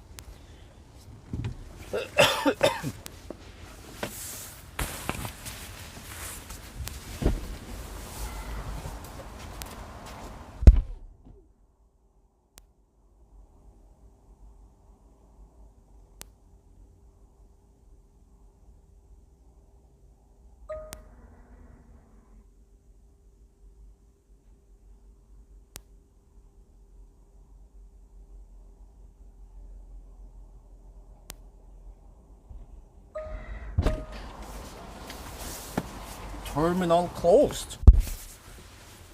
Well, I guess the terminal is closed. Wait, how do I rinse the car? Where the heck do I rinse the car then? If that one is closed.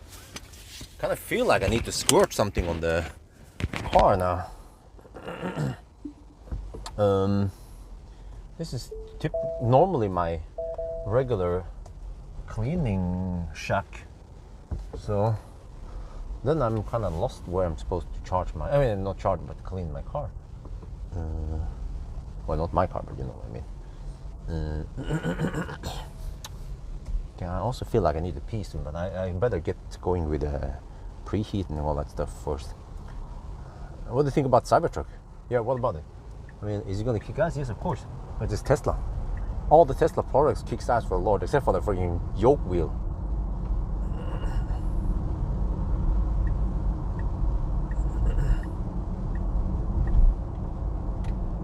Holy crap. What the heck is that guy burning? You see, I'm going to show you something here. I don't know if you see the smoke. Can you see the smoke? I think you don't. Let me try to enhance. Enhance. Do you see the smoke? Like, why is this thing even legal? You know, if I was king of Norway, I would make a law where anyone can just, like, because you know, anyone can, you can tell police if someone is speeding, right? And then they will actually investigate, and yeah. But then you should be able to report this dude for insane pollution, and then they have to actually, yeah, react to this, because this is not good. I don't want to stay behind that shit. Holy God, it smells weird. Does he know that his car is smoking weird? It's Volkswagen Tiguan. Yeah, shit, I forgot about that one. Yeah, Jesus, man. Or actually, woman. No, he's a man. He's a man. Of course, he's a man. Okay, whatever. Shit, what is that smell? Well, the car did actually filter at most of it, but I think I need to use bi-weapon defense mode now.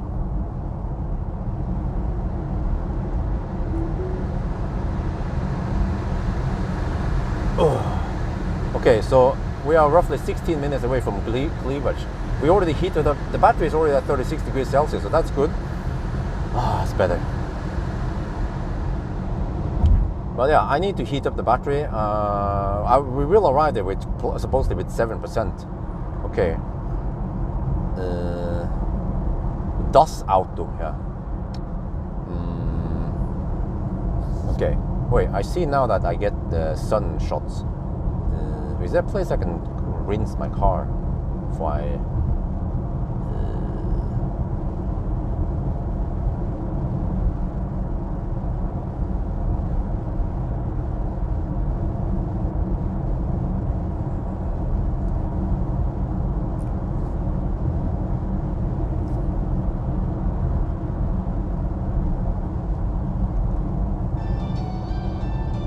Do we have any music now?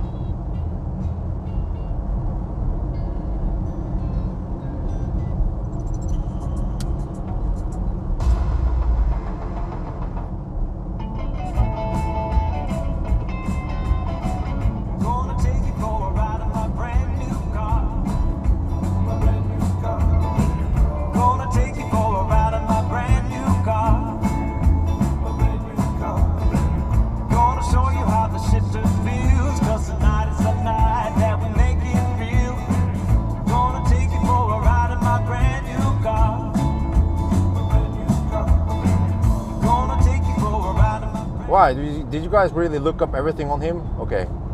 Well.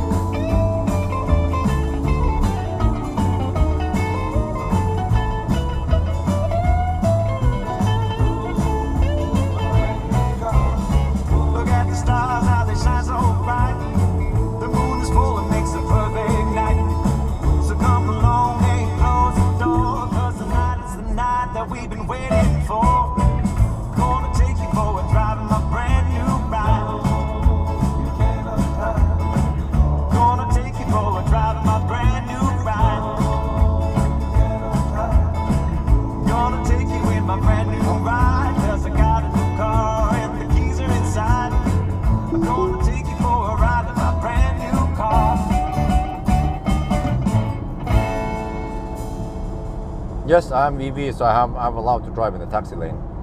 I'm surprised you don't know about it yet.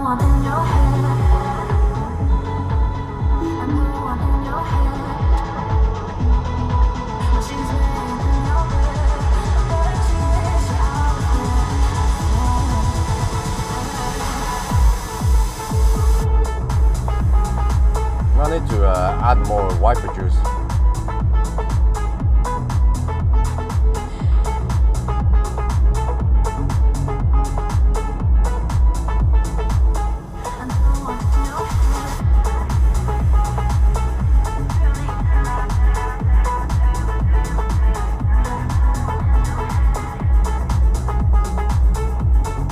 Well, actually not only certain hours. It depends. If you're a passenger, you can use it at any hours. Yeah, but it depends also which place. Some place there's no restriction. I can ride there any hour. But this one is restricted, but not on Sundays. I mean Saturday and Sunday. Then you're allowed to do any shit.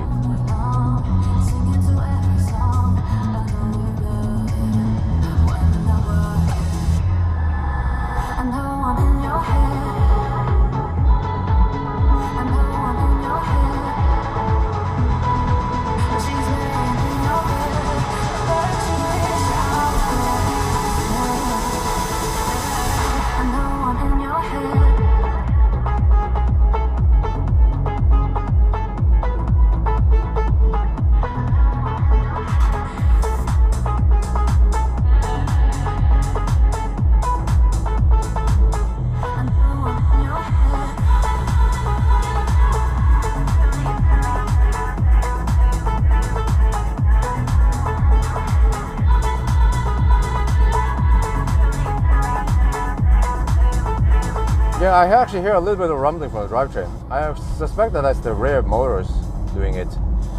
Because there, I guess, I don't know, maybe there's like a, what do you call it, a differential for the rear motors versus the wheel or some shit. Because I never heard anything like that in a dual motor before. Dual motor is supposed to be dead silent, but this one has this distinct rumbling. Especially during slight acceleration, I can hear it quite clearly.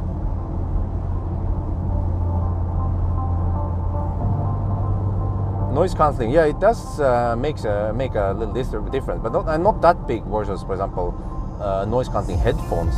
I think mainly because you can't isolate the frequencies that well versus a headphone.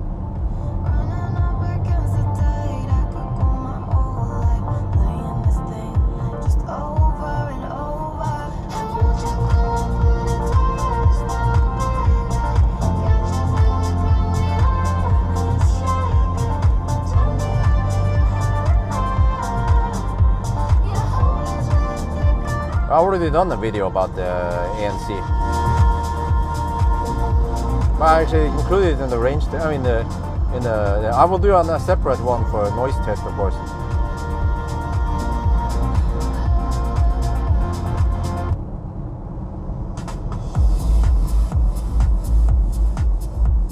I think the bass is a bit too loud here. I mean, I can only hear the bass, not much of the rest of the song.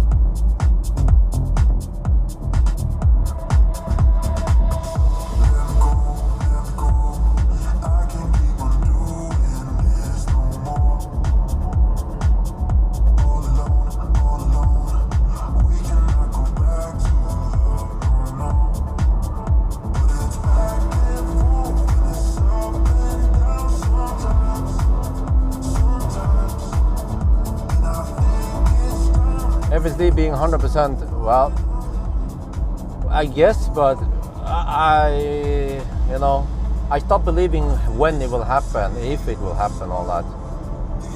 It might take a long time.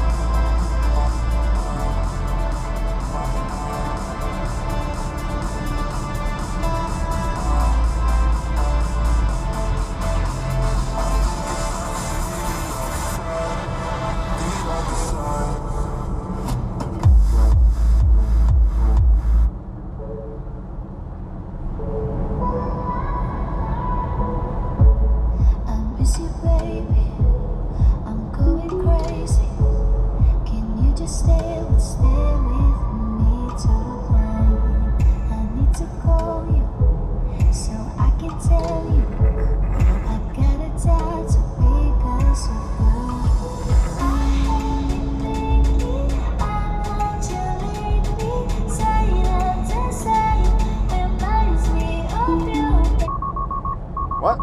Did turn?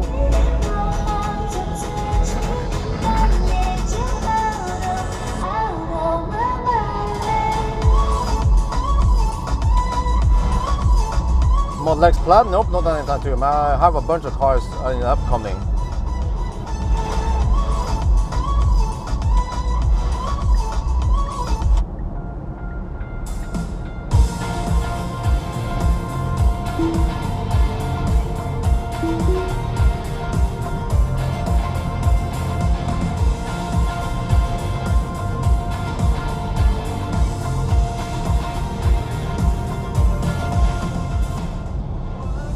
I mean, if the weather is like this, then I guess I could do a 0 mile test.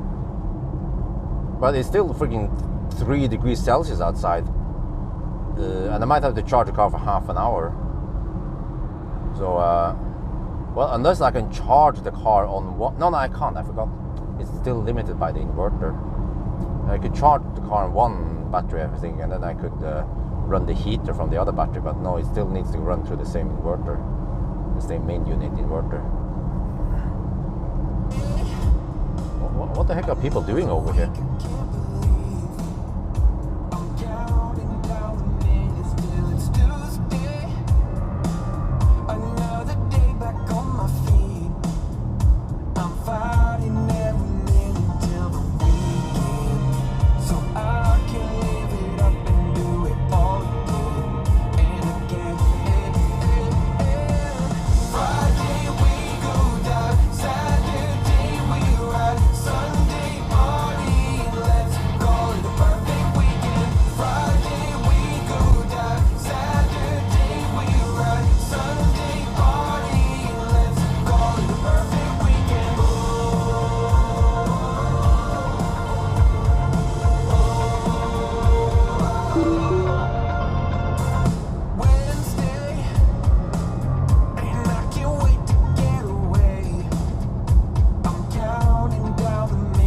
Well, this is very impressive that I still have 320 kilowatt power at 8.5%.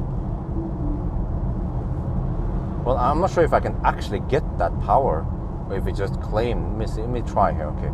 Just get some distance and then try to floor. Yeah, I can actually get 340 kilowatt from the battery. Whoa, that is not too bad. Okay, but I mean, I feel like it is slower now, since we are low on battery.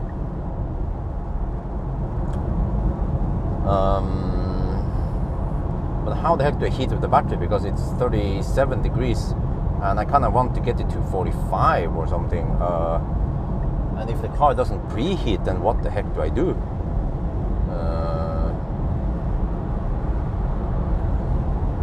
A yo-yo is the only solution then.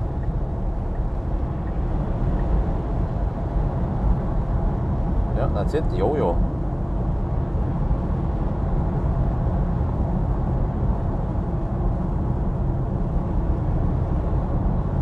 Let me check if the chem powers are up and running.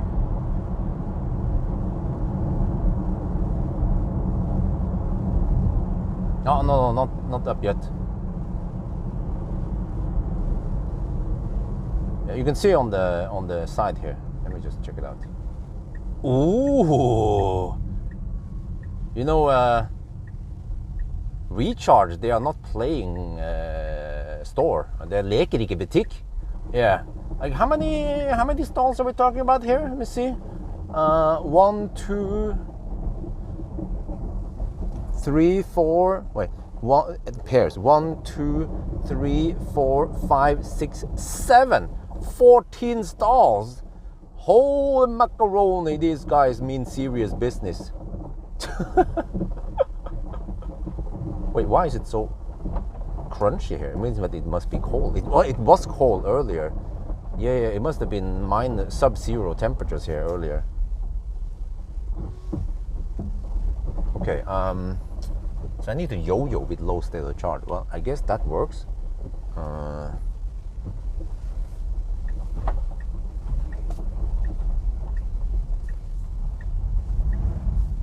Oh, the car feels kind of playful. Oh, I'm impressed of the grip on these. Well, I mean, we have Nokian tires. They are really good in these kind of conditions. Like here, you know, you just launch this shit.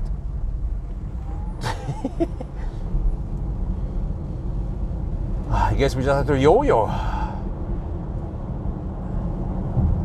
Well, fortunately, the temperature goes up. Well, okay, I guess you add heat into both the motor and the battery, and everything is fed into the motor.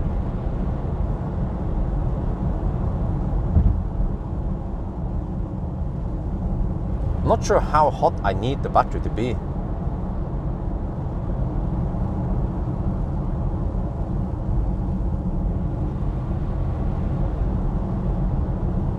Interesting, we have only 90 kilowatt regen.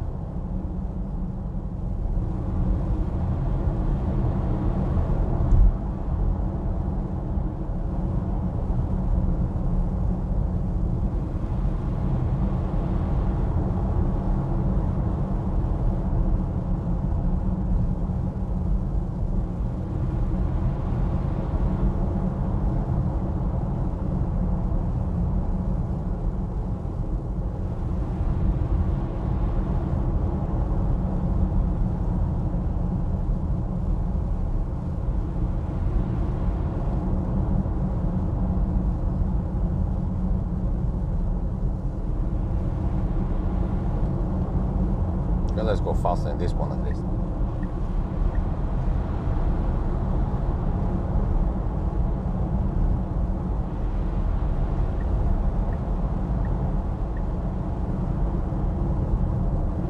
What?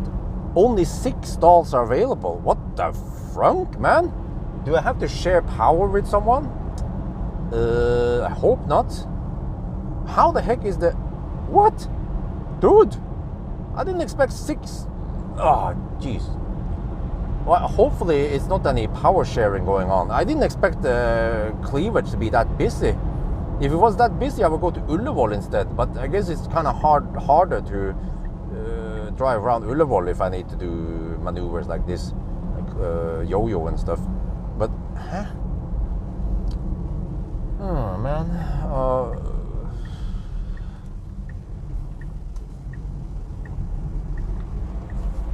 Oh, this car is brutal.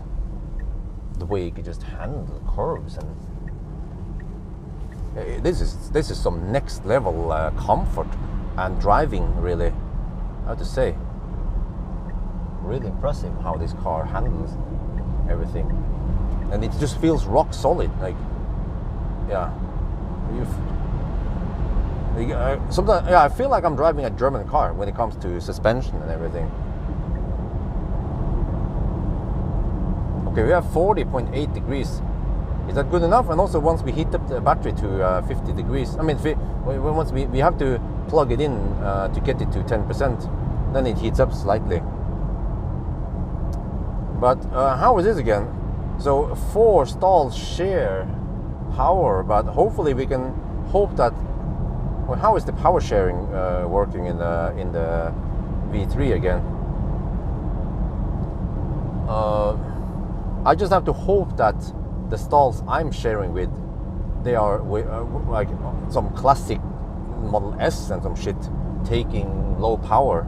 Like they're taking only 50 kilowatt each or some shit. And then, but how does that work again? So we have 1 mega charger. Is that how it works?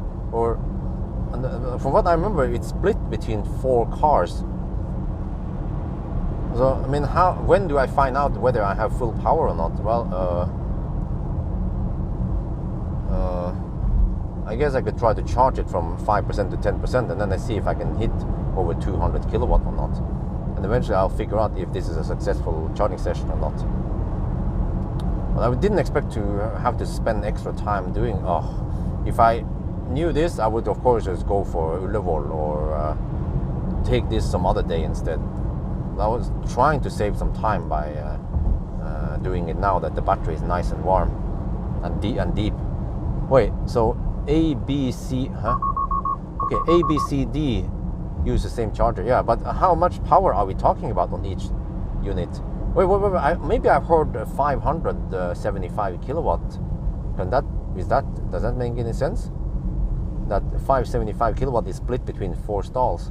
So as long as the other guys are taking no more than 300 something, then I have 250 for myself, right? Wow, the car, oh, holy crap. Like even at 5%, it feels so brutal. Jesus.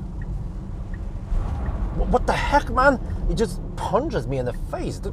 How the heck can this car be so brutal at... Because I'm doing some yo-yo and I get almost sick now because of the yo-yoing.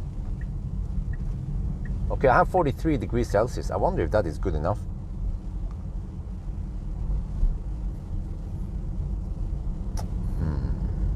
Just have to go for it. See how it goes. If I yo-yo more, I'm going to crash into that slow-ass Volvo in front of me. Is the power swap station up or yet or not? I guess not. Not yet. And there's the new charger is not up. Okay, let me see. Which one do I use? And which one of you mother frunkers are sharing? We have A. It's not that busy really. Wait, 5A. Wait, okay, if I share with a Model S, then that is probably very good, right? Yeah, and then wait, with this one. Wait, I think I see something here. If I go for this stall, then it's not too shared, because this is 5A. That's 4. Okay. Oh, these are the 5. Okay, I'm only sharing with 1 Tesla. Okay, so I'm going to do this, and hopefully this will be good. And I also get the sun behind me here. This is kind of tricky because I have to back up against the sun. What I should do is place myself there so it becomes slightly harder for people to kind of squeeze in there and share.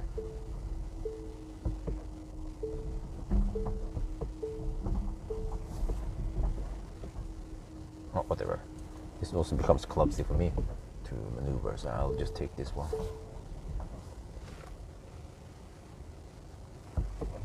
Okay. I guess you guys want to see the shaft.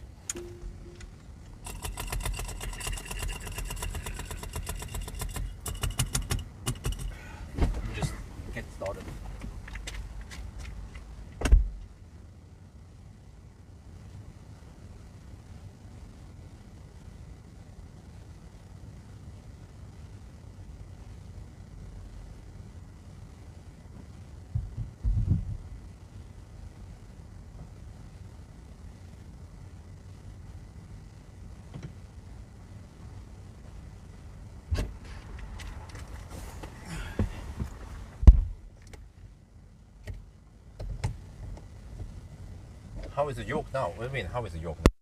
Same as before. Oh, you mean if I like it or not, or? Okay, let me see. Yeah, I need to turn off HVAC.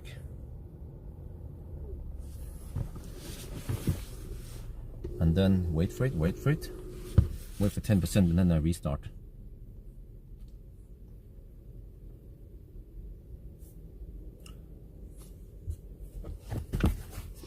Ooh, you can, the sun visor extends now. Wait, this is not very fast, is it? But this, we have seen this before. It has this slow ramp up. I think the battery is hot enough, so I guess we just go for it. We wait for 10%, then we replug, and then that will be the charging session, the hot session that we managed to pull. Wait, it went for 80%. Okay, never. No, there is in fact sharing. I talked to what's his name again? Oh, the guy that used to work at Fortum. Yeah, I don't remember his name right now. I talked to him many times. We went together to Finnmark, you know.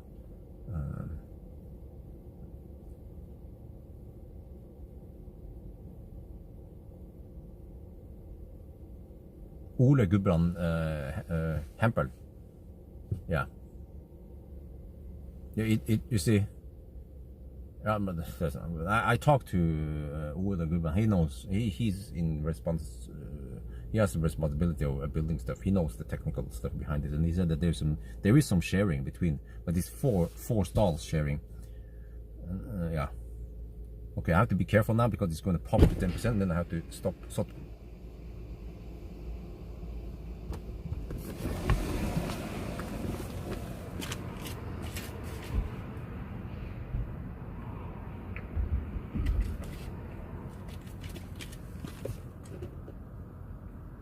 Oh shit, it went to 10.5%. Okay, well, not ideal, but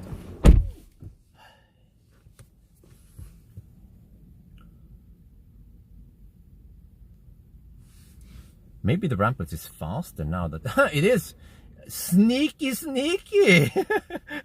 Well, okay, well, I didn't see nothing. We just did the rampart before we plugged in. Okay, well, whatever.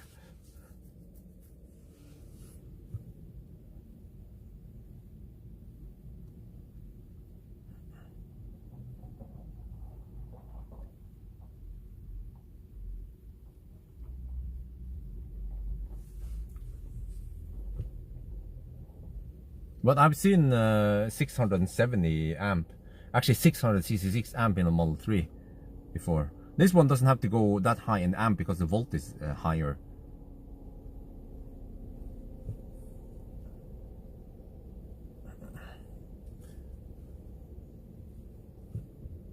Oh, it adjusted. Okay. So this is the best we can do now, I guess. I'm not sure. Maybe there will be an update on the European Model S. Or the Palladiums eventually, but for now this is the fastest we can get. Seems like it's cooling. That's interesting. No, wait, it's doing something here.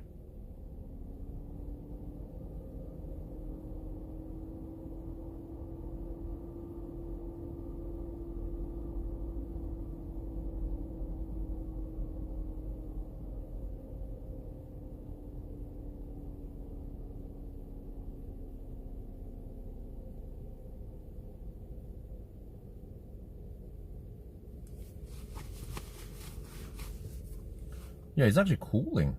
Interesting.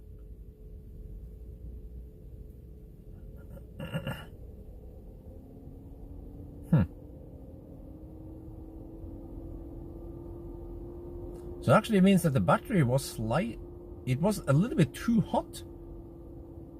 Well, in that case, maybe I can just fire up the HVAC. We can get them heat into the cabin then.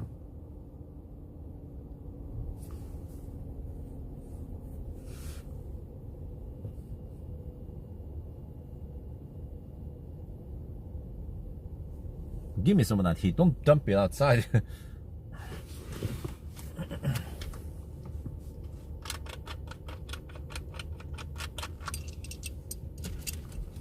Okay, but now I can go to the restroom, I guess, and chill a little bit, and I should do the end speech, but I see that the sun is kind of bad for my end speech.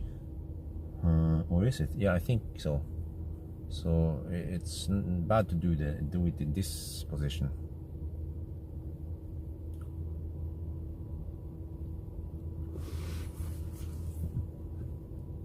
Yeah, it seems like 247 is the top we have seen today. 247, not 250, but close enough. I wonder if there will be an update so that the European Model S or the Palladiums will go faster, charge faster. Oh, look at that. So we went from so we added 15% in just 4 minutes. I mean, it's this burst that really speeds things up, but we didn't get this kind of burst in the beginning, or it was charging kind of slow in the beginning. The HVAC is on right now. Seems like we have plenty of heat, so we can just scavenge it and into the cabin some of it. No big deal.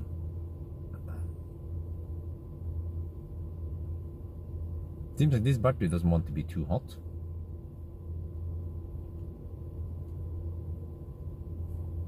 Yeah, but from what I've seen now, it seems like this car charges slower than the recorded American cars, right?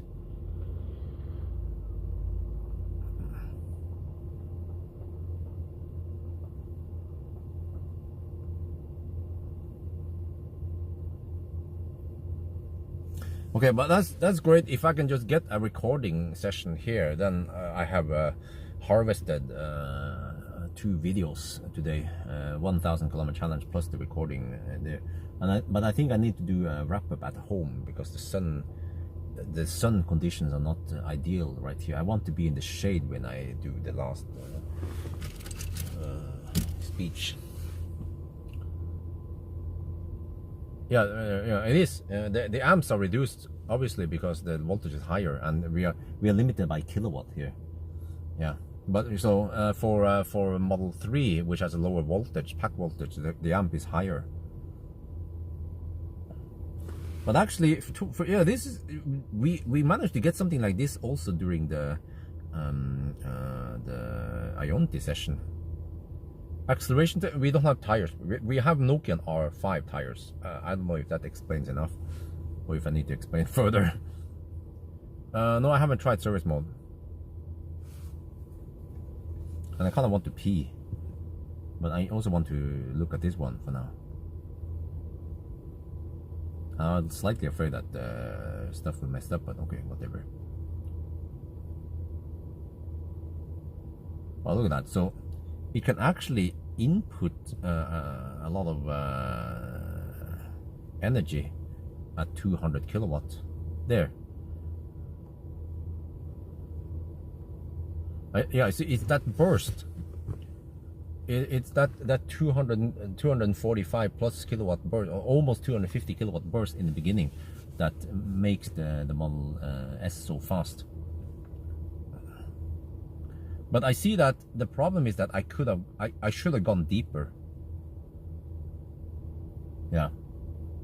If I went deeper, I would come faster. Yeah, that's what he said. Yeah. Okay, I guess eventually once the speed kind of drops, then it's not too exciting. But right now, I mean, this is still decent speed, man. 187 kilowatt. I'll take it. I'll take it. It's just crazy fast. When I did 1,000 kilometer challenge, I couldn't. I didn't have time to sit and watch and see this. I had to pee, and yeah. 182 kilowatts. Very impressive.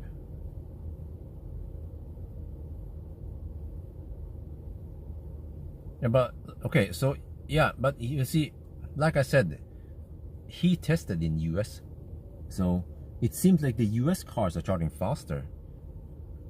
maybe because Tesla, they are not 100%. I've seen this over and over again, that if the car is introduced in a new market, it charges kind of slow, and then they boost up the speed. So we will probably get an update in a couple of months, which will speed up things. So I will also comment this in the charging video. Yeah.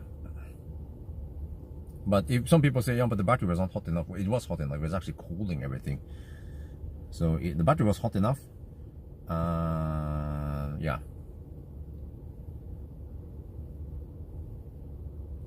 Like right now, 170 kilowatt is the kind of speed you'll be getting on the SR Plus, right? And we are still charging faster than the Fat e-tron. And the Fat e-tron is even 30, so this is still decent speed at 40%. But I guess they don't go flat like German, because that probably will hurt the battery more. I need to put on some sun covers here. This will help, even for the live stream camera. You will see. Oh yeah, look at that. Huh? Huh? Huh? Do you like this shit? Look at this. Oh yeah. Yeah, down. Now we're cooking. Always bring cover. ABC. 160 kilowatts. Wow. Wait, is this faster than the 1,000 kilometer challenge? Yeah, you guys remember, I charged to only 50% during the 1,000 kilometer challenge.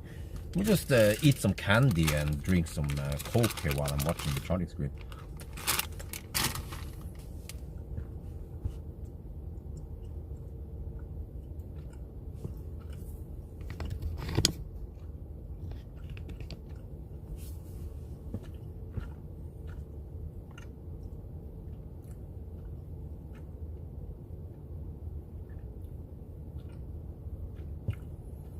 I mean, okay, so for a charging stop, if you have like a 2 minute of overhead, because you have to exit the motorway in Sweden and then pull in and then whatever, right? Plug it in, and yeah. Then maybe you shouldn't have too many short way. Like you're thinking, you should have ride on the 250 kilowatt wave, you know, just charge 5 minutes and then unplug, or charge 7-8 minutes, unplug, and then just charge more often, because you have plenty of V3 superchargers. Well, I think that would be slower, because we will have more overhead. We have to visit so many V3 superchargers, because I think the way I charge was close to optimal. I don't know what you guys think. I charge at 50%, and you can see here that it doesn't take that much longer time. And then we kind of limit the number of charging stops, and we also picked Helsingborg, and this Palladium had a great advantage because the voltage is higher. So it was able to actually hover at 210 kilowatt, which actually shows that even today, 400 volt is good enough. You can still receive 210 kilowatt at a 500 amp charger. So where is the real advantage with 400 volts? And the efficiency here is good, and it's not even. Sorry, where is the advantage with 800 volt, right? I don't see any difference. I don't see any major advantage with 800 volt. So it's just a hype, yeah. So I don't know. It seems like car manufacturers, they use kind of like, oh, this new car is the 800 volt. The people are like, oh, I guess 800 volt is good shit. You know, like, oh, more megapixel is good, but they don't understand what is the purpose of more megapixel. Right? Or more gigahertz on CPUs is good, right? Well, where is it?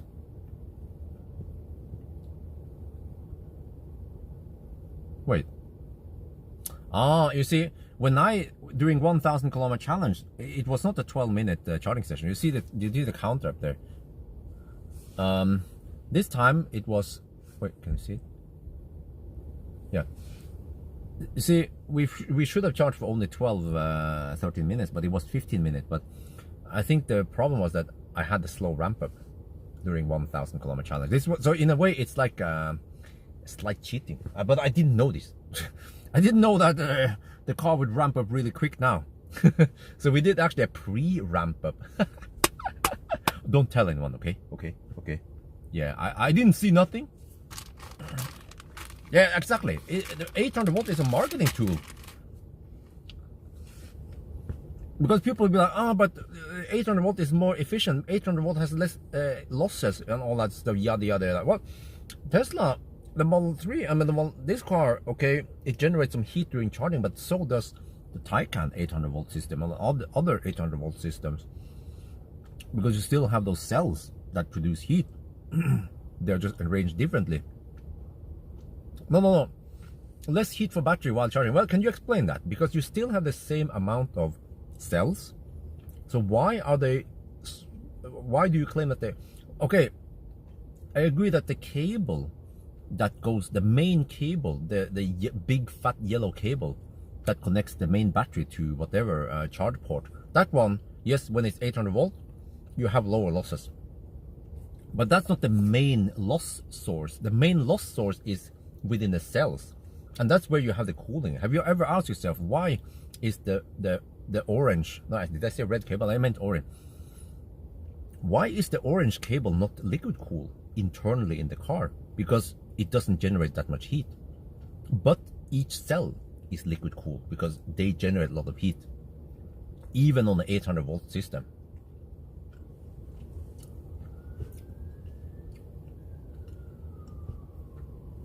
I don't think splitting the pack in half will make any sense, because you will then have more imbalance. It should be treated as one pack. Yeah, actually, yes, that I agree. 800 volt actually has an advantage in Thailand, for example. You will be, in the PTT stations, you will be actually getting 120 kilowatt, not just 75 kilowatt. But that's kind of like a silly limitation that some of the charge point operators have, the chargers, because to be honest, all the chargers in Europe, they are tritium and ABB and Delta, and they can provide 350, 380 amp, 375 amp actually. So yeah, so it's like a corner case. Yes, if you have only 200 amp shitty cable setup, yeah, then it's great. But for the majority of Europe, that is not the problem.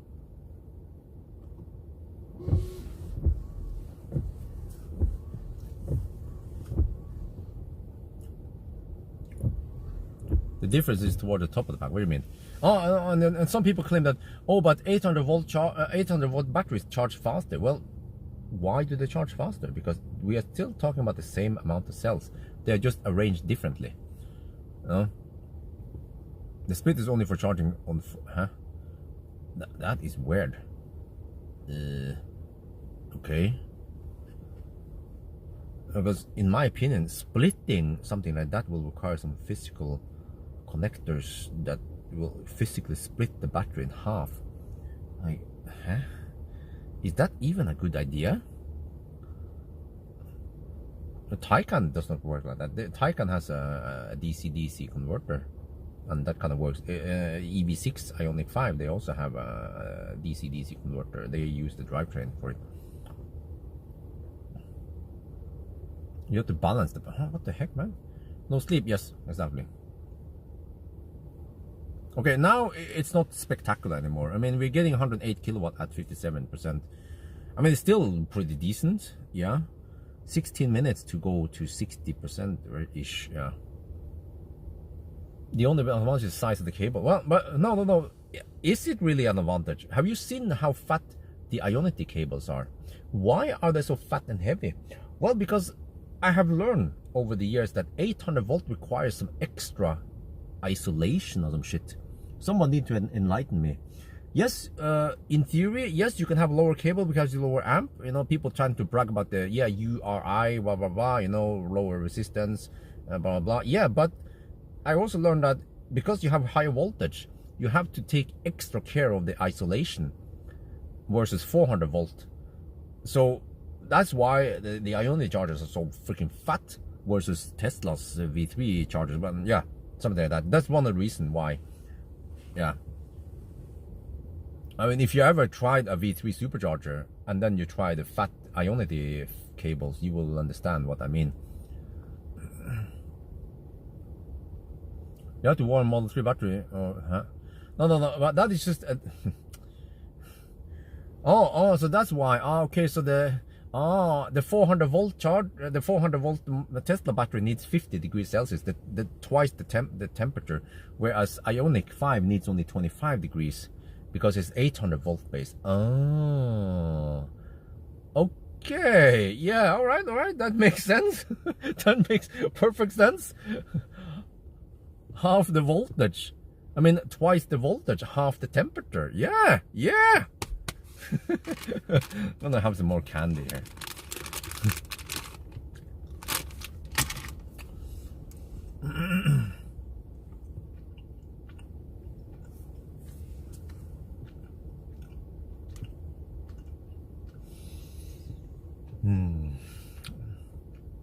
That's what they say. That they are doggins. Yeah, that was today's. That was a great Friday joke. Oh, it's Saturday today. Yeah, you see, now it's not charging that fast anymore.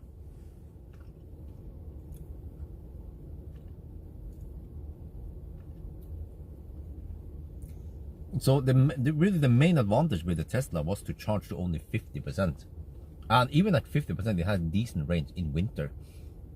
We're talking about roughly 150 to almost 200 kilometers range. So in summer, it will be even more. But okay, for more real world scenario, I would probably charge more than 50%.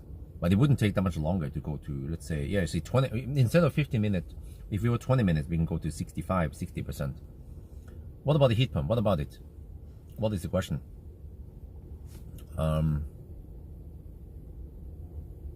Resistive losses squared. Yeah, I keep hearing all this stuff. But can you guys please tell me, why are the 800 volt cars so damn thirsty? Like Taycan, like Ioniq 5 and EV6, why are they thirsty? Why are the 400 volt cars better and more efficient, like Tesla? Model 3, Model Y, they kick ass for the Lord. They're way more efficient than the 800 volt cars. Why? Even this Palladium you're looking at now is way more efficient than the, well, actually, well, I haven't tested, but it should be right on par with Taycan, right? What power? We saw it. It was over 800 kilowatt, claimed by Tesla. I was not able to pull it out because my tires were not good enough.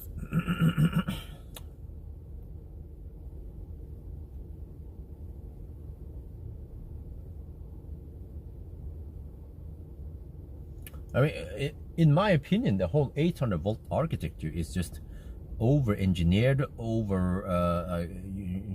you need to overcomplicate things, and it's not really for any good benefits. But I agree that for a truck, it makes perfect sense for trucks with a humongous battery to go 800 volt. Truck will be painful to charge at 400 volt if you have 300, 400 kilowatt battery. Yeah, Ioniq 6, we'll see. Ioniq 6, yeah.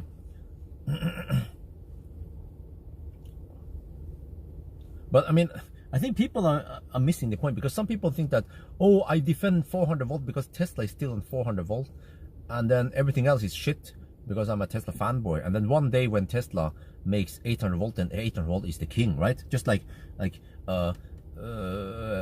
defend that PTC is a good thing. I actually never really defended PTC. I always knew that the Teslas were thirsty in winter because it used PTC. But what I realized after testing stuff, actual testing, is that Tesla didn't just add heat pump. They actually went ahead and made it way better with the octovalve. So there are cars, EVs out there with heat pump that doesn't really, I mean, they are not that efficient, really. But heat pump, actually, in a way, heat pump is also like the marketing thing. Like, oh, we have heat pump. This car is efficient. Yeah, don't worry, we had heat pump, right? But Tesla actually made the heat pump damn good with octovalve. Yeah. So that's actually what I like about the octovalve after testing it. Before that, I didn't know jack shit about it, and then I did some actual testing, and I realized, damn, this is good shit. Yeah.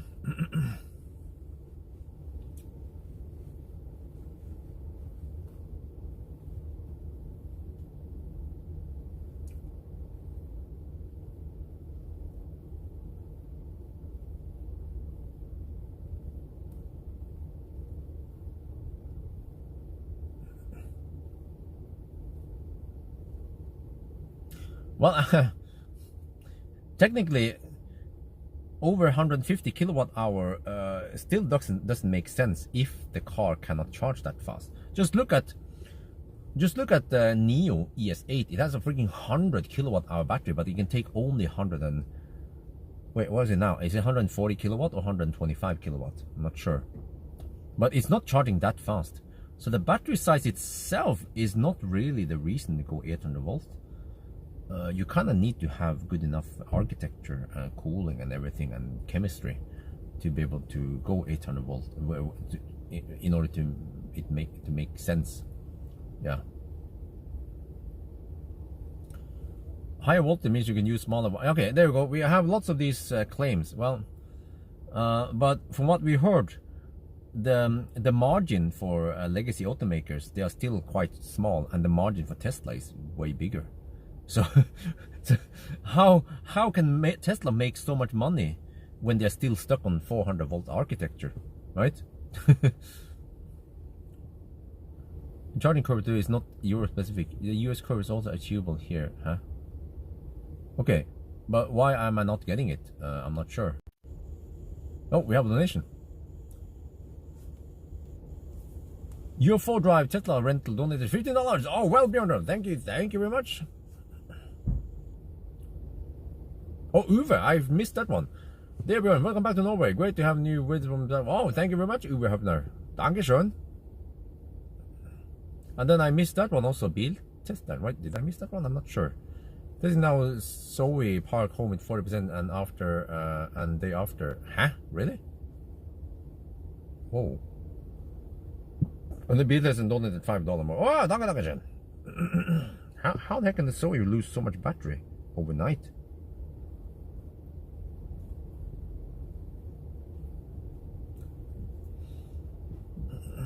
But one thing, you know, they're kind of funny.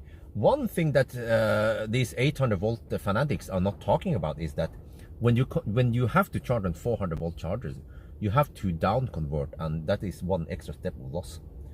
But fortunately, more and more chargers are 800 volt based. But I mean, I've seen those 800 volt cars charge on 50 kilowatt chargers.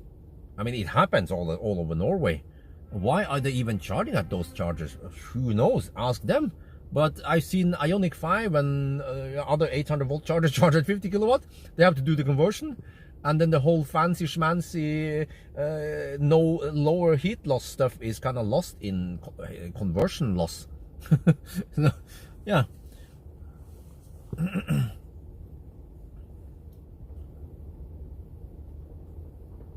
But on the other hand, I mean, yeah, eventually the cars need to move to 800 volts. So yeah, I'd say that 800 volt is future proof, and it's good that some car manufacturers move over there and they also find smart solutions like Ioniq and Kia. I mean Ioniq 5 and the EV6, so then they don't have to have a dedicated hardware for it. It's just as brilliant as Tesla using the motors to generate heat, so you don't need a dedicated battery heater, and that it actually uses a heat pump to heat up the battery. I also haven't seen many cars do that.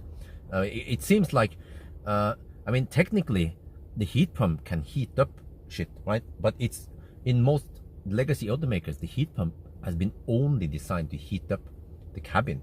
Like, it seems like the valve that they put in there does not have a mode where it can heat up the battery, something like that. That is my understanding. Whereas Octoval, they have designed it to have many modes. So heat pump can heat the cabin, heat pump can heat the battery, heat pump can pump heat from the cabin into the battery, or the heat pump can pump heat from the battery into the cabin. It has so many different modes, the Octovalve, that most legacy automakers don't have, even though each component can physically do it, right? That's the way I understand it.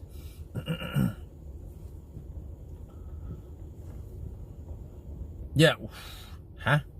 Yeah, but 15% degradation at 280k, that's actually kind of high.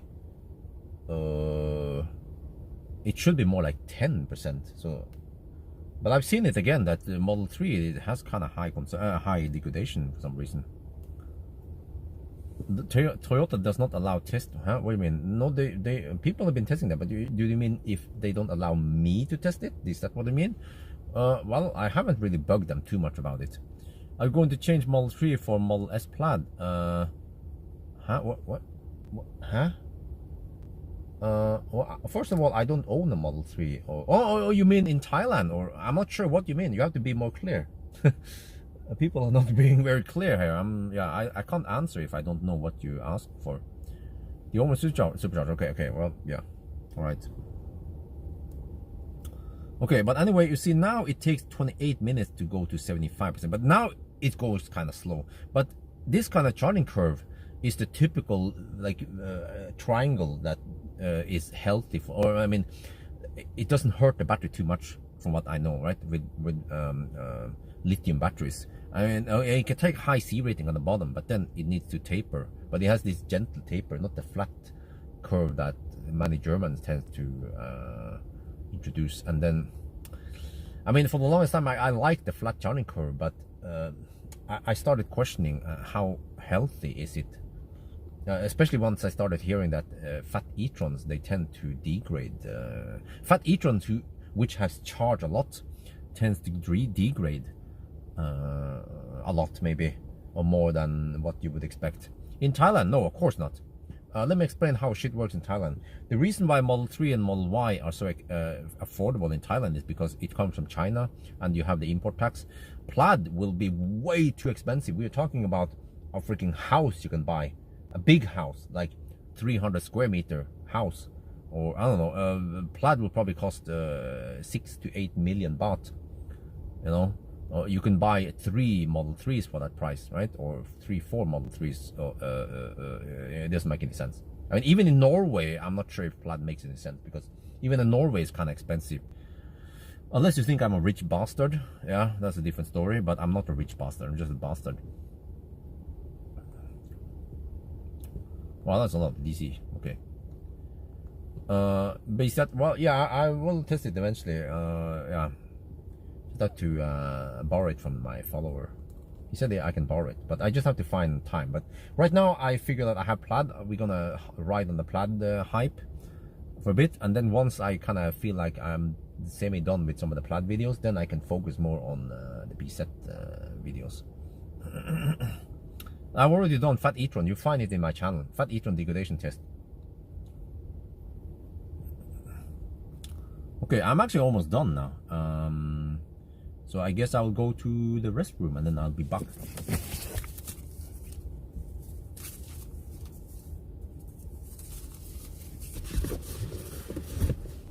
Let me see. Keep planet on, maybe.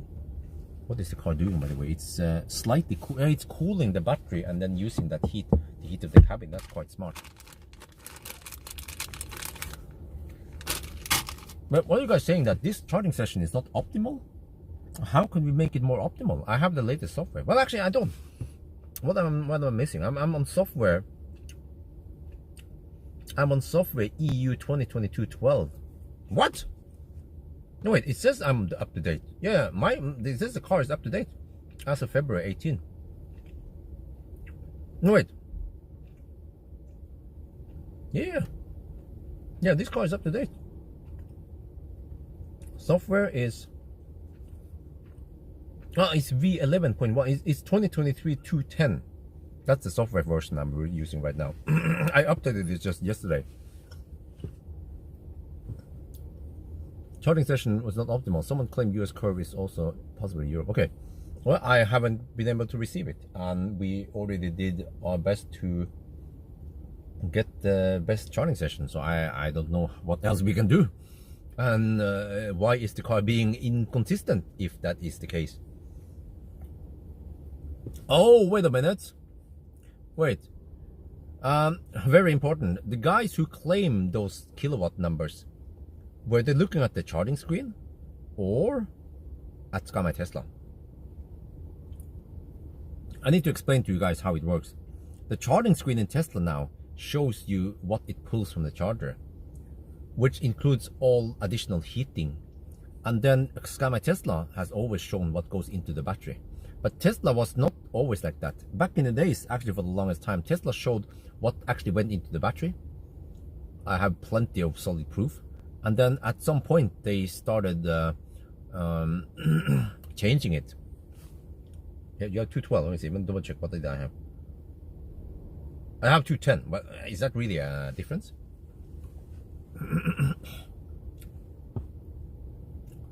No, they will of course not be manufactured in China, the Plaid, because the Plaid is low volume cars, and they will be manufactured in, well, correct me if I'm wrong, but Plaid, the way I understand it, Plaid will be manufactured only in Fremont because it's a low volume, high cost car.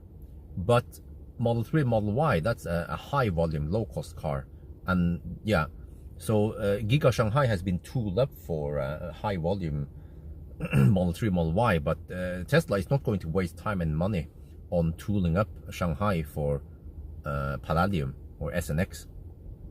Yeah, bug fixes, okay. Is that how it works, right? So yeah, SNX will only come from Fremont. Wait, what about Europe? Giga Berlin, will that one make SNX? But from an economical standpoint, if they don't sell that many SX versus 3 and Y, they're selling shit tons of 3 and Y, then they want the other motherships to produce them, or sub, yeah, like Giga Berlin and whatever. But from what I understand, Fremont is the only place that SNX will be manufactured.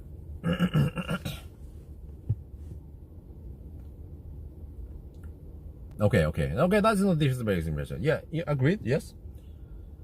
But how can we achieve it? I did my best. You guys see everything. We have nice and hot battery and all that. Well, was the battery too hot though?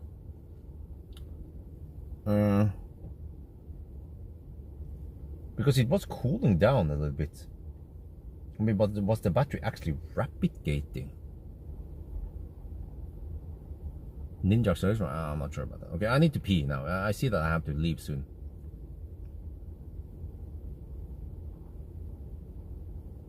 Wait. Charging limit set to 80%. What the heck is... Again? No, it's set to 100%. Oh, it was an old display. Okay.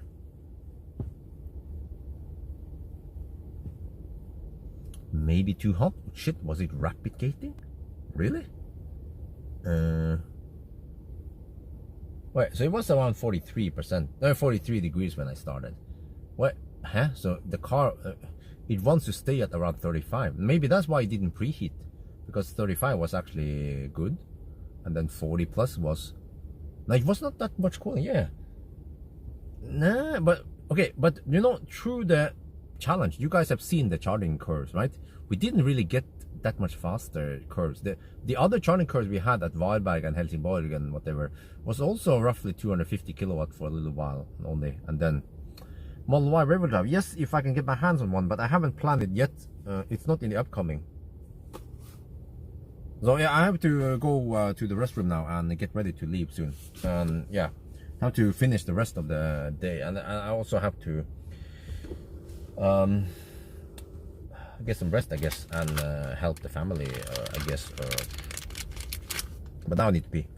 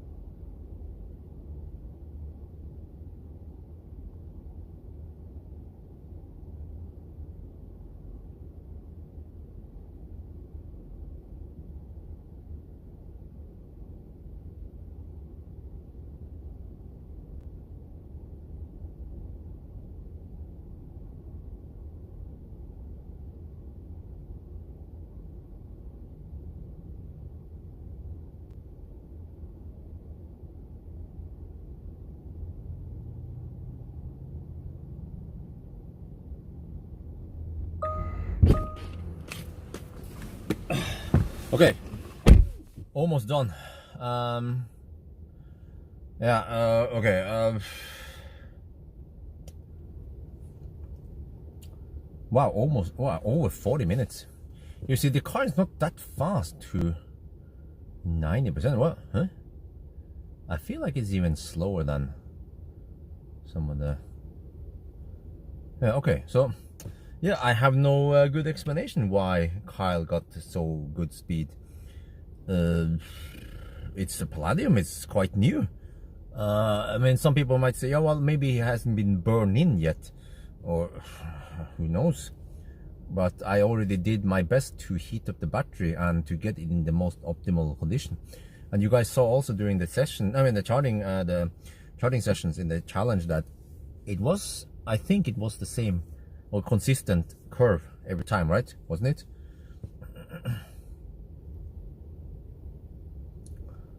So, yeah.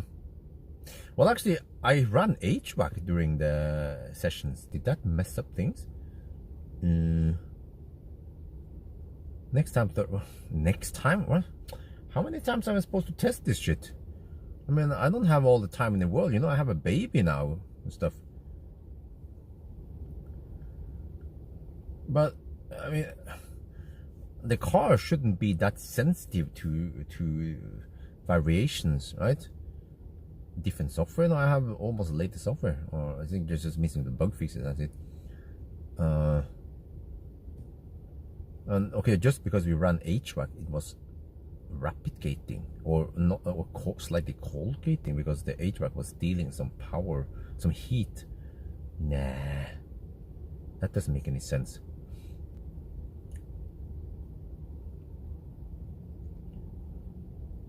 Now, you guys saw the temperatures; they were nice and high, right, during the session. So, ich weiß nicht. I don't have a good explanation why it's not as fast as it's supposed to be.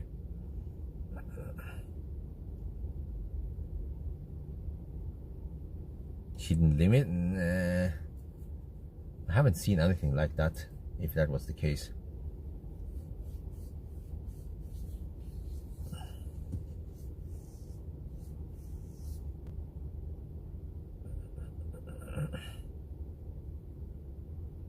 Yeah, actually, many people have HVAC. It depends if they go inside to eat or not, or you know.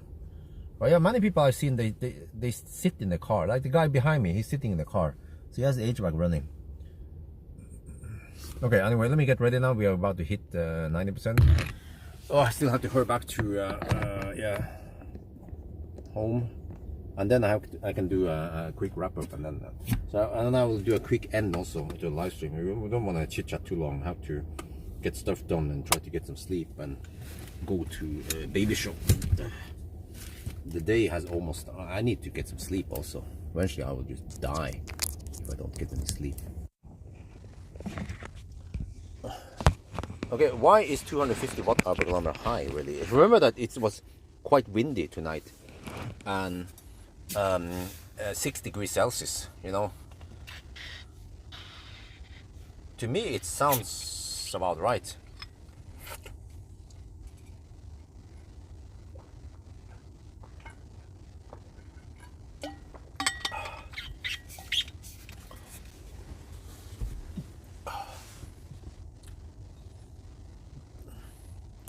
The wind is like that kind of strong wind actually has a negative effect on the consumption. First I thought, well, we go with the tailwind and then we go to the headwind again, so it's back and forth, so it should be the same. Well, actually it's not the same. It would be better if it was no wind today and still 6 degrees Celsius. Yeah. And side wind is bad both, yeah, exactly. Not so much of the HVAC need because of the wind, but it's mainly the drag that increases. But despite that, I'd say it's still not that bad. But also remember that this is a freaking triple motor, 1080 horsepower. Let's try another EV with 1080 horsepower to see how efficient that one is. Oh wait, there is no. Okay. Well, actually, Lucid. Yeah, Lucid. How much horsepower? Lucid has more horsepower, isn't it? Yeah, 90% now. Okay, we're good. We're done. UN. TB, go home. Well, it wasn't near freezing. It was 6 degrees roughly on average, which is considered to be warm-ish in the south. Here it's kind of, yeah, over here it was freezing. You can see it's been, over here it's probably below zero last night, but at least the route we drove was mostly just 6 degrees, which is considered kind of warm for February. Yeah. 2.5 liter diesel, yeah, okay. Okay, now I'm done with this test. Okay, I'm going to stop there. Right, we're done. Okay, now I need to transfer. Can I? No, there. Okay, let's go home.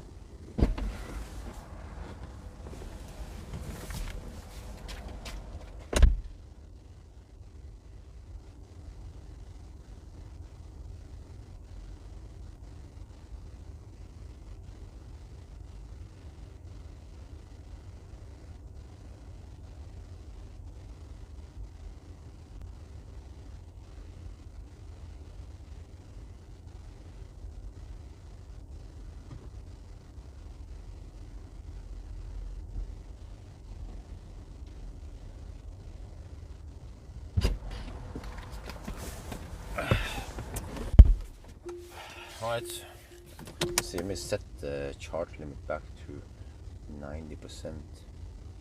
Wait, where's the charging?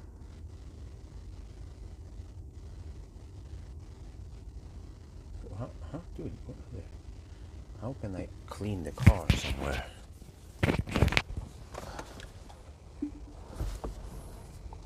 I need to just get back home now.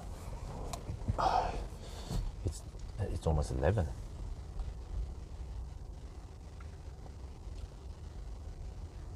But the car seems to have very good grip somehow. Maybe with the triple motor or something. I'm not sure what's up with this. Or maybe the tires are good. But let's see. We have now like snow ice surface, and the car grips very well, and it seems to have good side grip. Maybe because the way the triple motors work in a magic way. The whole torque vectoring for the rear wheels. So if I have the opportunity, we'll see. I might do a yellow test Monday evening.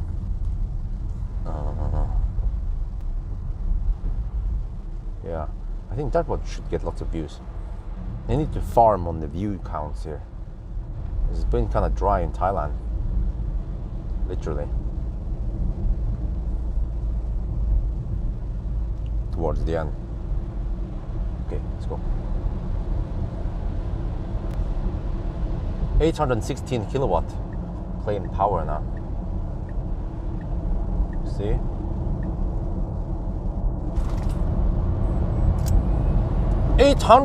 I saw 800 kilowatt. Holy macaroni! The car was, I can feel it. That was traction control struggling to find grip, and then it found something, and it just, what the heck, man? This alien technology. Is this thing from this planet or not?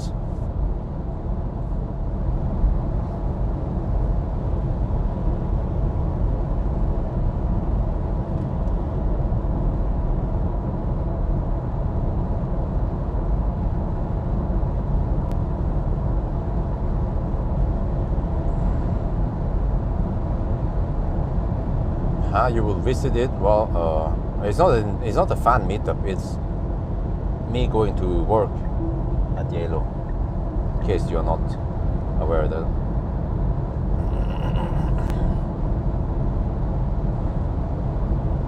It's not like an open invitation for a fan meetup, you know.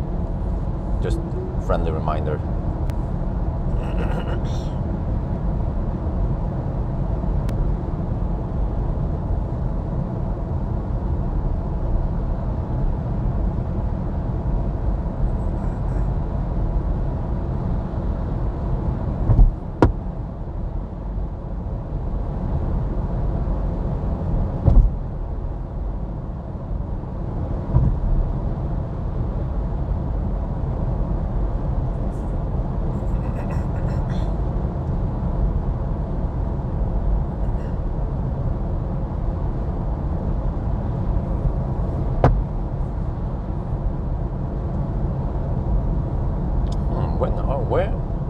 a cloudy day for interior view. Sunny weather is not good, but oh yeah, I can do headlight test tonight. It's not that interesting. It's the same. I feel like it's exactly the same as the Model 3, Model Y headlights, but okay. And then people want to see it anyway. And maybe, yeah, if the roads are fairly dry like this, then I can also do a noise test, an extensive noise test, and a braking test, I guess. But when it comes to acceleration, I don't think that makes any sense. It will just spin like a mofo.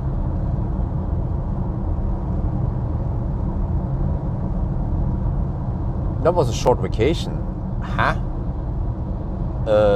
I guess if you consider 3 months short vacation, then yeah, okay. Yeah, next time I might stay 4 months. So then it wouldn't be considered a short vacation anymore.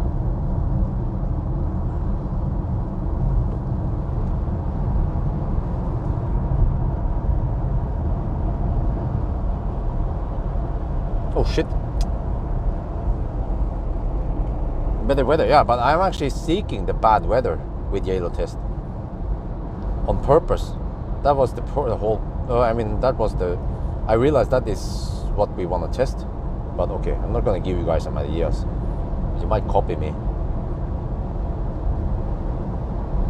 Not sure why the heck the screen is so shaky. Sorry for that.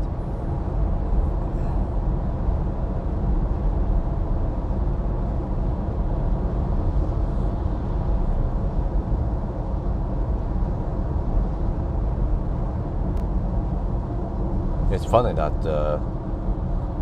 Western people are copying a Chinese guy. I guess the tables have turned.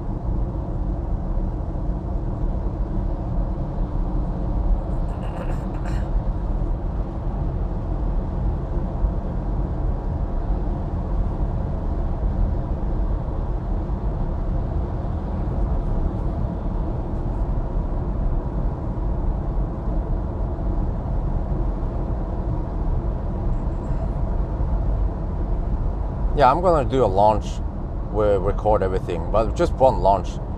I don't want to punish the tires too much. I mean, I've seen the brutal thing happen with the EQE, and I expect this one to be even more brutal. Yeah.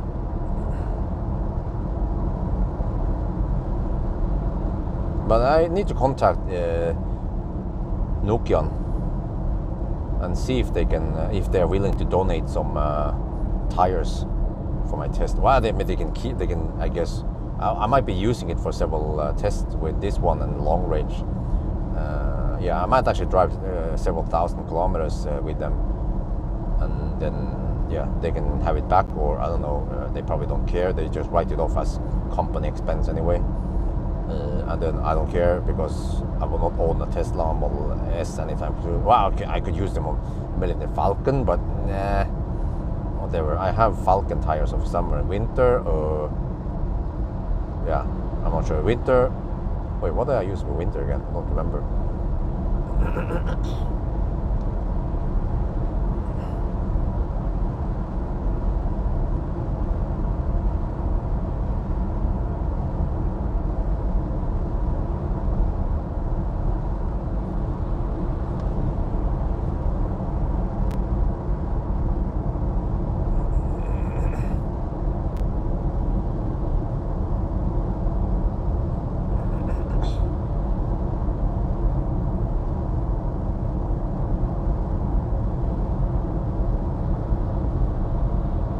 Somehow I don't feel too tired yet.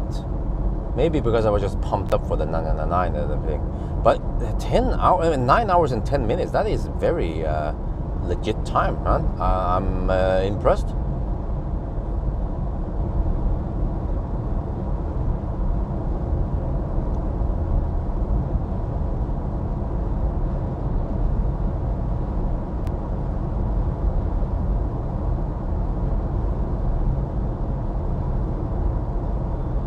News on Millennium Falcon. Okay, not yet.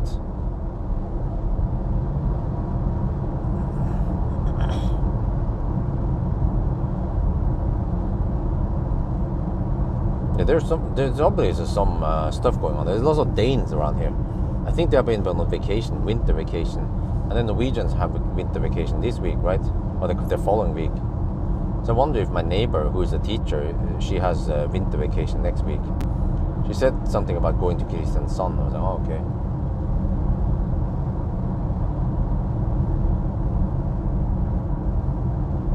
Test tomorrow, I don't know.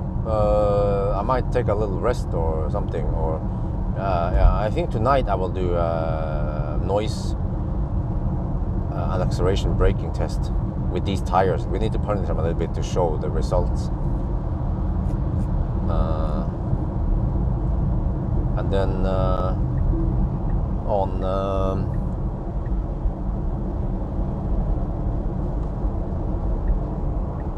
Sunday I might rest. It's the resting day, remember? The holy day, it's family day.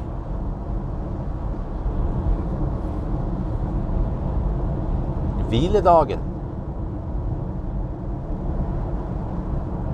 Yeah, because I don't feel like doing any range test on Sunday. It's just too annoying traffic. If I want to do range test, I want to wait for some dry road like this one. Today I will actually be a very good range test day. Wait, that got me some ideas.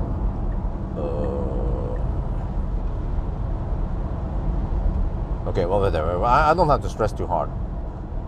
So I can wait until next week and do a range test then. And I started collecting stuff. Yeah, okay, we'll see. And I still have to do interior review, but on the box and all that, and see how it goes. I suspect that this one might take one banana box less because of the triple motor. The space under the trunk seems smaller than the classic Model S.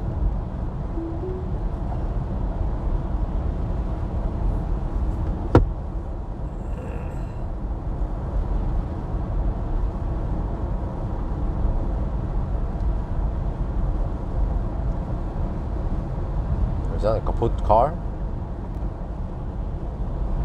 Oh, a fossil car. Kaput fossil car.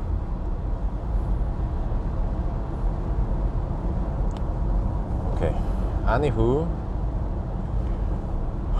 I'm going to end the live stream soon.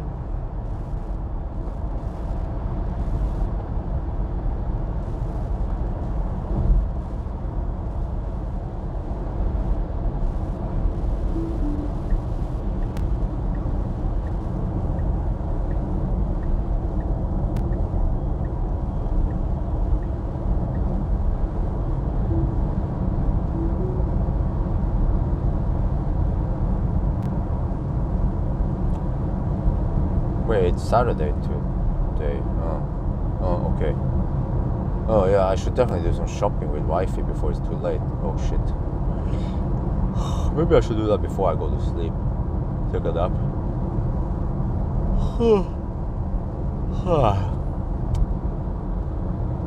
But as expected, the Plaid kicks ass for the Lord. Just think about this, huh? It's the most powerful EV ever tested until Lucid arrives. Wait, what? How many? The Lucid was 1,111 horsepower, wasn't it? Dream Edition. But that one is freaking expensive. From what I remember, it's even more expensive than Plaid. But it's heavier. So I think Plaid is actually faster than Lucid Dream Edition. But still, yeah, the Dream Edition is also triple motor, right? But I expect also Lucid to have some alien tech. Lucid seems to have really promising tech going on. But if I can get the opportunity, I would like to test Lucid in winter. Let's see how it can handle minus 25 degrees Celsius. Folldal, yeah. Because I think the Plaid here would just kick gas for the Lord in Folldal. I've seen it with the Model 3, so I don't expect the Model S to be any worse. Well, except for that, the air vent is kind of shitty here. That's true. I'm not sure why how they managed to mess up this. Or wait, didn't they test it and figure out that for some reason the knees feel kind of cold here versus Model 3 and Y. Because I never felt cold in 3 and Y. I guess I need to try them again. Maybe I can ask Marcus.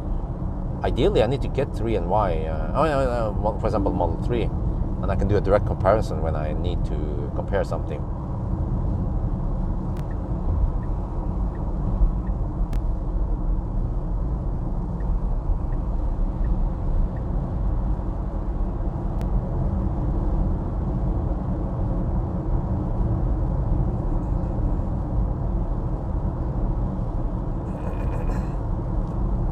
Lucid Sapphire Edition is 1,200. Wow, damn! Wait, is that out yet? What? I guess that one hasn't hit the drag strip, right? It's just a Lucid Dream Edition so far. Wait, okay, I feel like I need to clean the car. I need to do a rinse. Oh yeah, actually, that machine accepts coins, isn't it? The one over the. Wait, okay, let me go inside and grab some coins, and I just need to do a quick skirt. And I don't have coins. Because only criminals wear cash. And the car is kind of dirty. And if I want to go with Wi-Fi, I want to have the car semi-clean. And then that one is not working. Well, I could go to U-Wash. Okay, it's kind of late now. But that's a little bit overkill. I just need a quick rinse. So if I can get a quick rinse over here, that would be great, yeah. Oh, it's 5 degrees Celsius now, wow. It's almost as warm as Varberg last night. See how cold Norway is? Rimac, that's like, you can buy like 10 plaids for the Rimac, right? But and also, I haven't tested it yet. I think from what I remember, Rimac is also quite. Wait, why am I going this way? Shit, I should have gone the other way there. Shit. Why is it so much hassle just to wash the car? And can they just accept card at least? I think the machine accepts coins only, which is kind of old-fashioned. At least that's why I like the Circle K ones, because they're. Yeah, let me try this. If I go fast around the curves, will it do some kind of magic? It kind of did some vectoring, I think. So it, if I can see the torque numbers on the left and right motors, I can see if it applies more torque on the outer wheel or some shit. That would be interesting. But there is no data on the Scan My Tesla yet. Useful data. Okay, let me see here. So can I get something here? How do I activate these washing machines?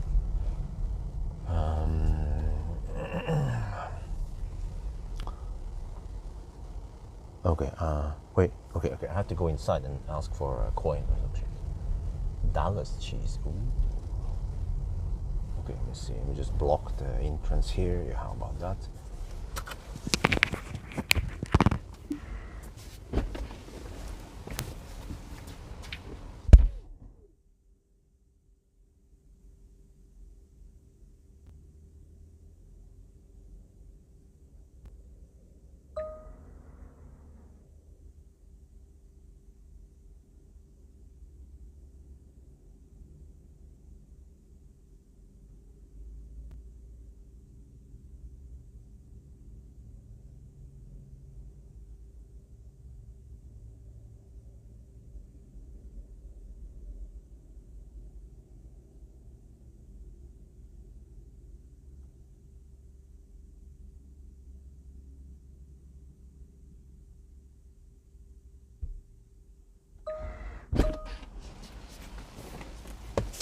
Man, it's cold outside.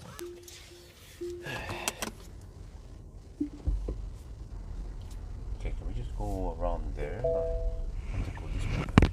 Go this way. I have to say, I'm not too impressed with the wipers.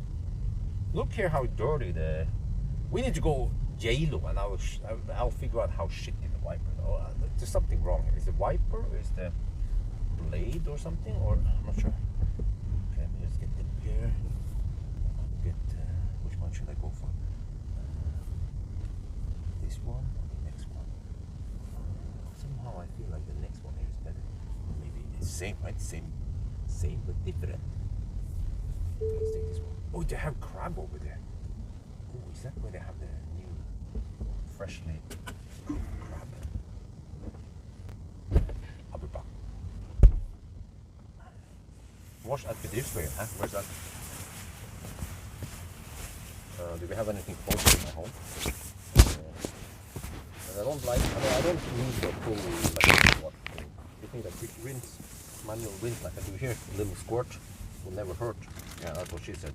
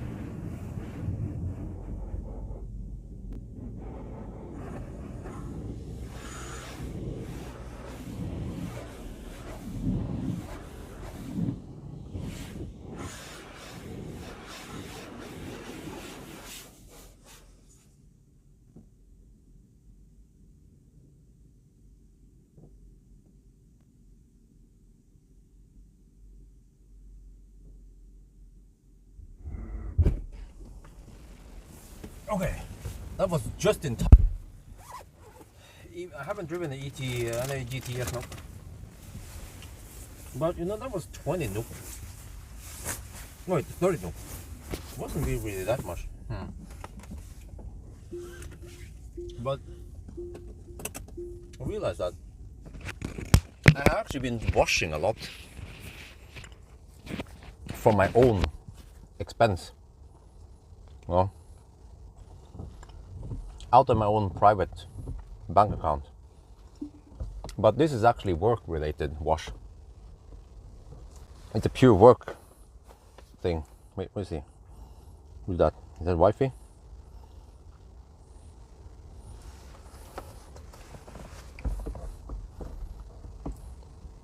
A 1,020 horsepower. But I don't know how many thousands of NOK I have spent over the years washing press cars, which is actually not smart because I paid it out of my own pocket, but it's a company expense. And since I'm actually close to my home, what I should do from now on, I guess next time, I'm too lazy now, but next time I should buy a bunch of these tokens. They cost 30 NOK each, and usually one token is enough to rinse it, or if I need more I can, and I can just have a bunch of tokens ready in my my bag that I always bring with other cars. I can even just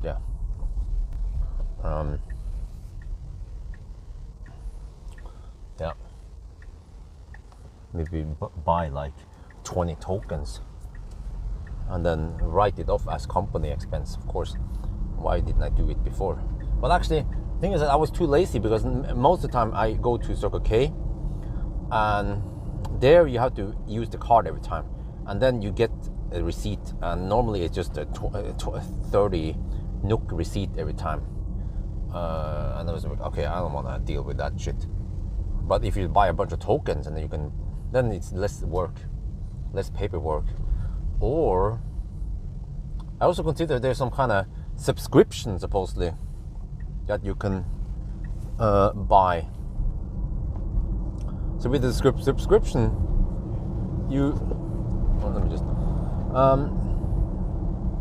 get unlimited wash. But I was interested in that, and it's also automated machine wash, but it's connected to the license plate. I was like, huh? So, okay, I can subscribe to unlimited, but only for one car. That doesn't work for me. So, yeah, that's how it is. We are now heading back, and I will end the live stream soon, like I mentioned earlier. Yeah, normally, but I can't wash my Tesla at home. It's just frozen shit here. And also in the V2 house we are moving. The V1 house is like this over here, right?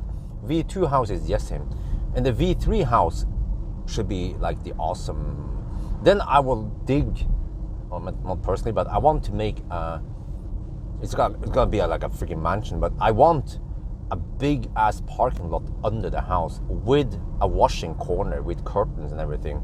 So it would be 20 degrees there all year with heat pump and shit. Solar panels, of course. And I can then wash my press cars in that house. No problemo. And of course, since this is company related wash primarily, then I can probably just write off some parts of the house as company expense, I guess.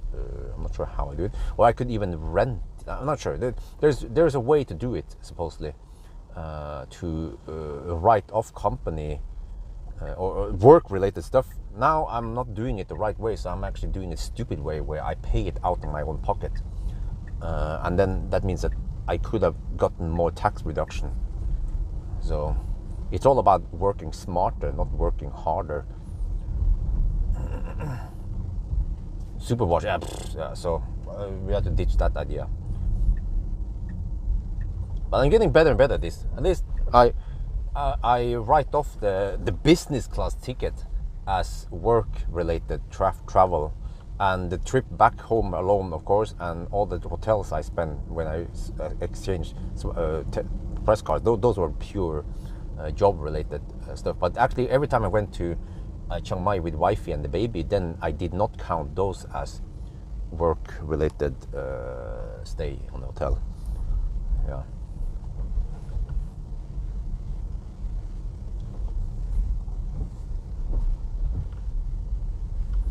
Company account, yes, I already have a company account. I'm just not using it well yet. But I should, and I should get a card, and I should always use the card there. But then it's way easier to just look at all the expenses there, I guess. Yeah, that's true.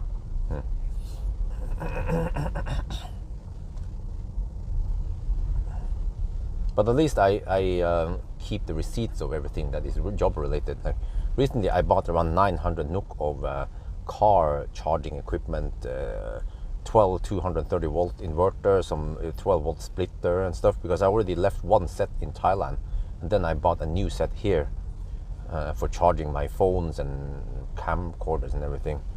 So the 1,000 NOK expense will be on the company, so I get tax reduction, and I also get the because it's a pure job thing I need.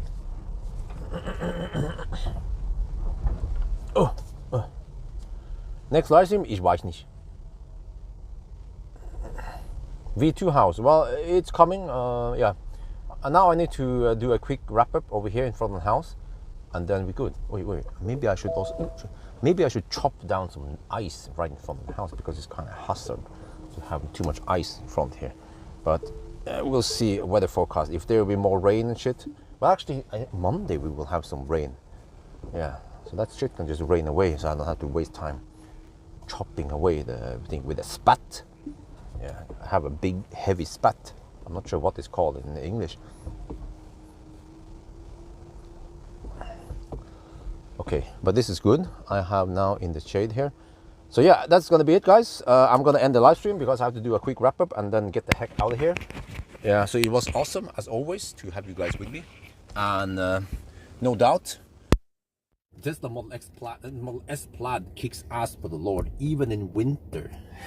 It was just breathing right behind the EQS, like, yo, what's up? You know, you guys be like, dude, I was doing this in summer, and you're like, yeah, I did this in winter, and it was only 5 minutes slower than the EQS. And this is even the beefiest Tesla. So that just tells you how awesome the Tesla is. So yeah, Unicum accounting easy. I already have them as my accountant. I think you can.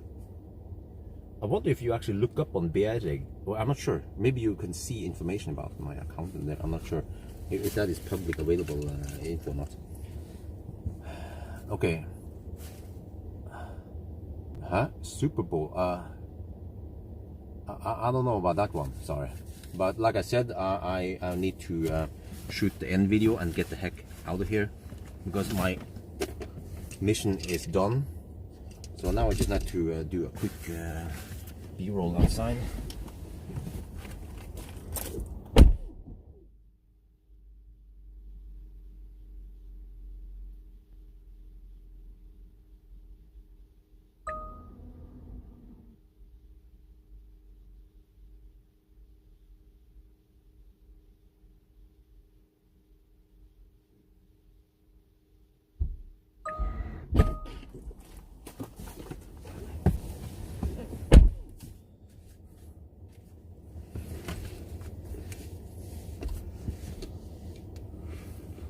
Okay, sorry guys, we are running out of time here, so I cannot have a Q&A right now. We could have it earlier during the 1,000 kilometer challenge. We had plenty of time. Now, unfortunately, time is up. I need to set the limit, so sorry guys. I'm going to do the wrap up and then continue with my day and try to get some sleep and get some errands done. Yeah. But I recommend that if you guys have questions, you should try to ask them during the test when I'm actually available for chit chat.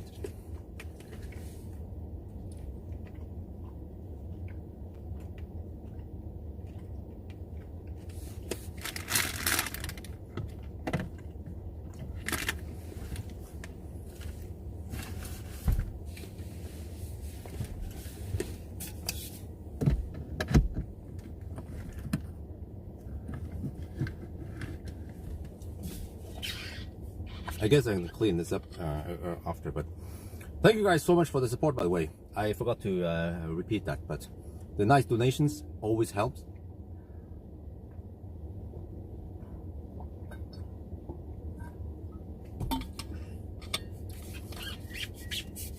And the yoke actually worked, of course, as expected, because this was not a parking maneuvering test. It was just a motorway run most of the time. So then, of course, it works.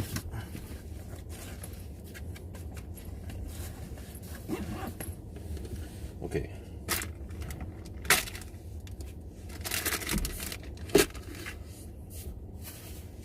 But that's gonna be it. Wow, it's getting hot in there. Shit. So yes, thank you guys so much again, and then we'll see next time what I do. I might actually live stream a range test, because I think that one will be kind of popular. Yeah, we'll see in a couple of days. Yeah, next live stream might be that one. So